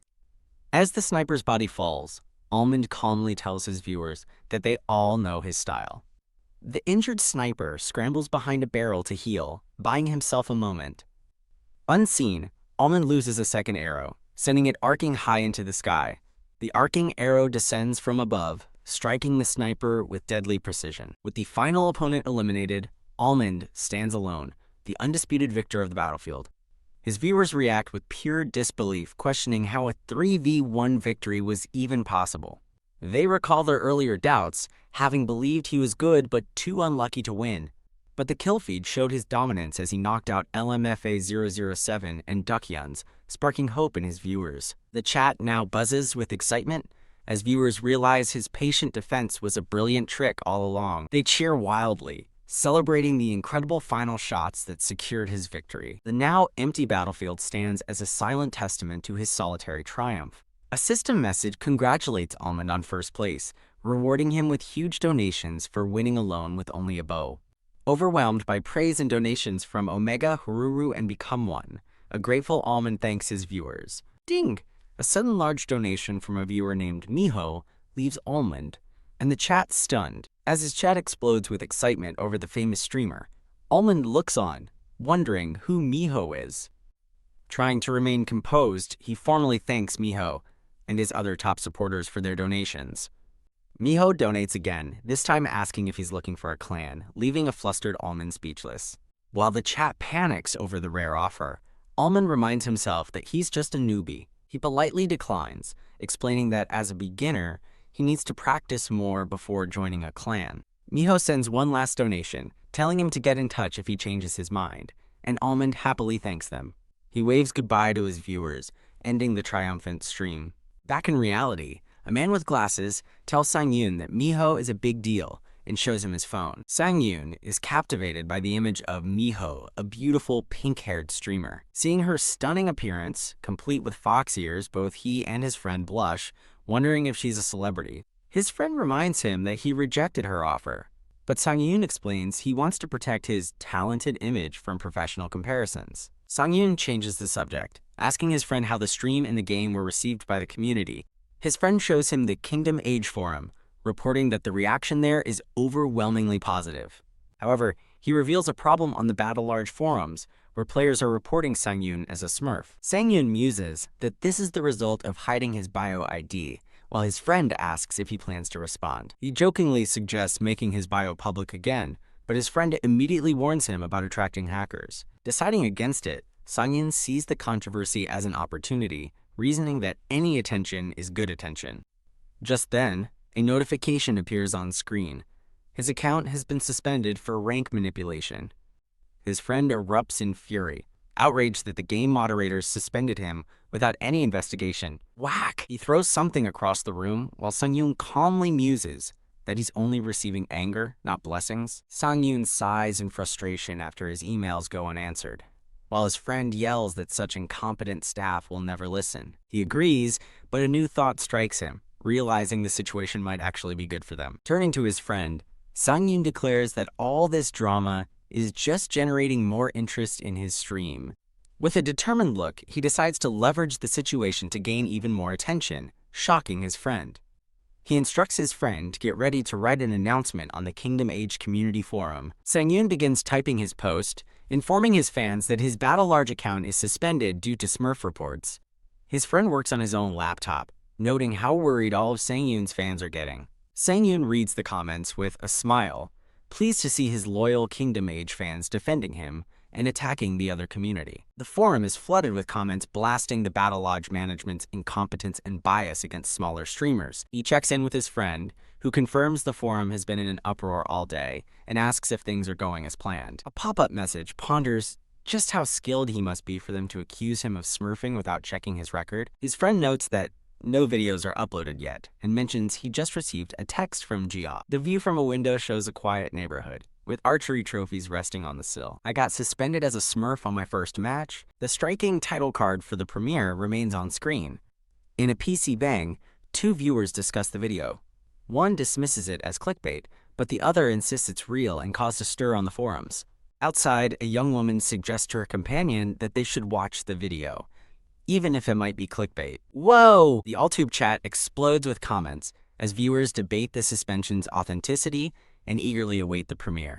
As the video starts with an in-game helicopter, the chat buzzes with anticipation and threats of anger if it's all just clickbait. Sang-yoon's in-game character looks on with concern, realizing he's in a squad match. His friend beams at a laptop, delighted by the overwhelmingly positive reactions to the video. A narrator explains that viewers' initial skepticism turned to shock as the video showcased Sang-yoon's incredible gameplay. The video continues, highlighting Sang-yoon's exceptional skill as he dominates his opponents. Whoa. A victory screen announces his first place win, leaving the audience in stunned disbelief. Back in the PC bang, one viewer praises the video's editing, but his friend points out that it's not over yet. The video's tone shifts as on-screen text reveals he received a Smurf report right after his win. Angry comments flood the screen, vilifying the unknown streamer for supposedly smurfing. The video shows more comments from viewers who reported him, shocked by the audacity of a smurf. Other viewers correctly guessed the reports were filed out of jealousy over Miho's large donation. An official account suspension notice appears on screen, confirming the worst. The details are revealed. Almond's account has been suspended for 1 year, leaving viewers utterly shocked. In an office, an employee learns of the controversy surrounding a new streamer named Almond. Forum comments criticize the game admins for not checking match history and for hiding records due to privacy settings. Wham! An enraged fist slams down on an office desk. A furious chief berates an employee for suspending the streamer without even looking at his match history. The employee apologetically explains that the sheer number of reports forced his hand, but the chief sarcastically dismisses his excuse. The chief mockingly asks if they should hold a vote on firing the employee, who can only apologize as his boss sighs in frustration. The chief clenches his fists, seething with anger over the situation. He asks about the streamer's viewership, and the employee replies that he averages around 1,000 viewers. The chief inquires if there's anything else noteworthy, and the employee hesitates. The chief leaps to a conclusion, slamming the desk and demanding to know if the streamer has powerful connections. The employee nervously explains that he doubts it, as the streamer is a newcomer. The chief orders him to call the forum administrators immediately, leaving the employee bewildered. He furiously commands the employee to squash the controversy by arranging dinner with the admins, who quickly stammers his agreement. TSK. The chief dismisses the incident as an insignificant distraction from his upcoming promotion interview. The scene shifts to Sang-yoon's home, where he quietly brushes his teeth in the bathroom. Checking his phone, he confirms there has been no response from Battle Large. His friend bursts in, calling his name and expressing shock that the suspension hasn't been lifted. He excitedly points to his phone, exclaiming that it has disappeared. Sang-yoon turns, confused, as his friend urges him on, saying, "You know!" He explains that all the negative forum posts and the news article about Sang-yoon have vanished overnight. Sang-yoon stands in stunned silence, processing the news. Sitting at the table, Sang-yoon realizes they're trying to bury the incident, and his friend agrees it's to hide their own incompetence. His friend brings up the issue of the day's stream, noting they can't play Kingdom Age again. Sang-yoon announces he's taking a break for the day, much to his friend's confusion. His friend stares in utter shock at the unexpected decision. A small, pensive Sang-yoon quietly considers his options. He glances back with a faint, determined smile, hinting at a new plan. In a flashback to an archery range, his grandmother asks if he truly has potential. A coach confidently assures her that he is certain of the boy's talent. The coach explains that while young Sang-yoon lacks physical power, his unparalleled mentality is the exact talent needed for archery. As they watch him practice, the coach reaffirms his belief, and the grandmother looks on with quiet pride. The coach reflects that talent isn't obvious, but can be polished through hard work as he watches a young Sang-yoon practice. Thwack! The bowstring snaps from his fingers as he loses his grip mid-shot. The coach stares in utter shock at the unexpected release. Approaching the boy, he confirms his name is Sang-yoon. He praises Sang-yoon, impressed that he didn't falter mentally even as his physical strength gave out. A confused Sang-yoon asks if he's talking about him, and the coach confirms, revealing he still hit the bullseye. Placing a hand on his shoulder, the coach tells him to always live with that same unwavering focus. He advises Sang-yoon to maintain his can-do attitude even when he feels he has no strength left. The coach smiles, assuring him that if he does, he will always find his way back to the center of the target. Beaming with inspiration, a young Sang-yoon eagerly agrees. In a chibi flashback, the coach cheekily begins to add one more piece of advice. The memory fades, replaced by the warm glow of sunset on a modern building. Back in the present, an older Sang-yoon lets out a weary sigh. He walks through a crowd, lamenting that the talents that once made him a genius archer are now just a footnote. As he ponders his uncertain future, a man calls his name. A man in a suit, Manager O, greets Sang-yoon warmly and thanks him for coming. Sang-yoon and Manager O walk along a city sidewalk together. They continue in silence down a hallway, the atmosphere growing more formal. Manager O stops and gets Sang-yoon's attention, who turns to respond. Manager O smiles warmly at Sang-yoon. A surprised Sang-yoon looks on, asking him to repeat what he said. Manager O chuckles, noting even famous streamers get nervous meeting executives, but Sang-yoon claims he's just naturally dull. Startled, Sang-yoon asks if Manager O actually watched his stream. Manager O confirms that he did, thinking to himself that he chose Sang-yoon for a reason. Awed, Sang-yoon enters a luxurious sushi restaurant, wondering if he can even afford such a place. Manager O explains that their guest has arrived and he will go escort him in. He reassures a tense Sang-yoon not to feel pressured, insisting this is the least they can do for him. Sang-yoon looks on, confused by the manager's gratitude. A distinguished, glowing figure is led into the room by Manager O. Sang-yoon politely introduces himself as Yoo Sang-yoon, and the man greets him in return. Looking up, Sang-yoon's eyes widen as he recognizes the powerful man before him. He realizes he is meeting the famous director, Han Tae-ho. As they shake hands, Han Tae-ho studies Sang-yoon with keen interest. Han Tae-ho internally notes that Sang-yoon seems different from other streamers. He feels a slight tremor in their handshake, wondering if Sang-yoon is nervous. Seated at the table, a chef presents a filefish dish to the group. Han Tae-ho praises the food, joking that everything tastes better when it's on the company's dime. Everyone laughs at the joke as Sang-yoon enjoys a piece of sushi. Chomp. He happily eats the delicious meal. Han Tae-ho asks if the food is to his liking, and Sang-yoon confirms that it's excellent. Playing it cool, Sang-yoon remarks that he's had a few chances to dine at places like this. Manager O leans in to whisper something about Sang-yoon to Han Tae-ho. Chuckle. Han Tae-ho asks if his connections are from Asung, remarking that he thought Sang-yoon was a unique genius. Sang-yoon grimaces internally, realizing he just made himself sound like a nepo baby. The men discuss how an executive director from Asung, a man named Lee, frequents this restaurant. Han Tae-ho smiles, revealing that executive director Lee is an old high school friend, much to Sang-yoon's surprise. Sang-yoon thinks to himself that he expected as much from their similar auras. He muses on how conservative elite groups often form lasting relationships from their school days. Sang-yoon mentions their similar presence, which makes Han Tae-ho laugh heartily. Han Tae-ho humbly claims his friend is far more impressive, as his company just cleans up after others. A man in a vest sips from a cup, noting that because of the streamer's global fame, many of his colleagues wanted to transfer to punk. He chuckles, complimenting the streamer on being a smooth talker, as expected. Talk! Setting his cup down, he adds that it's unfortunate how incredibly high the stakes are for popular streamers. He then asks pointedly why the streamer left Asung, which seems to startle him. The young streamer looks away, acknowledging that the question is personal and perhaps even rude. He realizes the man's question shows genuine interest, seeing this as a critical opportunity to win his favor and solve his current problems.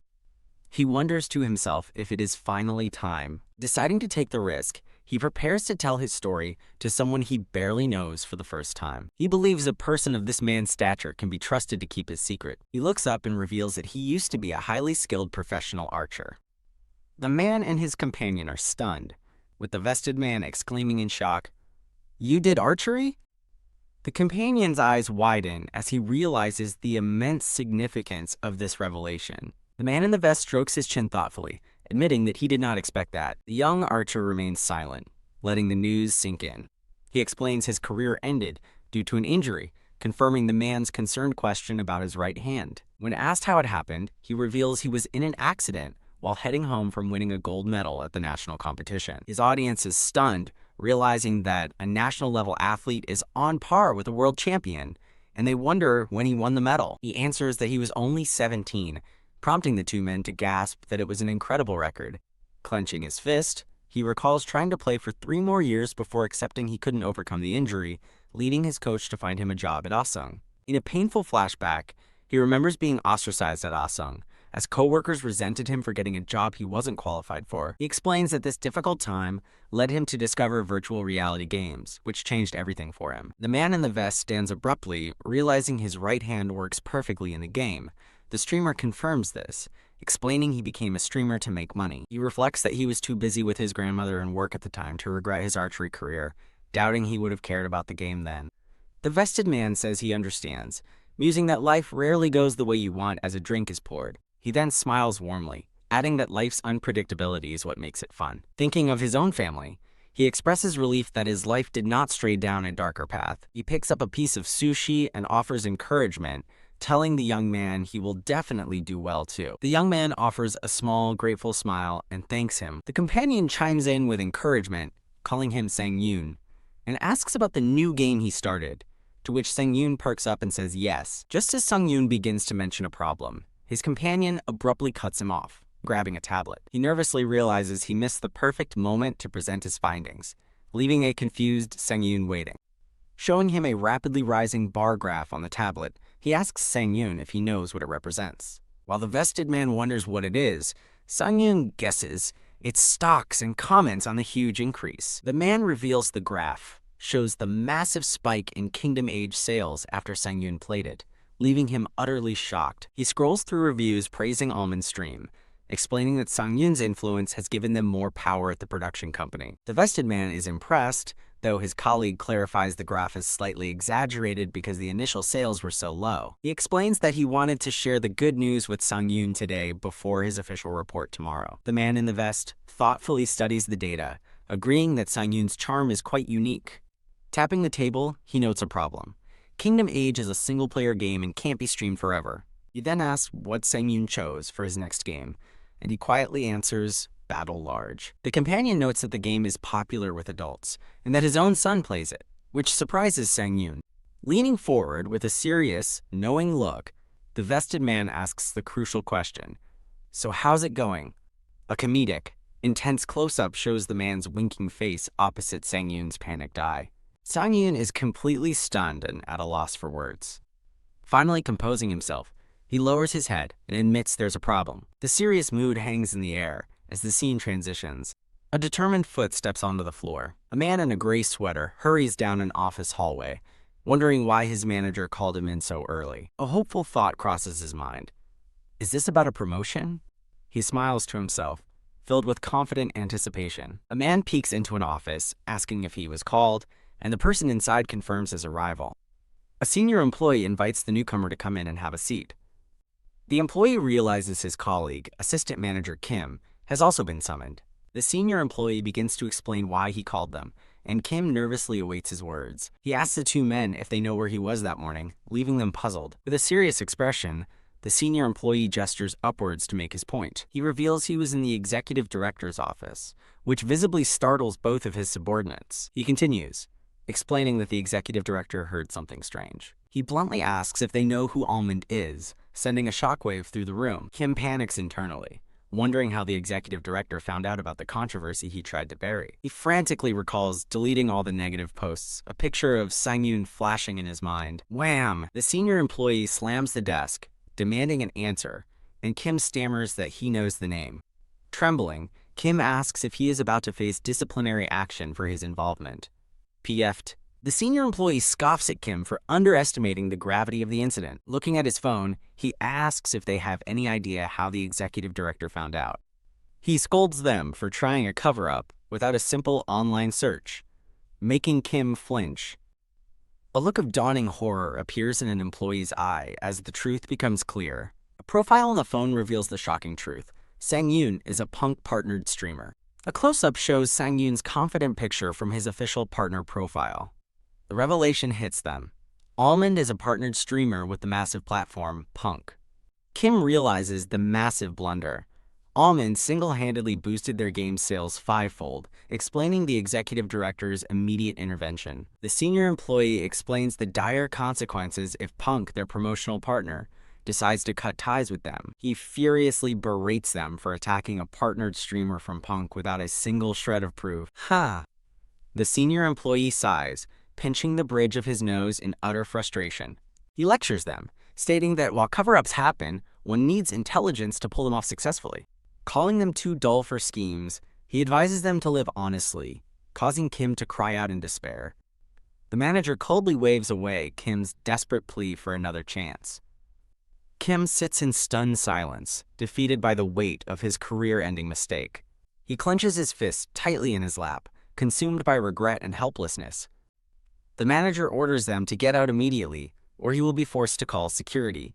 Now alone, the manager confirms over the phone that Team 2 has successfully cleared Almond's suspension. He gives the order to prepare for a Punk and Almond advertisement filming, determined to clean up all the dirt. Outside the office, the furious chief from before confronts his subordinate, Kim Ki-ol. The chief reminds him that he explicitly asked if the streamer had any powerful connections. Recalling Kim Ki-ol's denial, the chief explodes with rage, blaming him for the entire catastrophic mess. Stunned into silence, Kim Ki-ol wonders why he is the only one receiving the chief's wrath. Fed up, Kim Ki-ol snaps back, reminding the chief that he was the one who ordered him to bury the incident. As the chief calls him a brat, Kim Ki-ol declares they're both fired anyway and lunges, starting a brawl. The scene shifts to Sang-yoon, who is quietly eating a meal at home. His friend enters the kitchen, and Sang-yoon casually asks about his own simple breakfast.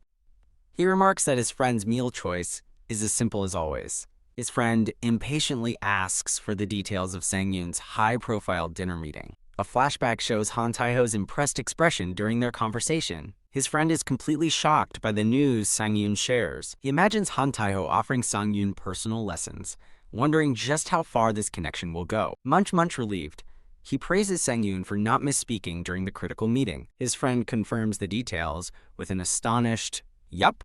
Ding Sang-yoon reveals director Han promised to contact their company's director as his friend reacts in disbelief and a phone buzzes. They both turn their attention to the phone, confused by the sudden notification. The Battle Large admin team has reached out. Sang-yoon's eyes widen with a sudden realization.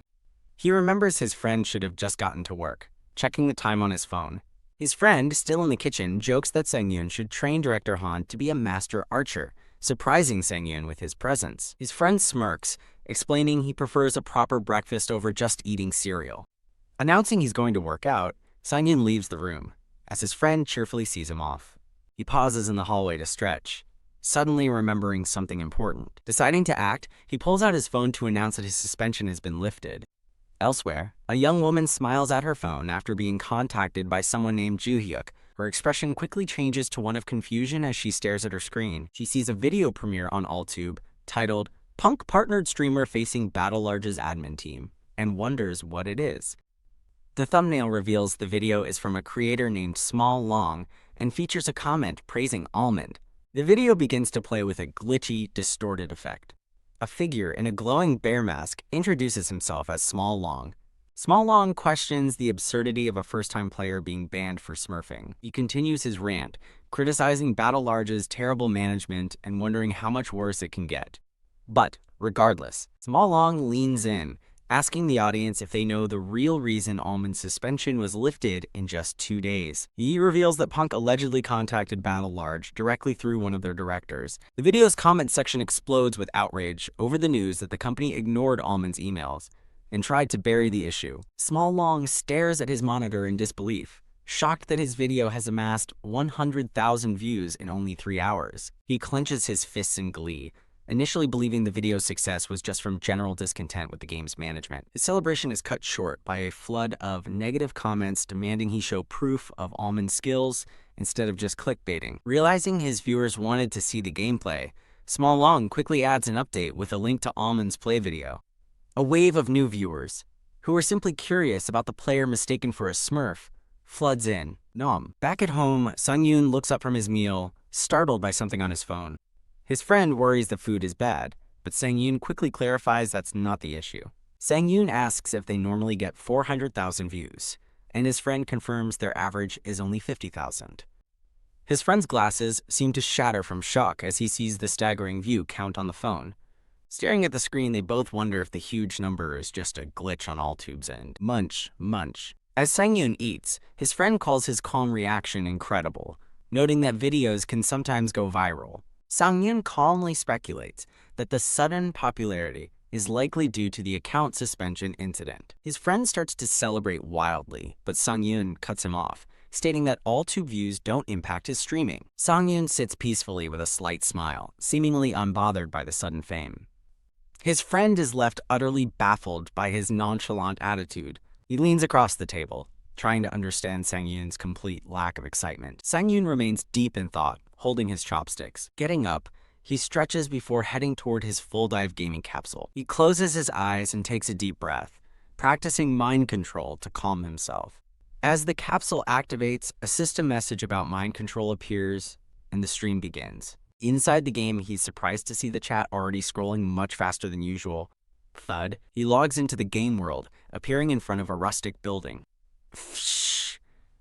The capsule door suddenly slides open, and his friend asks why he logged out so quickly. Sang-yoon explains he accidentally bumped the capsule, causing it to open, and reassures him there's no problem. As he prepares to go back in, his friend looks on, puzzled by his choice of words. Back online, Sang-yoon is greeted by a chaotic chat reacting to the abrupt disconnection, realizing it wasn't a normal logout. He's stunned to see over 2,000 viewers have already joined before his intro music has even finished. Ding!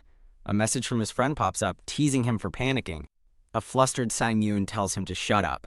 His friend sends another message, "This is the start," with a look of determined support. With a final, "do well" from his friend, Sang-yoon clenches his fist, ready for what's to come. The viewer count continues to rise as the chat explodes with questions about his suspension. As his stream viewership soars past 2,900, the narrative confirms that the character Almond has created a massive public phenomenon.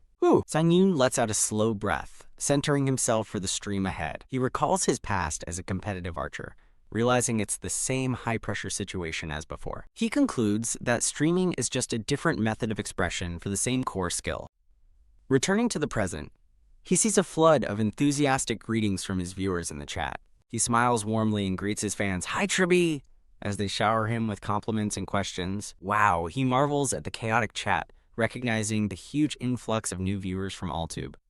Deciding to address the situation, he prepares to explain everything for the newcomers. Ding! After receiving a supportive donation, Sang-yoon clarifies that Punk contacted Battle Large directly, which is why his ban was resolved so quickly. The chat erupts, realizing the YouTuber's claims were true, leaving a confused Sang-yoon to wonder what they're talking about. He questions their strange reaction as the viewer count approaches 4,000, feeling the pressure to start the game. Just as he's about to begin, a troll donates, mockingly announcing that he'll be playing the game Kingdom. A chibi version of Sang-yoon stares in disbelief at the unwanted game suggestion. Amused by the troll's terrible timing, Sang-yoon smirks as the chat tells the Kingdom parrots to get lost. He confidently ignores the interruption and announces he's starting Battle Large. Sang-yoon spawns into the game's waiting area, as the chat immediately wonders if he chose a solo match. He shows his solo match preparation screen, and the chat breathes a collective sigh of relief. He notes the chat's lack of faith as they discuss how easily even a pro can be eliminated in a solo match. The chat debates his chances, acknowledging that in a game this unpredictable, even the top-ranked player isn't guaranteed to win. He clenches his fist, filled with determination to prove them wrong. Ping! A viewer named Believe You issues a mission. Win the first match for a 300,000 won prize, startling Sang-yoon. He accepts the challenge without hesitation, thanking Believe You for the massive prize money. "I'll win it for sure," he declares with a confident glimmer in his eyes, intriguing his viewers. As he prepares for the match, he calmly holds an arrow, ready for what's to come. He reflects on the stakes, his first solo match, and a mission to win. He glances back, feeling the weight of 4,000 viewers watching his every move. The stage is set for a high-stakes performance. A close-up of a target's bullseye symbolizes his intense focus. With renewed resolve, he clenches his fist, ready to begin the fight. The match officially starts as all the players are gathered. A confident smirk plays on his lips as he stands ready for battle. Aboard the transport plane, a player screams for it to fly faster. Another player is stunned by the realism of an NPC yelling at them to get ready. Amid the jostling crowd, Sang-yoon recalls his last disastrous match, where he had to jump unprepared. Determined not to repeat his past mistakes, he decides to choose his landing spot carefully this time. He scans the terrain below, searching for the perfect location to start his match. He leaps from the plane, expertly deploying his parachute for the descent. He plummets toward the desert landscape below. He executes a flawless landing, earning perfect 10s from chibi versions of his viewers. He rises to his feet with a self-assured smile. "Shall we start?" he asks, heading toward a nearby deserted compound. He breaks into a sprint, his first priority being to secure a weapon. He dashes toward the building with incredible speed. He cautiously enters an abandoned structure, relieved to find it empty. His eyes widen in surprise at an unexpected discovery. Awesome! He celebrates finding a compound bow right away, while the chat jokingly complains about his good luck. Suddenly, a faint rustling sound catches his attention. He whips around, instantly on high alert as his chat fills with confusion. Someone's coming, he thinks, his senses on full alert. A digital interface highlights the approaching footsteps of an enemy player. With practiced ease, he pulls an arrow from his quiver, preparing for the hunt. He confidently declares his intention to kill an opponent on his way out of the building. Footsteps echo through the desolate structure as he moves with purpose. Whoosh! An arrow streaks from the doorway with impossible speed.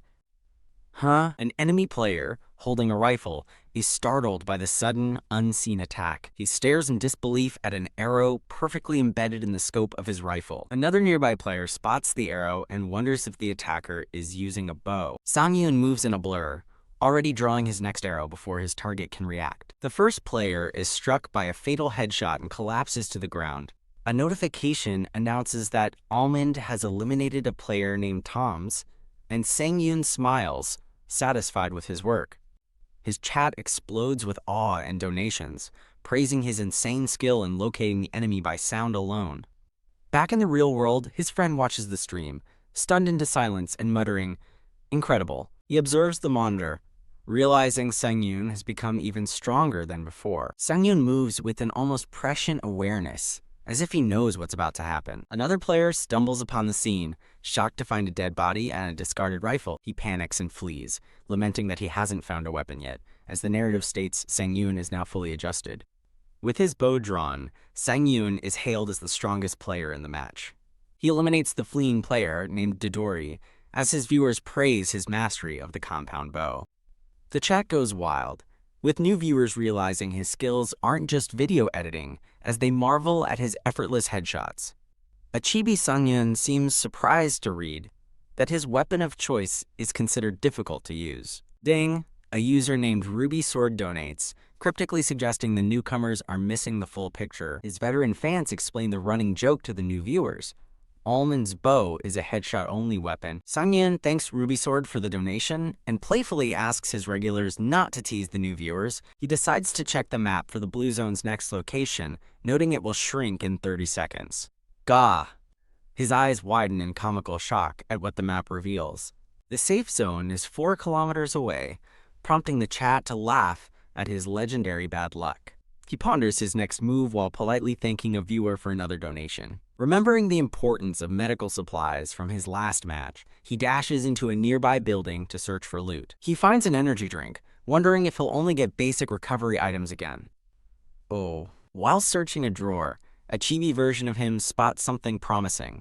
He finds a first aid kit, noting it will be useful later in the match for its 38% stamina recovery. Pleased with his find, he looks around to see what else the building holds. He then notices a double-barreled shotgun leaning against a crate. He stands motionless, staring past the gun, as his chat wonders if he's lagging or ignoring it. "What?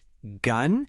he asks innocently, causing the chat to explode with question marks at his apparent blindness. Shameless. He looks away, adamantly insisting, "I don't see it." His viewers immediately call him out, joking that he's just pretending not to see it so he can stick to his bow. He calmly steps right past the shotgun, denying that he's ignoring it. Yep. He flashes a charming smile as the chat proclaims that he must have powerful backing to be so bold. His viewers swoon, agreeing that it's okay for him to be blind as long as he's handsome. He reports his findings to the stream, stating he only found small recovery items and no armor. He asks if there's a strategy for finding items, but his viewers laugh and tell him it's all down to luck. A notification warns that the blue zone is shrinking, prompting him to announce he's starting to move. He breaks into a sprint across the vast empty desert to outrun the zone. Huff huff. While running, he decides it's better to move early than to waste time farming for items. He reflects that his aggressive style is better than hiding, just as a notification warns, right behind you. Already, he glances over his shoulder, shocked to see the blue zone closing in on him. He panics, breathing heavily as he's about to be caught by the damaging field. The shimmering blue wall of the zone overtakes him as he continues to run. A system message confirms he's now in the blue zone and will lose 1% of his stamina every 5 seconds. Realizing the blue zone will be a long and damaging run, he takes out a stamina pill. Gulp. He swallows the pill, feeling a surge of energy as he notes it will make the journey easier to endure. Determined, he continues his grueling run across the landscape, thinking he just needs to go a little further. As he runs, he considers that the blue zone's poor visibility might offer cover, just as the sound of a motorcycle approaches. Vroom! A player on a motorcycle suddenly blazes past him, kicking up dust. Sangyun stares in disbelief at the reckless speed, wondering how the driver can possibly avoid an accident. The motorcycle rider panics, screaming about how unexpectedly fast the bike is. Smack! The rider is sent flying as his motorcycle crashes, prompting Sangyun's chat to mock his poor driving skills. The narrative highlights the chaos of low-ranked matches, showing a player aggressively trying to steal a bicycle from someone else. Elsewhere, 2 other players unload their clips at each other, comically missing every single shot. Thwack! A stray bullet grazes Sangyun's cheek, leaving him in stunned silence. So this is bronze, he thinks, in disbelief, as another player frantically screams for a medic amidst the chaos. The chaotic energy of the battle crackles around him.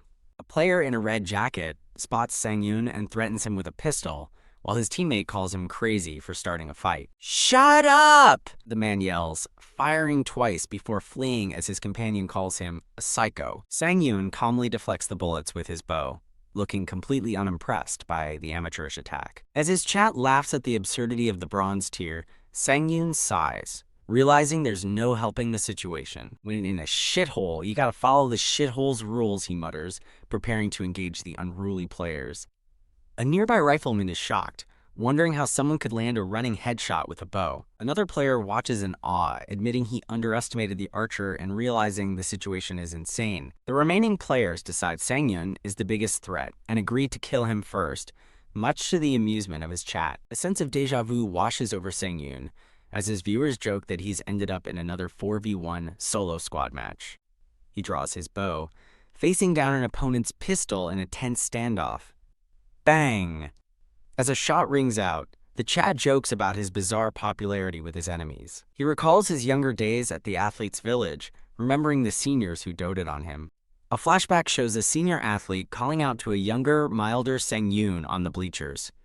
The senior calls his name again, a memory of a different time. He remembers being constantly invited to play by elite national soccer and basketball players. The invitations from the top-tier athletes were always friendly and enthusiastic. Despite their kindness, their training was brutal, leaving him utterly exhausted on the soccer field as they urged him to keep playing. It was the same on the basketball court, where he struggled to keep up with a senior who effortlessly sank three-pointers. His seniors relentlessly pushed him to his limits, a routine so exhausting his coach forbade him from exercising during lunch. In a memory, he prepares to kick a soccer ball, facing down his opponents. Surrounded by defenders, a young Sang-yoon realizes he has no choice but to pass the ball. "Just feint them," a senior shouts, shocking him with the seemingly impossible suggestion. The senior explains the technique. Fake out the enemy by turning your upper body. He realizes now that all his past suffering was a form of training, as his seniors would accidentally set him up in difficult plays. A senior's voice echoes in his memory, reminding him of a play where he had no screen. Admitting his poor dribbling skills, a senior reminds him that of course he's worse. They're national-level players. The senior prepares to demonstrate a technique, claiming anyone can do it for a moment. He watches intently as the player effortlessly sinks a perfect three-pointer. The senior then easily dribbles past him, leaving young Sang-yoon astonished. He learns the key lesson. You don't have to get past an opponent. You just have to create a momentary gap by making them think you will. Back on the soccer field, a determined Sang-yoon decides to try the technique himself. He focuses, recalling the instructions to make the feint genuine by controlling his gaze, posture, and steps. A defender calls out, asking if he's planning to get through. Sang-yoon plants his foot, initiating the feint. He flawlessly executes the move, tricking the defender and creating an opening. The feint works perfectly, causing two defenders to collide as the first looks the wrong way. The ball flies toward an open path to the goal, the lesson from his past now a deadly weapon in the present. "I did ... young Sang-yoon thinks, a proud, blushing smile on his face after successfully executing the feint. The senior athlete laughs in disbelief, impressed by the successful maneuver. The soccer ball flies through the air, heading toward the goal. "You're a real crazy bastard," the senior says, noting Sang-yoon's shot was still blocked, much to his younger self's annoyance. In a chibi flashback, the senior explains that with more practice, he can succeed even if his opponent's guard is down. Sang-yoon reflects that this knowledge was ultimately useless for him as an archery player. Back in the present, he pushes himself up from the ground, realizing how that old lesson has just saved him. "To think this'd work," he smirks, as his chat erupts with laughter at the chaotic bronze-tier players shooting each other. Realizing it's a free-for-all, he grits his teeth and knocks an arrow, annoyed that his opponents are fighting amongst themselves. Thwack! With glowing red eyes, he fires an arrow, striking an opponent mid-sentence. The arrow lands a perfect headshot. As the narrative explains, this was Almond's plan all along. The battle ends with all four opponents eliminated, and the system announces Almond's double kill on Hoochie Hoochie and AKD-01. Phew, those troll bastards. Sang-yoon sighs in relief, as his viewers praise his incredible speed and masterful feint. Huff, huff. The adrenaline fades, and he collapses to his knees, utterly exhausted from the fight and the encroaching blue zone. Seeing his health bar blinking critically low, he realizes he has no choice but to use his first aid kit. He laments that the unexpected fight made his previous item farming feel pointless, as his chat reminds him this is bronze. Urgh! He groans in frustration, realizing he's still not at full health even after using the kit. In-game, Sang-yoon admits the game is not easy. While back, in reality, his friend watches the stream with a concerned look. His friend pumps his fist, cheering him on, and realizing that maintaining 5,000 viewers could make streaming a viable career for Sang-yoon. He recalls taking advice from his old office seniors in the marketing department. In a memory, a colleague explains noise marketing, comparing it to rap battles where the underdog has the advantage. His friend adjusts his glasses, remembering the warning that such sudden fame is often fleeting. A viewer analysis shows the current 5,391 viewers are mostly newcomers, making it crucial for Sang-yoon to retain their interest. A stressful memory of a stern-looking man flashes through his mind, causing him a moment of panic. Shaking his head, he reassures himself that there's no need to worry. He looks at Sang-yoon's stream on his laptop, confident that his friend can succeed. Determined, Sang-yoon stands ready in-game, backed by his friend's unwavering belief in him. The scene transitions to a quiet, rocky landscape. Whack! He lands another precise shot on a distant enemy. He scores another elimination, as a viewer exclaims that 12 kills is an insane number. He cautiously begins to loot the body of his latest victim. He sighs, disappointed to find only another first aid kit and some bandages. He complains that the only thing he's missing is a helmet. As his viewers debate the importance of gear versus skill, he forms a new strategy. If he can't find good items, he'll just take them from other players. With a confident thumbs up, he embraces his new playstyle, which his chat dubs farming humans in style. A user named Solomon donates, joking about the two awful choices for Ullman's victims as the chat roars with laughter. He announces his new rule. He will only target players with helmets and leave the others alone. Thanking Small Dilemma for a donation, he reads their question, asking if it's now safer to not wear a helmet. He begins to answer but stops, spotting another player in the distance who isn't wearing a helmet. Thwack. Without hesitation, he instantly eliminates the helmetless player Evil Moral, completely ignoring his own rule. Thud. As the body falls, a stray bullet fires from the dropped gun, startling Sang-yoon. A flock of birds takes flight, disturbed by the sudden noise. He muses that the player must have reflexively pulled the trigger as he died. He stands over the fallen player, surveying the scene. He was so noisy for someone without a helmet, he remarks dryly. He gives a slightly annoyed, thoughtful look. Donations flood in as his viewers hilariously call him out for breaking his no helmet, no kill rule just seconds after making it. A chibi Sang-yoon loots 2 energy drinks, noticing the unusually high number of donations today. He wonders about his donation ratio and checks his viewer list. His eyes widen in utter shock at who he sees on the screen. Sang-yoon stares at his screen in disbelief, utterly floored by the 5,500 viewer count. He flashes back to his friend, telling him that surpassing 5,000 viewers would make him a stable, full-time streamer. In the memory, Sang-yoon asks how much money he could make, and his friend thoughtfully considers the question. The answer is a life-changing sum, around $700 to $800 a month, equivalent to 5,000 to 6,000 USD. Back in the game, Sang-yoon blushes, overwhelmed with emotion as he realizes the massive opportunity before him. Ga, a chibi version of himself, scolds him for getting distracted while streaming. He resolves to never check his viewer count mid-game again, unaware of a grenade lying on the ground nearby. His eyes widen as he suddenly senses danger. The camera focuses on the grenade, its pin already pulled. Boom! A sudden explosion rocks the landscape. A pop-up explains the try-be meme of stream sniping a popular player named Bubblegum, showing cartoonish players ready for a hunt. A player in a helmet peeks from behind a tree, looking confused. Realizing Sang-yoon isn't Bubblegum, he wonders why his target isn't where the stream showed him to be. Determined to protect his idol, he decides to eliminate this small fry, so Bubblegum can't be killed by him. He assesses Sang-yoon's gear, noting the bow and vest, but spotting a critical weakness: no helmet. Believing one grenade will be enough, he pulls the pin, ready to strike. He carefully cooks the grenade, counting down from its 10-second fuse. He expertly lobs the grenade toward his unsuspecting target. The narration explains his timing leaves Sang-yoon with only 2 seconds to discover and react to the threat.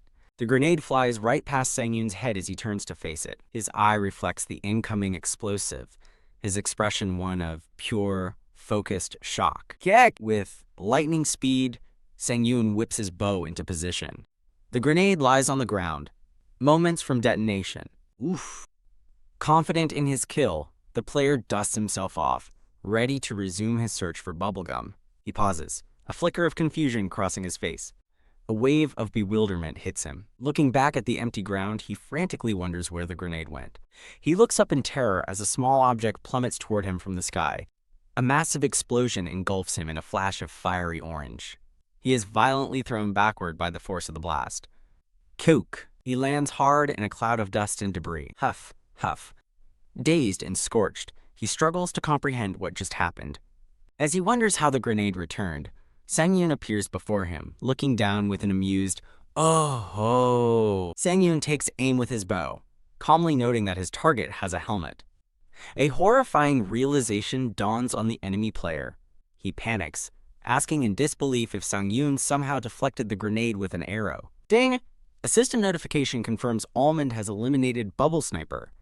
A cute chibi Sang-yoon celebrates finally getting a helmet, even if it's only a rare one, as a donation comes in. His chat erupts in confusion and awe, questioning how the grenade backfired and jokingly calling it magic. Sang-yoon begins to explain that when he saw the grenade, it was too far away to kick.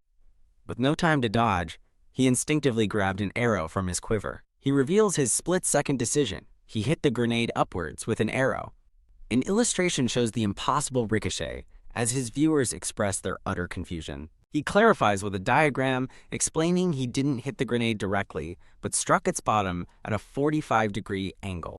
A simple cartoon shows him essentially playing soccer with the grenade, sending it back to its owner as his chat goes wild. The viewers continue to praise the insane play, calling it a diamond-ranked maneuver. Noticing the blue zone closing in, Sang-yoon calmly prepares to move, once again being the furthest player from safety. He sets off at a steady pace, moving toward the safe zone. As he moves, he notes the battlefield has grown quieter, with fewer gunshots than before. He spots an enemy and fires a perfect shot, eliminating another player named Redwin. Thwack! Sang-yoon scores another elimination on a player named Roll 128 as his chat reels from the rapid pace of kills. As he notes the shrinking map, he eliminates another player, Thor, in quick succession. Sang-yoon surveys the desolate landscape, checking his map and the remaining player count as he plans his final moves. With a confident smirk, he declares his intention to end the game for good. A rustle comes from a nearby bush, hinting at a hidden enemy. The lens of a sniper rifle glints from within the foliage, waiting for a target. Through the scope, the sniper scans a dilapidated town, ready to engage.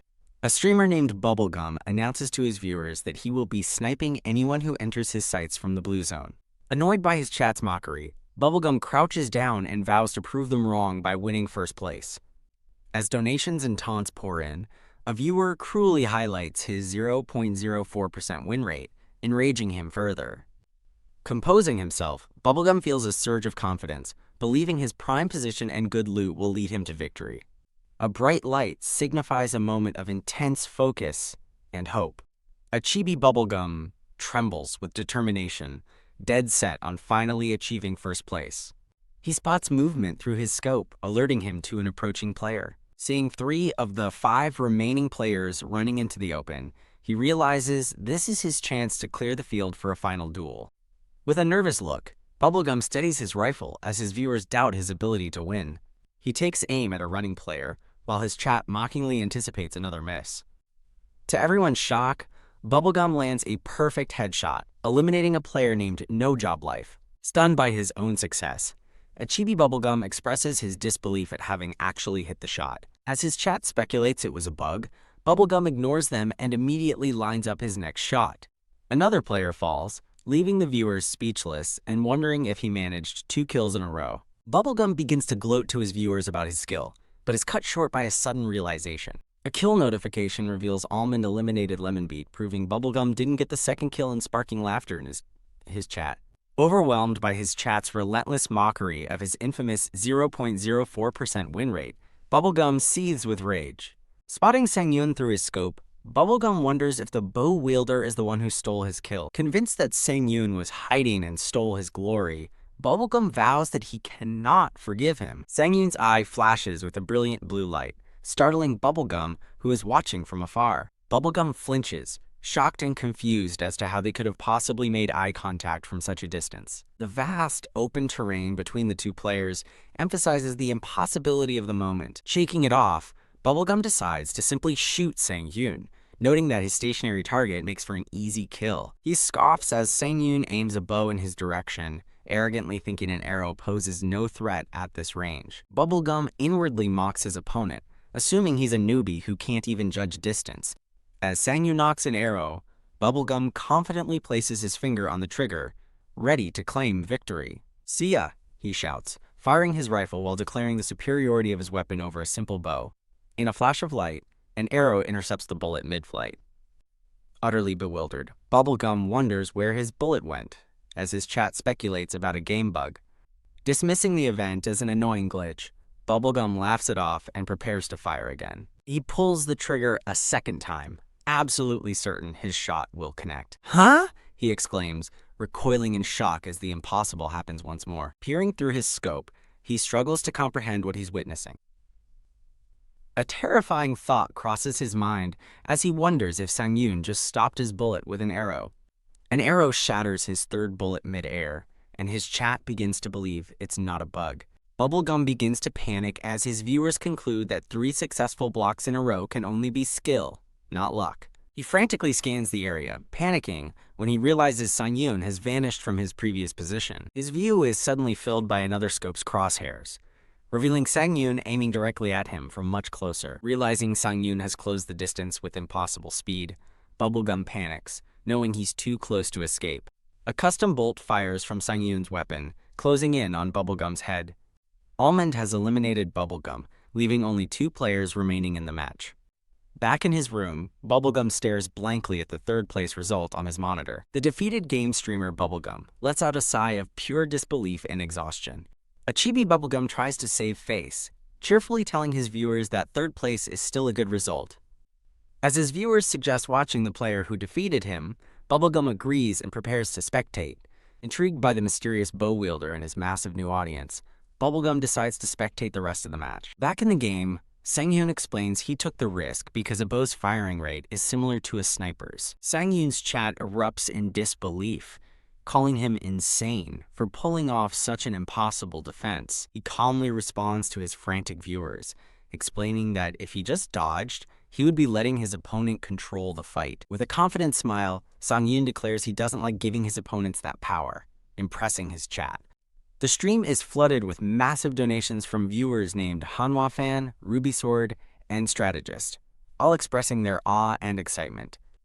Acknowledging only one opponent remains, Sang-yoon decides to focus on victory before properly thanking his generous viewers. Sang-yoon notes the battlefield has gone silent, suspecting his final opponent may be exceptionally skilled as his chat confirms Bubblegum's demise. Pressing his hand to the earth, Sang-yoon lies prone, listening for any sign of his hidden enemy. He focuses intently, trying to sense the enemy's location through the faintest vibrations in the ground. His eyes snap open with sudden realization, confirming that the last player is hiding very close by. Alerted to the nearby threat, Sang-yoon cautiously rises from his prone position, ready for a confrontation. Looking out at a ruined landscape, his viewers express their confusion, unable to see any sign of danger. As Sang-yoon stealthily moves into position, his chat praises his professional hunter-like senses. Sang-yoon draws his bow and aims at a seemingly empty spot, leaving his viewers utterly bewildered. Thwack! His arrow slams into a wooden structure, shocking the chat as they realize an enemy was hiding there all along. Sang-yoon observes that his opponent's advantage was merely their hiding spot, not their skill, a fact his chat mockingly agrees with. The final opponent curses his luck, realizing he was just moments away from securing a victory. He opens fire wildly, but Sang-yoon easily dodges the panicked shots as his chat mocks the player's terrible aim. A stray bullet grazes Sang-yoon's arm, and he realizes this final fight might be more annoying than difficult. The opponent is revealed to have a legendary helmet, which protects against headshots, much to the surprise of Sang-yoon's viewers. Knowing a headshot is useless, Sang-yoon calmly prepares for a more difficult takedown against his well-equipped foe. Sang-yoon fires an arrow that strikes the opponent's legendary helmet squarely in the visor, Kuwag. The force of the arrow sends the opponent stumbling backward in a daze. Believing his opponent is disoriented, Sang-yoon pauses, but then notices something is amiss. The final player reacts with confusion, unsure what Sang-yoon is planning next. Sang-yoon realizes his opponent has deployed a smokescreen and grenades, forcing him to scramble away from the unexpected attack. A grenade detonates in a fiery blast right where Sang-yoon was moments before. As more explosions rock the area, his chat jokes about the opponent's full farming strategy. The opponent watches the smoke, assuming Sang-yoon is trying to stall and heal, resolving not to give him the chance. Coughing from the smoke, Sang-yoon's sharp eyes pinpoint his enemy's position within the haze. Knocking an arrow, Sang-yoon prepares to use the bow's silent nature to his advantage in the chaos. Hidden in the smoke, the opponent desperately tries to heal, praying for the bandage to work quickly. Sang-yoon declares his love for the bow's utility as he lets a perfectly aimed arrow fly. The arrow silently strikes the opponent mid-heal, causing him to cry out in agony. He stares in shock at the arrow embedded in his shoulder, wondering how he was hit without hearing the shot. He panics, realizing the arrow has pinned his arm, leaving him unable to shoot his rifle or throw his last grenade. The arrow brutally pierces his hand, pinning it firmly against his own body and completely disabling him. As he collapses, another arrow hits his helmet, and he wonders how Sang-yoon saw through the smoke to land such precise shots. Dazed and defeated, the opponent looks up through the smoke, wondering if Sang-yoon is a stream sniper. Through the haze, Sang-yoon takes aim for the final, decisive shot. A system notification declares victory. Almond has eliminated Pitchtone, securing first place. Confetti rains down as the game congratulates Sang-yoon on his first-place victory with a staggering 31 kills. Standing alone on the battlefield, Sang-yoon removes his helmet and whispers to himself in quiet disbelief, "I did it." Overwhelmed with emotion, Sang-yoon raises his bow in triumph and shouts with pure joy, "I won!" His chat explodes in a frenzy of celebration, absolutely stunned by his incredible 31-kill victory. Back in his room, Sang-yoon addresses his viewers, thanking them and apologizing for not reacting to donations during the intense finale. He warmly thanks his major donors, Ruby Sword, Hanwha, and Strategist, overwhelmed by their incredible support. Startled by a sudden notification, Sang-yoon's eyes widen in surprise. A massive donation of 1,500,000 won appears from a viewer named Persistent Thrower, who calls Sang-yoon feisty. A man with glasses and Sang-yoon are both shocked, realizing this is the biggest donation he's ever received. The chat erupts in disbelief over the huge sum, with one viewer lamenting it's their entire monthly salary. Sitting at his desk, the man recognizes the nickname Persistent Thrower from a donor list on a site called Tribi. He pulls up the list, confirming the presence of both Persistent Thrower and Strategist. He notes that both donors have been active for a decade since an old game and don't seem like troublemakers. Covering his mouth, he has a sudden, serious realization about these two viewers attending the stream. With a cunning smile, he decides this is a good thing, and wonders aloud if a manager Park is watching. Visibly flustered, Sang-yoon thanks Persistent Thrower, admitting he's so stunned he doesn't know how to react. As his viewers beg him not to end the stream, a light bulb appears over Sang-yoon's head as he gets an idea. Re-entering the game's waiting room, his chat speculates he'll do 5 somersaults to thank the donor. Sang-yoon scans his surroundings inside the game as his confused viewers question what he's doing. "Ah, found it," he declares, spotting a high-tech compound bow lying against a ruined wall. He draws the bow, aiming it at himself as his chat goes wild, anticipating a legendary logout scene. Ignoring his viewers' apologies and pleas, Sang-yoon states that his character and credibility are on the line. An arrow flies through the air as his viewers call him insane for what he's about to do. He shoots his own character, triggering 3 forced somersaults as part of a flashy logout sequence. With a cheerful smile, Sang-yoon waves and says, "Bye, Tribi," as he disappears from the game. His viewers are left confused, wondering why he only performed 3 somersaults instead of the expected 5. His game character is left standing alone, an arrow comically stuck in its head. Kim Joo-yuk fumes, yelling at Sang-yoon for not ending the stream immediately after the dramatic logout. Sang-yoon simply laughs, cheekily explaining there's a good reason why he only did 3 somersaults. Leaning into the darkness with a sly grin, he begins to explain that the price for somersaults has increased. The stream abruptly ends, leaving the chat laughing at the chaotic and offbeat conclusion. Viewers joke that Sang-yoon doesn't know how to turn off his gaming capsule and that somersault inflation is real. Back in his room, Sang-yoon rubs his head, complaining that it hurts after the excitement. Kim Joo-yuk laughs and apologizes, admitting he forgot how to turn off the stream and panicked. He explains he tried shutting off the capsule itself, which caused the abrupt ending, much to Sang-yoon's annoyance. Leaning over the sink in his bathroom, a tired Sang-yoon wonders if he pushed himself too hard. He reflects on the final battle, realizing how dangerous the grenade was and how tough the match had been. Lying in bed, he worries that if a bronze-level match was this hard, reaching diamond rank will be incredibly difficult. Staring at his reflection, he clenches his fist with renewed determination, telling himself to do well. "You can't be bad." As Sang-yoon dries his hair, Kim Joo-yuk asks if he used to watch the streamer Bubblegum, which he confirms. Kim Joo-yuk excitedly reveals that the sniper he fought was Bubblegum, leaving Sang-yoon utterly shocked. In a flashback, a holographic projection of Bubblegum spectates the stream, marveling at Sang-yoon's skill with the bow. Surrounded by his own viewers, Bubblegum stares in speechless amazement at Sang-yoon's gameplay. Bubblegum scoffs in disbelief as his chat informs him that this was only Sang-yoon's second game.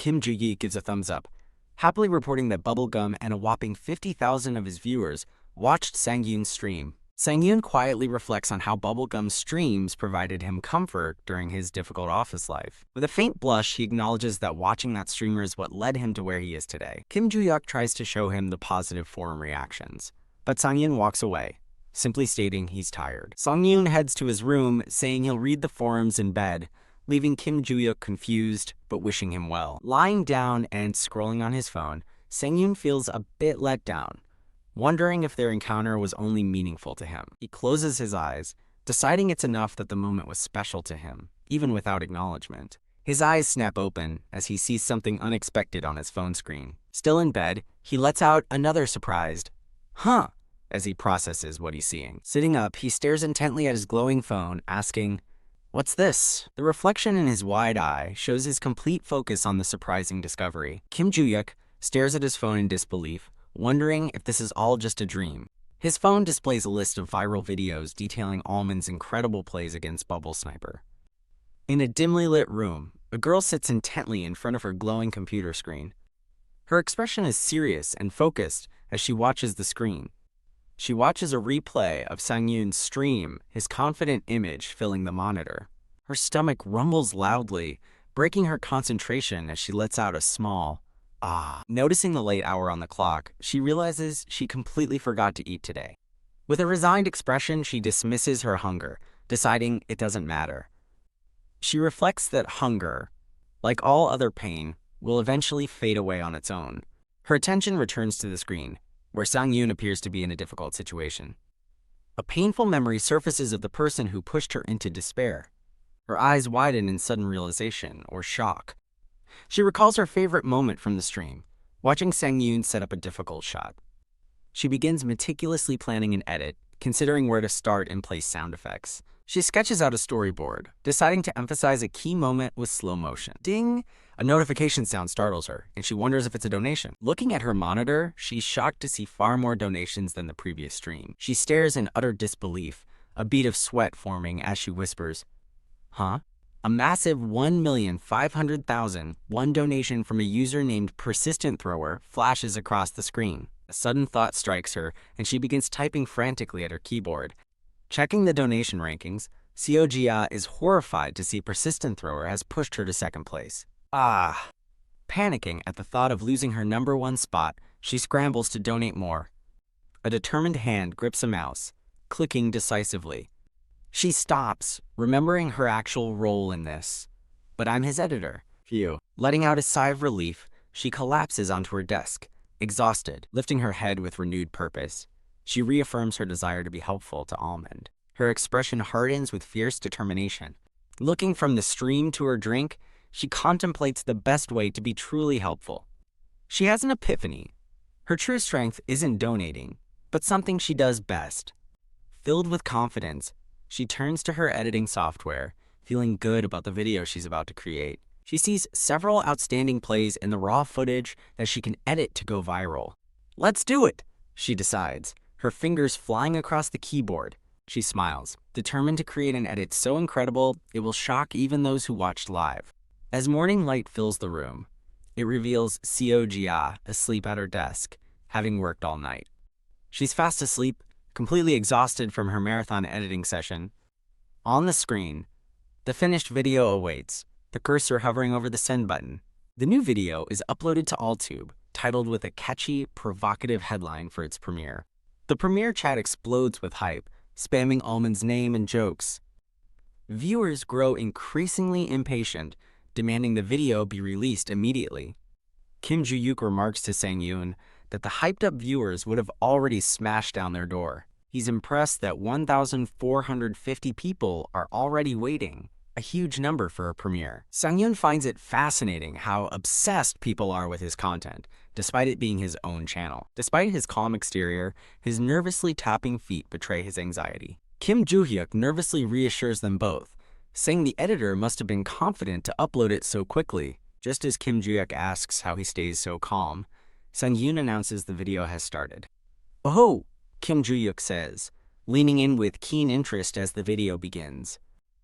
As the video opens with unexpected music, He wonders if the style suits a gritty action game. He's quickly won over, admitting the music is strangely harmonious with Almond's fluid movements. Sang-yoon watches himself on screen, a slightly embarrassed blush creeping onto his face. A narrator explains how the editor masterfully controlled the video's tension using music and directing. An edited video highlights Sang-yoon's gameplay, with text praising its quality for any viewer. A young man in a red jacket watches the video, panicking as he realizes it's the 4 versus 1 defense scene.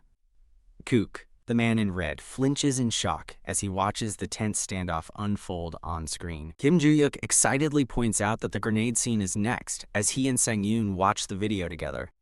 Forum comments reveal the opponent was the infamous stream sniper and smurf, Bubble Sniper, sparking outrage and shock. In the video, Bubble Sniper throws a grenade, and Sang-yoon's character turns with a look of surprise. The video editor adds dramatic flair, presenting the choice to run away vs kick it as a countdown begins. As the countdown continues, chat comments rage about the smurf, concluding Sang-yoon has no choice but to die. The video focuses on Sang-yoon's eyes, as text announces his insane plan: move back while shooting the bow. Boom! In a stunning move, Sang-yoon shoots the grenade midair, the explosion sending Bubble Sniper flying. The chat erupts in pure satisfaction and disbelief, celebrating that the smurf finally got what he deserved. Watching the clip, Sang-yoon looks away with a slight sweat drop, appearing a little overwhelmed by the edited drama. An image of the famous streamer Bubblegum, armed with his sniper rifle, flashes on screen. Sang-yoon wonders aloud if the forums will react differently this time to his encounter with Bubblegum. Forum reactions explode with shock, as users realize he met Bubblegum, an industry heavyweight. The chat finds it hilarious that the smurfing Bubblegum ran into none other than Almond. A chibi version of Sang-yoon celebrates, thrilled that the reactions are overwhelmingly positive. Kim Joo-hyuk excitedly shows his phone to Sang-yoon, realizing the clip could trend on AllTube. He reveals that Bubblegum's fan page on Tribi is already buzzing with threads about the Bubblegum versus Almond battle. Sang-yoon stares at the screen, his expression filled with quiet, heartfelt emotion. Watching the explosive replay on a large screen, a man with a goatee lets out an impressed "wow." He strokes his chin, admitting he never expected the encounter to become so popular. He wonders about the identity of this new player, Sang-yoon, whose face he's never seen before. A profile describes Bubblegum as a dedicated streamer who rarely takes breaks, leading to frequent encounters with others. The man with a goatee sits in contemplation, analyzing the situation. His focus remains fixed on the screen, watching Sang-yoon's in-game character with intrigue. Who? Bubblegum's manager of 5 years, Park Sung-tae, reflects on the unpredictable nature of viral moments. Park Sung-tae pulls up Sang-yoon's profile, noting his talent, and looks before his eyes widen in shock. What? He's stunned to learn Sang-yoon only started VR games 3 weeks ago, and this was just his second match. Deciding to rewatch the clip, Park Sung-tae questions if Sang-yoon truly deflected a bullet with an arrow. After reviewing the footage, he stares in disbelief, dismissing the idea of a fake edit since the replay exists on Tribi. He clenches his fist, worried that people might assume he and Sang-yoon conspired together for publicity. Musing to himself, Park Sung-tae decides the current buzz isn't enough and begins to formulate a bigger plan. Sang-yoon smiles brightly at his phone, telling Kim Joo-hyuk that the discussion has spread far beyond just Bubblegum's forum. While eating, Sang-yoon shyly admits he can't believe he's being mentioned with Bubblegum, as Kim Joo-hyuk happily takes screenshots. When Sang-yoon downplays Bubblegum's fame, Kim Joo-hyuk insists that a streamer with 50,000 viewers is a true celebrity. Kim Joo-hyuk marvels at the wealth and fame that come with such a large audience, declaring his jealousy. Sang-yoon immediately counters, explaining that Bubblegum lives a surprisingly frugal life, spending most of his income on his 2 kids. As Sang-yoon continues sharing details, Kim Joo-hyuk looks flustered, surprised by how much he knows. Sang-yoon reflects on Bubblegum's status as the most popular streamer on Tribi. A flashback shows Bubblegum's friendly but awkward attempts at humor during a stream, which his chat deems boring. His past streams also reveal his poor gaming skills, as he cries out in frustration after dying yet again. Sang-yoon narrates that Bubblegum wasn't particularly talented, showing a chibi version of the streamer crying over his failures. Despite his lack of innate skill, A flashback shows Bubblegum's tear-streaked but fiercely determined face. Sang-yoon recalls Bubblegum's core strengths: tenacity, earnestness, and a powerful sense of responsibility to his viewers. The flashback shows an exhausted Bubblegum finally resting after a long stream. Sang-yoon explains that he felt a strange sense of nostalgia while watching those old streams. He is reminded of his own childhood, cheerfully telling his grandma he's off to the playground after school. He remembers how he used to run to the playground, knowing someone would always be there waiting for him. A warm, gentle smile appears on Sang-yoon's face as he cherishes the fond memory. While eating, Kim Joo-yuk praises a woman named Jia, crediting her for renewing interest in Sang-yoon's match against Bubblegum. As Sang-yoon eats, he scrolls through his phone, his cheerful expression slowly fading into a serious one. His phone displays a flood of negative comments, mocking his two-match record and calling him overrated compared to another player, Jeon Japa. Kim Joo-yuk looks over with concern, realizing Sang-yoon has already seen the hateful messages online. He asks Sang-yoon why he's still reading the comments, but Sang-yoon just smiles serenely. With a confident smirk, Sang-yoon declares that he views all the negative feedback as useful ammunition. He calmly explains that since he has no family, insults from strangers don't affect him, leaving Kim Joo-yuk speechless. Kim Joo-yuk inwardly understands why Park Sung-tae was so wary of Sang-yoon's seemingly detached personality. He realizes Park Sung-tae wasn't just annoyed. He was genuinely scared of Sang-yoon's unwavering calm in the face of hostility. Kim Joo-yuk asks if he's overdoing it, but Sang-yoon dismisses his worry with a casual bleh. Sang-yoon clarifies that being called a genius while still in bronze is what's truly over the top, and Kim Joo-hyuk concedes the point. Having finished his meal, Sang-yoon stands up from the table. While Kim Joo-hyuk cleans up, Sang-yoon announces he's going to study some strategy videos. Now, at his desk, Sang-yoon listens to music and thinks. As Kim Joo-hyuk peeks in from the doorway, Kim Joo-hyuk finally understands the true meaning behind Sang-yoon's ammunition comment and his calculated confidence. Feeling inspired, he decides to get to work himself, starting by checking his email on his laptop. He suddenly bursts from the room in a panic, shouting that they've received an email as Sang-yoon looks on, confused. Kim Joo-hyuk excitedly reveals the email is from Bubblegum's manager, shocking Sang-yoon so much he's thrown back in his chair. Beaming, Sang-yoon learns the email proposes a collaboration where he teaches Bubblegum how to play. Kim Joo-hyuk's expression becomes serious as he holds up a hand, revealing there's a condition attached to the offer. He explains Sang-yoon must first reach diamond rank, a difficult challenge that causes Sang-yoon to clench his fist in determination. As Kim Joo-hyuk offers to refuse on his behalf, Sang-yoon quickly accepts, declaring he intended to rank up anyway. Kim Joo-hyuk brings his laptop over, ready to help Sang-yoon prepare for the challenge ahead. Sang-yoon starts his stream at an unusual time, and his chat immediately questions if he turned it on by accident. Viewers flood the chat, joking about being jobless or skipping lectures just to watch his unexpected stream. As his intro music plays, the chat celebrates, confirming that the stream is real and intentional. Sang-yoon warmly greets Triby, and his viewers spam greetings back, asking why he's streaming so early. Now inside his gaming capsule, Sang-yoon prepares to tell his viewers the reason for the surprise stream. His viewers react with shock and anticipation as he hints that he's about to drop a bombshell announcement. When he reveals his goal is to reach diamond rank, his chat is left in stunned silence. Kim Joo-hyuk panics, mishearing the announcement as a death wish, but Sang-yoon clarifies he means the diamond game rank. As the chat questions his sudden ambition, Sang-yoon sits pensively, considering his next words. Flashing a peace sign, Sang-yoon confidently declares he will reach diamond rank in just 2 weeks. A cascade of chat messages expresses pure disbelief, questioning if his goal is even possible. The viewers point out that diamond is for the top 0.5% of players, and that even Jeon Japa needed a month. Surrounded by data screens, Sang-yoon calmly states that his calculations confirm it's possible, though his chat remains skeptical. He acknowledges that his viewers think he's crazy or that it's just clickbait. He concedes that as an unknown rookie with only 2 matches played, his claim is bound to sound insane. A brief montage highlights his exceptional in-game archery skills, showcasing his calm precision under pressure. He states with conviction that he has the data to confirm his seemingly impossible goal. He reveals that his score in the tutorial mission was significantly higher than Jeon Japa's record. Drawing his bow, he confidently asserts that he is not the same as other players. A flashback reveals a younger version of him, as a confident, real-life archer in his prime. Back in the present, Sang-yoon sits in his capsule with a look of quiet determination. He slowly places his hand over his chest. A faint blue light emanates from his hand, symbolizing the unique skill he possesses. With a determined gaze, he announces it's time to begin his monumental challenge. Watching the stream, Kim Joo-yuk freaks out, yelling at his screen and questioning Sang-yoon's sanity. He scoffs at the theoretically possible claim, stressing that consistently placing in the top 10 is an absurd expectation.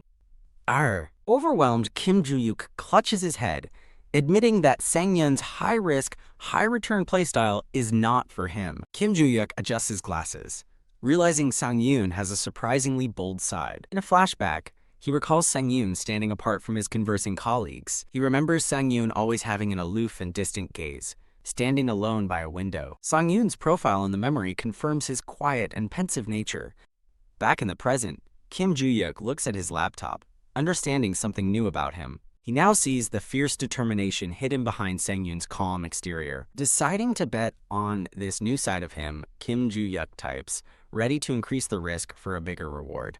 Meanwhile, online forums explode with discussion about Almond's 2-week diamond challenge, debating if he can achieve a world record. While typing, Kim Joo-yuk admits that while companies would call him crazy, he has unwavering faith in Sang-yoon. He looks at an image of Sang-yoon in-game, marveling at his incredibly determined gaze. With a supportive smile, Kim Joo-yuk quietly cheers him on from his desk. His thoughts are interrupted as his phone lights up on the desk, casting a grim shadow. The screen reveals numerous missed calls from his mother and father, hinting at personal pressures. In the game, Sang-yoon runs through a canyon, as a system prompt asks about his strategy for winning. He confidently tells his stream he's heading to the arsenal first, shocking his viewers who know it's a competitive hot drop.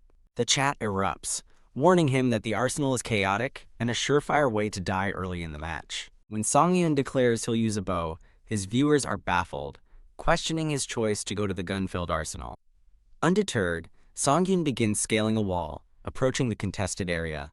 Peeking inside, he finds players already brawling in a chaotic free-for-all, confirming his strategy that no one is paying attention. His eyes lock onto a gleaming object on a crate amidst the chaos. He spots a pair of throwing knives and decides one would be a useful starting weapon. Just as he reaches for a knife, another player's hand clamps down on his wrist. A hooded player glares at Sang-yoon, angrily demanding to know what he's doing. The player shouts that he was there first, his face contorted with rage. Wham! Sang-yoon delivers a swift, brutal punch, cutting the argument short. The hooded player stumbles back, coughing in pain from the unexpected blow. Stunned by Sang-yoon's strength, he realizes Sang-yoon has already grabbed the knife and is preparing to act. With expert precision, Sang-yoon hurls the throwing knife across the room. A kill notification confirms his first elimination as his chat celebrates the incredible home run shot. Standing over his opponent, Sang-yoon reflects that the baseball practice he was forced into has finally paid off. A memory flashes back to a sunbae eagerly trying to teach him baseball, while Sang-yoon insists he's an archer. A donation message pops up as a viewer realizes Sang-yoon's brilliant strategy, using his raw skill to dominate the early game while others are unarmed. Sang-yoon confirms he wanted to eliminate as many players as possible from the start, leaving his viewers in awe of his outside-the-box thinking. As Sang-yoon acknowledges the donation, another player is seen lurking behind him. From the shadows, the new opponent takes aim with a double-barreled shotgun. Whoosh! Sang-yoon senses the danger and whirls around just in time. He deftly dodges the shotgun blast, closing the distance between them in an instant. The shotgun wielder panics as Sang-yoon gets too close, swiftly bringing his knife into play. A bloody slash confirms another kill for Almond, with the player count now down to 93. The aftermath shows several defeated players, one with an arrow in their back, revealing Sang-yoon has already found his signature weapon. Another player lies dead with an arrow lodged in his head, a testament to Sang-yoon's deadly accuracy. Having cleared the area, Sang-yoon stands before a massive pile of discarded guns, now equipped with a bow. The camera focuses on the huge cache of firearms he's collected from his victims. Sang-yoon begins pouring gasoline over the pile of guns, nonchalantly wondering if it will work. He tosses a lit Molotov cocktail onto the fuel-soaked weapons. Whoosh! The pile erupts in a massive inferno, destroying the arsenal as his chat calls him evil for the chaotic move. From an overhead view, Sang-yoon escapes the burning building on a motorcycle. Vroom! He grips the handlebars, ready to leave the chaos behind. He announces to his cheering viewers that he's moving on to the next area. Sang-yoon speeds away on his motorcycle, leaving the fiery arsenal in his wake. Boom! Sang-yoon confidently walks away from a massive explosion he just caused. Inside his capsule, Sang-yoon thanks his viewers for the flood of donations, celebrating his rampage and acknowledging his shocking skill. With a determined look, Sang-yoon announces it's time for the next round as his chat cheers him on. His back to the screen, a caption declares that this is only the beginning of his climb. Meanwhile, Kim Joo-hyuk cheerfully writes inflammatory articles and clips about Almond, admitting he's getting used to this kind of promotion. He notes how public opinion shifted after the first match, with online forums now buzzing with shock and disbelief at Almond's dominance. A nervous sweat drips down his face as he wonders if this high-risk, high-return plan is truly possible. Typing furiously, Kim Joo-hyuk likens Sang-yoon's challenge to endlessly raising in poker, where success would mean a perfect victory. He then considers the downside. If Sang-yoon fails, he'll be relentlessly mocked by online haters. Reading a comment calling Sang-yoon's fans bronze worshippers, Kim Joo-hyuk erupts in comical rage. Tesk, he clenches his fist, frustrated by the negativity surrounding Sang-yoon's bold declaration. Taking a deep breath, Kim Joo-hyuk resigns himself to the situation, admitting it can't be helped. Looking at the screen, he knows the only thing left for Sang-yoon to do is prove himself to the world. The new round begins as players are transported via helicopter over a desert map. As players parachute down, Sang-yoon calmly scouts the area, identifying 3 opponents already on a rooftop. After landing, Sang-yoon crouches and watches as another player scrambles past him, heading for a nearby building. Sang-yoon correctly deduces that all the other players are predictably rushing to the first floor to grab weapons. Clunk, he decides against joining the chaotic early game brawl, seeing no benefit in it. He notes that everyone is distracted by the hunt for rare weapons, but he spots a simple combat knife nearby. Nearby, a player in a camouflage jacket struggles to open a rusty door, completely oblivious. With a final yank, he manages to turn the stubbornly rusted doorknob. As the door swings open, he's immediately ambushed by Sang-yoon, who was lying in wait.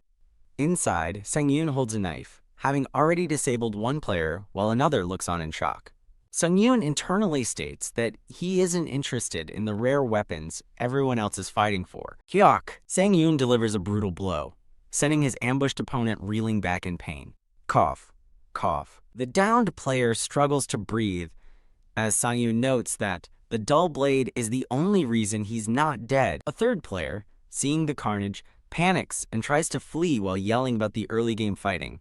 As the fleeing player shouts an insult, Sang-yoon calmly takes aim and throws a small canister at him. Arg! Sang-yoon lands a devastating final blow, brutally finishing off the fleeing player. A kill notification confirms Almond has eliminated Forever Bronze, and the chat comments on his merciless efficiency. Sang-yoon calmly kneels over the first player he attacked as his chat wonders what he's planning to do. He grabs the player's hand and forces it onto a glowing blue panel on the ground. Gah! The player cries out in agony as the panel activates, and the chat realizes Sang-yoon's cruel strategy. A pop-up explains the injury status effect, which cripples a player's abilities and is nearly impossible to cure without rare items. The injured player glares up from the floor, cursing Sang-yoon for his ruthless tactics. Looking up at Sang-yoon's cold expression, he angrily questions why he's fighting so hard so early in the game. With a confident smirk, Sang-yoon simply states that he needs to climb the ranks before delivering the final blow. The kill feed announces a double kill for Almond, taking down Driving the Nuts as the chat roasts the victim's name. Sang-yoon surveys the scene, quietly contemplating his next move. He realizes there's only one person left on the roof, as he spots a terrified player crawling away. The last survivor brandishes a knife, desperately telling Sang-yoon to stay away, which the chat finds hilariously pathetic. Sang-yoon looks down on him with a detached expression, thinking that bronze-ranked players truly do get lost in the game. The player whimpers, completely frozen by fear. Yuwa. He suddenly drops to the ground and starts begging for his life, confusing the viewers. A moment later, The rooftop is empty, the confrontation seemingly over. URK. Having been thrown off the roof, the player hits the ground below, only to see Sang-yoon leaping down after him. Panting, the player clutches his chest, relieved to be alive after the fall. His relief is short-lived, as Sang-yoon lands directly on top of him with ruthless precision. Pinned to the ground, the player curses his fate, as Sang-yoon prepares to finish the job. A triple kill notification confirms Almond has eliminated Jet Pump Master, solidifying his dominance in the early game. Casually sitting on his defeated foe, Sang-yoon notes he barely took any damage as his chat marvels at his consistent super plays. A chat notification points out a motorcycle nearby, and Sang-yoon acknowledges it. He kicks the motorcycle's engine to life. Now on the bike, Sang-yoon confidently declares, "Let's go." The scene shifts to a bloody aftermath where a foot grinds down on a defeated player's hand. Elsewhere, a group of survivors stands over a pile of bodies, with one suggesting they head to the basement together. A player with a bow on his back looks up, alerted by a sound. He looks around in confusion, unaware of another player on the stairs behind him. Hearing the roar of an engine, he spots a motorcycle speeding toward them in the distance and questions what's happening. A donation message enthusiastically cheers for Almond. Speeding along, Almond's chat tells him it's too late to loot the arsenal. He smirks, dismissing their concerns as irrelevant. The survivors are stunned as the bow user shouts in disbelief that Almond is driving straight for them. In a blur of motion, Almond crashes his motorcycle directly into the unsuspecting group. Leaping with the bike, Almond swings a massive blade at his target. Coup! A brutal, bloody impact sends the player flying. A notification confirms Almond has eliminated Love Timo as his body hits the ground. His chat explodes with laughter, shocked that he managed to kill an opponent mid-air with a bike. Back in his capsule, Sang-yoon smirks as his viewers shower him with praise for the incredible kill. The abandoned motorcycle's engine sputters and dies on the blood-stained ground. Sang-yoon approaches the fallen players, intending to loot their gear. His eyes light up with a pleased, "Oh!" He's found his signature compound bow and some explosives, remarking that he got lucky for once. Meanwhile, another team enters a building, amazed at the sight before them. They've discovered a cache of high-tier weapons, celebrating that their risky venture paid off. Just as one suggests gearing up, a sudden explosion erupts behind them, leaving a teammate in shock. A survivor emerges from the smoke, wondering what caused the loud noise. The room is suddenly engulfed in flames, and the players begin to panic. A sniper coughs, frustrated she didn't finish looting as system messages warn them to escape the damaging smoke. The players frantically try to flee up the only exit staircase, shoving each other out of the way. The player in the lead abruptly stops on the stairs, confused by a sudden force. A kill notification reveals Almond has eliminated Almedic with a bow, leaving the next player stunned. Enraged, a player with a red bandana fires his handgun blindly up the smoke-filled staircase. His shots hit nothing, as his unseen opponent easily evades the bullets. The sniper looks around the corpse-littered room, frantically trying to locate the source of the mysterious arrow. The scene zooms in on Almond's eye, perfectly focused through a scope. He unleashes another arrow with blinding speed. The arrow flies true, heading directly for the bandana-wearing player's face. A sickening thud and a spray of blood confirm a direct hit. The lone surviving sniper panics, unable to comprehend how Almond is shooting without being seen. She notices the attacks have stopped, and mistakenly assumes he can't see her either. Believing she has the advantage in the fog, she prepares to throw a grenade, planning to wait him out. Her plan is shattered as a grenade suddenly bounces down the stairs right in front of her. The pin is pulled, and the grenade glows ominously as it's about to detonate. With a defeated expression, she lets out a final curse. Boom! An explosion rocks the stairwell, and a notification confirms a triple kill for Almond against Minefield. Sang-yoon lands softly, remarking that he threw a grenade just in case. Wiping his brow, he seems genuinely surprised that his hunch about a hidden player was correct. Online forums are ablaze with gifs of Almond's arsenal annihilation, with viewers calling him insane and speculating about his ban. In his office, Kim Joo-hyuk pumps his fist in victory, celebrating that the forums are completely captivated by Sang-yoon's performance. Online forums explode with a mix of praise, criticism, and thirst for Almond. Kim Joo-hyuk realizes that Sang-yoon's growing popularity means higher stakes and bigger profits. He believes that if Sang-yoon keeps winning, even his most ardent haters will have to acknowledge his skill. A victory screen flashes, congratulating Sang-yoon on achieving first place. 30 minutes later, Kim Joo-hyuk celebrates ecstatically as Sang-yoon secures yet another win. A system notification explains that players are given 5 placement matches in the Battle Large mode. Now on the transport, Sang-yoon feels his journey to Diamond rank will be much easier. Looking down at the map, he decides against taking any unnecessary risks during these crucial games. He changes his mind, deciding to head to the arsenal again, believing it to be a winning strategy. As he descends, Sang-yoon scans the ground, wondering how many opponents will be at the arsenal this time. Whoosh! He suddenly notices something and reacts with surprise while falling. His eyes widen as he spots his target. On the ground, an unsuspecting player is caught in a fiery explosion. The player screams in shock as the blast consumes him. As Sang-yoon lands, his chat erupts, realizing he just ambushed the infamous stream sniper, Bubble Sniper. Kim Joo-hyuk panics, shocked that a Diamond 1 player would stream snipe during a placement match. He anticipates a brutal brawl the moment they land in the armory. Kim Joo-hyuk worries that if Sang-yoon loses to Bubble Sniper, he won't even place in the gold tier. The looming threat of Bubble Sniper is juxtaposed with Kim Joo-hyuk's dread about his mundane life. Clenching his fist, Kim Joo-hyuk reflects that he's finally pursuing something he truly wants. He watches his screen intently as Sang-yoon and Bubble Sniper fall through the sky together. In-game, Sang-yoon taunts his opponent, calling him Nutman. Bubble Sniper looks on in disbelief as Sang-yoon promises to see him on the ground. Sang-yoon lands a brutal punch on Bubble Sniper in midair. Kim Joo-hyuk bursts out in shocked laughter at Sang-yoon's audacity as the chat celebrates their insane streamer. Sang-yoon looks down on the flailing Bubble Sniper, wondering why he ever worried, while his viewers mercilessly mock his opponent. A confident smile spreads across Kim Joo-hyuk's face. He begins typing furiously, determined to make Almond's impending victory all the more glorious. With a new plan in mind, he sees a reflection of a web page in his glasses. He decides to weaponize Bubble Sniper's own fan cafe, planning to hit the stream sniper where it hurts most. Kim Joo-hyuk acknowledges the risk, knowing that if Almond loses, his plan will backfire spectacularly. An overwhelming feeling tells him that his strategy is completely insane. Despite the risks, he grins with manic determination. He floods the forums, announcing the showdown and predicting Bubble Sniper is about to get cooked.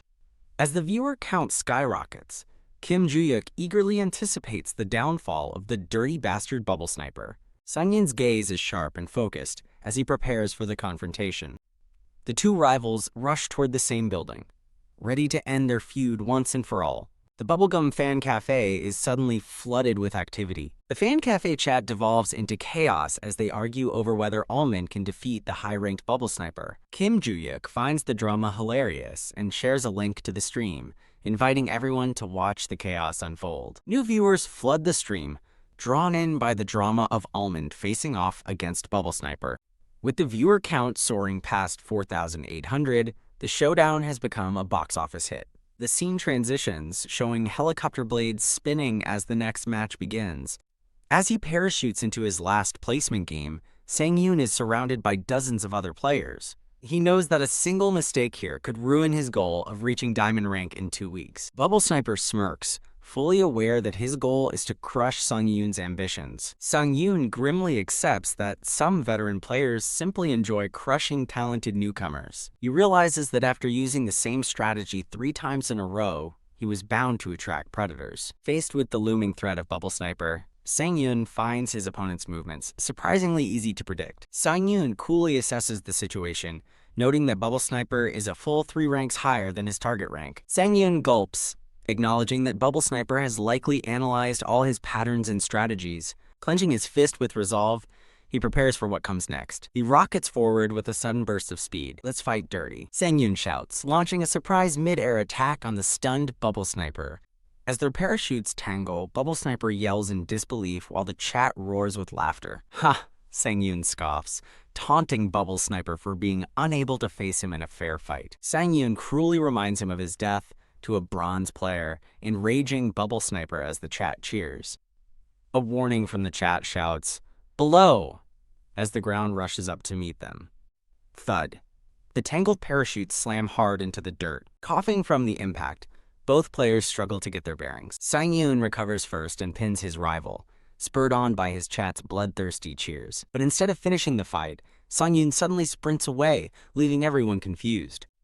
His target is clear as he races toward the arsenal. He knows a barehanded fight would be a huge disadvantage for him. With grim determination, he resolves to find any weapon he can. He spots a knife on the ground just as Bubble Sniper begins his pursuit. Sang-yoon desperately lunges for the weapon. "Did you really think I'd let you grab that?" Bubble Sniper shouts, stomping down to intercept him. The force of the stomp sends the knife flying high into the air. Bubble Sniper smoothly moves to catch the spinning blade. He snatches the handle out of the air, shocking the viewers with his incredible reflex.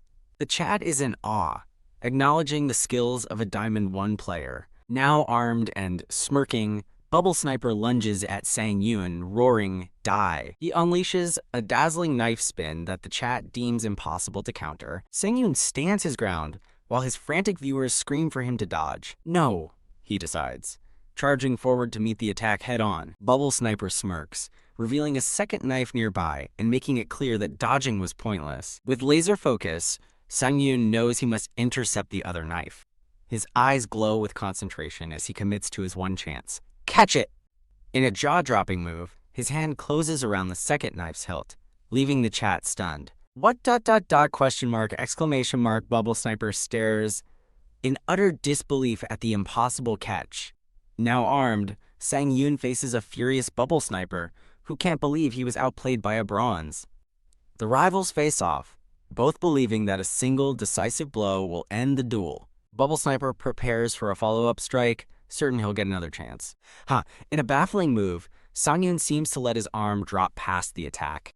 Thwack. Instead of blocking, Sang-yoon lands a clean punch, sending a stunned Bubble Sniper flying. Well, that's one way to disarm someone. Stab. A sickening sound confirms a fatal blow has landed.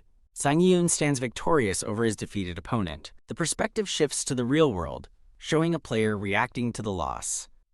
Kim Joo-yuk screams, completely overwhelmed with excitement and passion. "Let's go, you Sang-yoon," he roars at the screen. He immediately catches himself, startled by his own unrestrained cheering. Ahem. Composing himself at his desk, Kim Joo-yuk reflects that he never expected to yell like that. He muses that he would have been thoroughly scolded for such an outburst back home. He recalls the oppressive feeling of constantly being watched throughout his life. His eyes gleam with a newfound sense of purpose.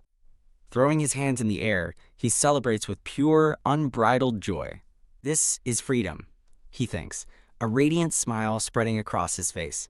The community forums are on fire with posts about the epic showdown. A popular thread dubs the fight the Battle of the Prideful Two Geniuses, cementing the moment in history. His viewers are completely stunned, praising Almond's insane star potential. A narrator explains that in competitive sports and gaming, superior decision-making is the ultimate mark of a star. Fans celebrate his first-place victory, marveling at his mental fortitude and his bold promise to reach Diamond. After the match, Sang-yoon admits it was difficult, proving he possesses the key trait of enduring adversity. The final undeniable component of his stardom is revealed, his incredibly handsome face. While his chat mercilessly roasts Bubble Sniper, Sang-yoon decides to check his completed mission rewards. He claims the substantial prizes for winning all placement matches and killing Bubble Sniper without using a gun. More donations flood in from viewers, who are in awe of his impossible achievements. A fan declares that no one is safe from Almond's grasp as he smiles, enjoying the spoils. Ding! A sudden notification appears, capturing his full attention. A golden screen materializes, informing him that his official placement rank has been calculated. His journey hangs in the balance as he moves to check his final rank. An announcement from the creators confirms the end of Season 1, promising to return with an even more exciting story for Sang-yoon.